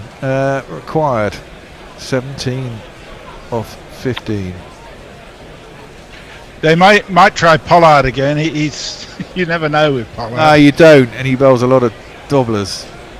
Yeah, and he he had 5 for 15, didn't he? And 2 overs. 2 matches ago. There's a catch behind. Quinton de Kock has got it. Well, the umpire said no. De Kock's gone up. Hetmeyer. And they got no review. They got no review. Quinton de Kock was certain that was out. He's attempted to jab his bat down. It was another very full wall by Bolt. He got himself in no position, jabbed his bat down. It's very close to the edge. Quinton de Kock was ecstatically happy. But, yeah, no, he's a keeper. Could have been trying to take the piss out of the umpire. Let's have a look on the replay. It's hard to tell. The bat might have hit the ground. It doesn't. No, there wasn't anything on it. Bloody close. It was bloody close, but the umpire clearly didn't hear anything. Quinton de Kock's trying to pull a fast one. Dropped. I think dropped. Driven airily straight back past Bolt. He was trying to turn it to the leg side. Big fat leading edge, quite a well-timed leading edge. It seemed to go back. I don't know if Bolt actually did get a hand on it. They went quite fast down to long off, but they'll get through for a single. The small mouthed one is saying something to somebody. I'm sure he actually got any fingers on it. He should have got some fingers on it at least. It came back to him pretty quick. He was on his follow through, starting to bend down. They're never easy. Either stick or they don't. 16 required off 13. And Bolt comes up to the crease now. Delivers full on Lalit Yadav's pads. He clips it square onto the leg side. And it goes out to deep square leg, and there's a single. So Lalit will retain strike. I think I'd rather have Lalit on strike than Hetmyer. At if I was bowling, I don't know much about Lalit Yadav, I have to say, but I've seen a bit of Hetmyer, and I know he can be quite explosive. I presume Lalit can as well, but he hasn't done anything so far in 21 balls that suggests that he's finding it easy out there. So Leah says Pant looked like auditioning for an ex-cricketer Kiss cover band just after he got out. I wonder if he plays bass as badly as Gene Simmons. Wow. Not possible. And Jay Grover says, I'm not getting any of these tweets. It's not Fred Bammy again. I've read every one of your tweets. Jay, you must... Maybe I'm not coming through very clearly. I can hear you. Oh, that's good. That's what matters. Yeah, I don't know what you're on about, Jay. Oh, what tweets? Maybe he means the ones from Warren and stuff. The other tweets on our thingy. I don't know. Maybe that's your end. Anyhow, you're appearing on the Gorilla Cricket stream, so you definitely haven't been banned. Absolutely. Well, Lalit Yadav's going to face up. Bumrah's going to come in. He's rolling his last over. It's full slow. I think he rolled his fingers across it again. It was a kind of wide Yorkery type length. It went underneath the bat of Lalit, through to the cock. No run. This is the important over, isn't it? Bumrah bowls. If Bumrah goes for 3 runs in this over, he can get 3 dots. And the others are jammed out. Oh no, was that a no ball? This is exactly what happened the other day. It's a no ball and a free hit. You can't be doing that when you've only got 15 runs to play with. For fuck's sake, and it was as well. Now you've got to do it all again and hope that you can bowl a dot ball or he goes for 1. It's a free hit anyway. Slow outside the off stump, heaved in the air, and the leg side should be caught. Do they get the run if he's caught? Yes, they do, because he can't be out, can't he? Okay. Yeah. So they do only get the 1 extra run, but it means 13 off 11. Tight stuff, and brings Hetmyer on strike. Now then, Hetmyer, what do you do here, Hetmyer? Well, do you just try and nurdle a 2, or do you? Only one more run off this over, then they hit 2 sixes off the first 2 balls of Pollard's over. Well, the thing is, Hetmyer's got kind of license to hit, hasn't he? Just try and strike, because if he gets a 4 here now, it's pretty much done. Well, 4 maybe not, only 1 run ahead I suppose, but then he retains strike and has another go. Anyway, Bumrah is in, he's around the wickets full, and it was haggling in towards the leg stump, tried to turn it on the leg side. Hetmyer, I think he rolled his fingers again, he's threw the shot a little bit quick, got a leading edge out to cover, so it's only a single. I think he feels more comfortable bowling at Lalit, because he can bowl that wide length from over the wicket. It's a lot easier to bowl than trying to bowl it wide from across, I think. The Delhi Capitals team looking very anxious in the dugout. Stoinis is padded up, he's next man in. Of course he can hit a long ball as well, but he's not going to have much time to do it. He's only 10 balls left in the game, 12 runs acquired.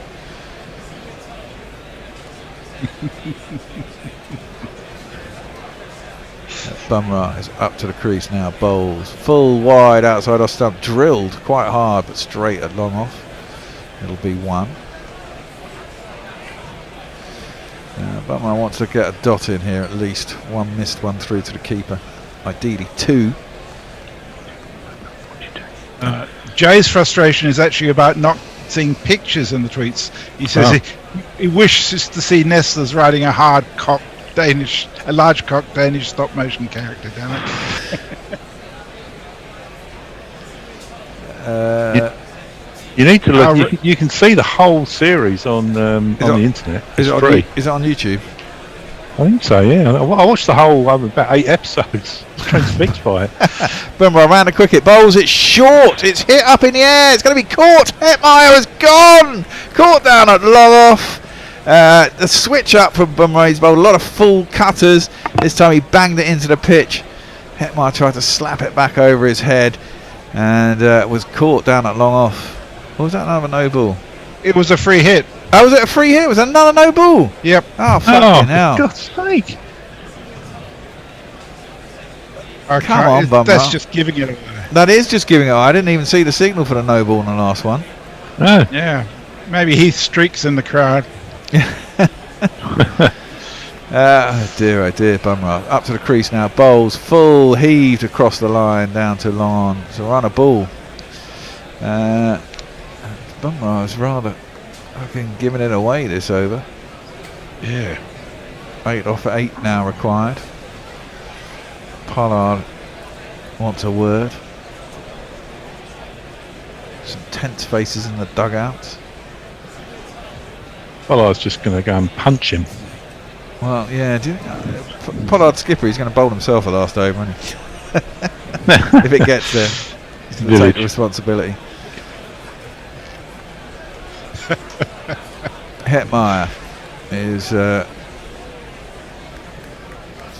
going to face up to Bumrah, continuing around the wicket. It's another full one in at knee high. They've gone through for a first one and they've run really quick and they got back. That's good running. They got back for 2. Now they're ahead of the rate now. 6 required off 7 balls. And but for the no balls, this over would have been over a ball ago, and they'd have only scored 4 off it. But with those 2 no balls, extra 2 runs, they've scored. What do they require? They've got 15, so they've scored 9 so far off this over, of which 4 were gifted to them, which is not how you win a game of T20. Yeah, it's very poor. I mean, especially some of the experience and talent of Bumrah as well. Yeah, he does tend to bowl a fair few no balls. Yeah, but in tests, it's not so big a deal, is it? Well, no. I think he'd be able to sort of rein it in. Fast bowlers are fast bowlers, always testing the line, aren't they? Yeah, fuckers. Well, he gets a dot here at 6 off 6 and even money. Well, you'd say DC should be favourites. It's into the pads of Hetmeyer again, who works that down to long leg. They think about 2. Well fielded, quick onto the ball. I think that's a sub fielder again. Have we figured out who the sub fielder is yet? No. If someone on Twitter wants to tell us, that would be really handy. So we go down to the final over. Now DC should win. 5 runs required off 6 balls. Okay. Warren says, I have difficulty looking for tweets that are mentioned, e.g. Little Weed, but assumed it was because I'm a Twitter twat. Mrs. Luigi Magpie says, fucking thingamajimmy is now in my personal lexicon. And Warren's retweeted the photo for Jay, which I've also done. Leah says, Pollard will bowl himself in the last and get a hat trick. Yeah, maybe. And Jay says, got the full series now. I just wanted the personal touch. Ignore me. This is jolly exciting. Yeah. Yeah, hard to ignore, Jay, at the best of times. Not that I want to, because you add an extra dimension. And as we thought, the big man is taking control himself. Kieran Pollard is going to bowl the final over, holding his West Indian compadre, Sharon Hetmeyer. Everyone is looking. Ashwin is looking on the boundary. Kieran Pollard again stops at his delivery, looks back. I don't think he was out of his crease by a long shot, was he? He was nowhere near. But that I guess he's theatre. That was theatre. So putting in his. So I mean, I think there should be some sort of sanction for doing that too often. Well, they've only done it twice in 20 overs. It's not that bad, is it? It's just window. Twice in 7 balls for him. I suppose, yeah. Outside off stump, short, wide, hammered. That's it. Game done. 4 runs down to backward point, and just 3 runs required, 1 run required, off of 5 balls. This game is over off the first ball of the over. The captain came in, took responsibility and fucked it up. 2 plus 2 is on my mind. 2 plus 2 is on my mind. That's not the kind of ball you required. It was a length ball wide of the off stump, and Kieran Pollard's not quick. They just sat up and said, hit me. And Hetmar obliged. Shame. A bit of a turned into a bit of a. Well, no, I mean, he got into the last over. That's good. That's exciting. Comes from behind the keeper around the wickets. That should be a no ball. Is it going to be a no ball? It is a no ball, and the game ends. It was too high. It was a full bunger, almost chest high, I'd have said. Hetmar spliced it and was caught at mid-off, but the umpire put his arm out to end the game with a no ball. So the Delhi Capitals finally beat Mumbai Indians at the 6th attempt, isn't it? In the last 5 meetings. Delhi have lost all of them, I think. Mumbai finally lose, having screwed up their batting once again. Their middle order completely failed. They were 87 for 6 at one point, and went on to get 137, which never looked like it was going to be enough. But they do bowl well, Mumbai Indians, and they got it into the 19th over. The 19th over was rather screwed up by Bumrah, who bowled 2 no balls in the penultimate over, when they looked like if they could have bowled a good over, they could have put pressure on them in the last one. But Kieran Pollard was always going to have to bowl it, and he's not the paciest of men. Bowls a good cutter. There's always a chance here to get slapped about. Anyway, the first ball of the last over was poor, wide and outside off stump. Hetmar hit it to the boundary for 4, followed up by a no ball to end the game. So a good close match, and Delhi win. Yeah, well done, Delhi. And deserved to, I think. They did deserve to. I mean, only Rohit got runs from Mumbai. Everyone else was largely poor. Ishan Kishan scored a few towards the end. It was a bit unfortunate out, hit into the ground, looped up and hit the top of his stumps. But really, they never really looked like they had enough. 150 would have been a good game if it had gone on like this. Well, I think it's worth putting in a plug for our coverage on Thursday, which has been RCB and the Rajasthan Royals. It'll be interesting to see if the RCB keep their form and whether Jofra Archer gets an outing this time. Is he back now? Well, I think there's... No, he's not. Isn't he? I didn't think he was going to be back. He had surgery. Oh, that's right. Sorry. No, he did. I entirely forgot that. Yeah. Never mind. He's not going to be back. He's not back for the entire tournament. Has he come home? Yeah. No, you're quite right. I had a brain. As has Stokes. So those two will be back in the bubble. They'll be able to play for England the first Test match. Butler might not be able to because of the depending on where they get into the competition, I suppose. Interesting. Well, it'll be interesting to see if Joss Butler comes good for the RCB too, because I mean they have the potential to make a huge score, RCB, on their day, I reckon. Yeah, they do. A lot of these sides do on their day. A lot of it depends on the wickets. I mean, Chennai is clearly not an easy batting wicket. I've not seen a big score here. I've seen a couple of hundreds, 200 scores at the other place where AB went crazy the other day. So clearly it depends where you play as to how many runs are possible. And I kind of like the low scorers. I like the tight games that get to 150, 160. It makes it quite interesting. I think if a side scores 200 and the side batting second loses 4 or 5 wickets trying to chase quickly, that's when it becomes a dead game. Anyway, so right. We got a couple of thank you tweets. Farong says, an entertaining match. Cheers all until Thursday. Jay Grover says, thank you all very much. Off to watch Danish cartoon penises by choice for once. See you on Thursday. Mark Zip says, thanks for the company all.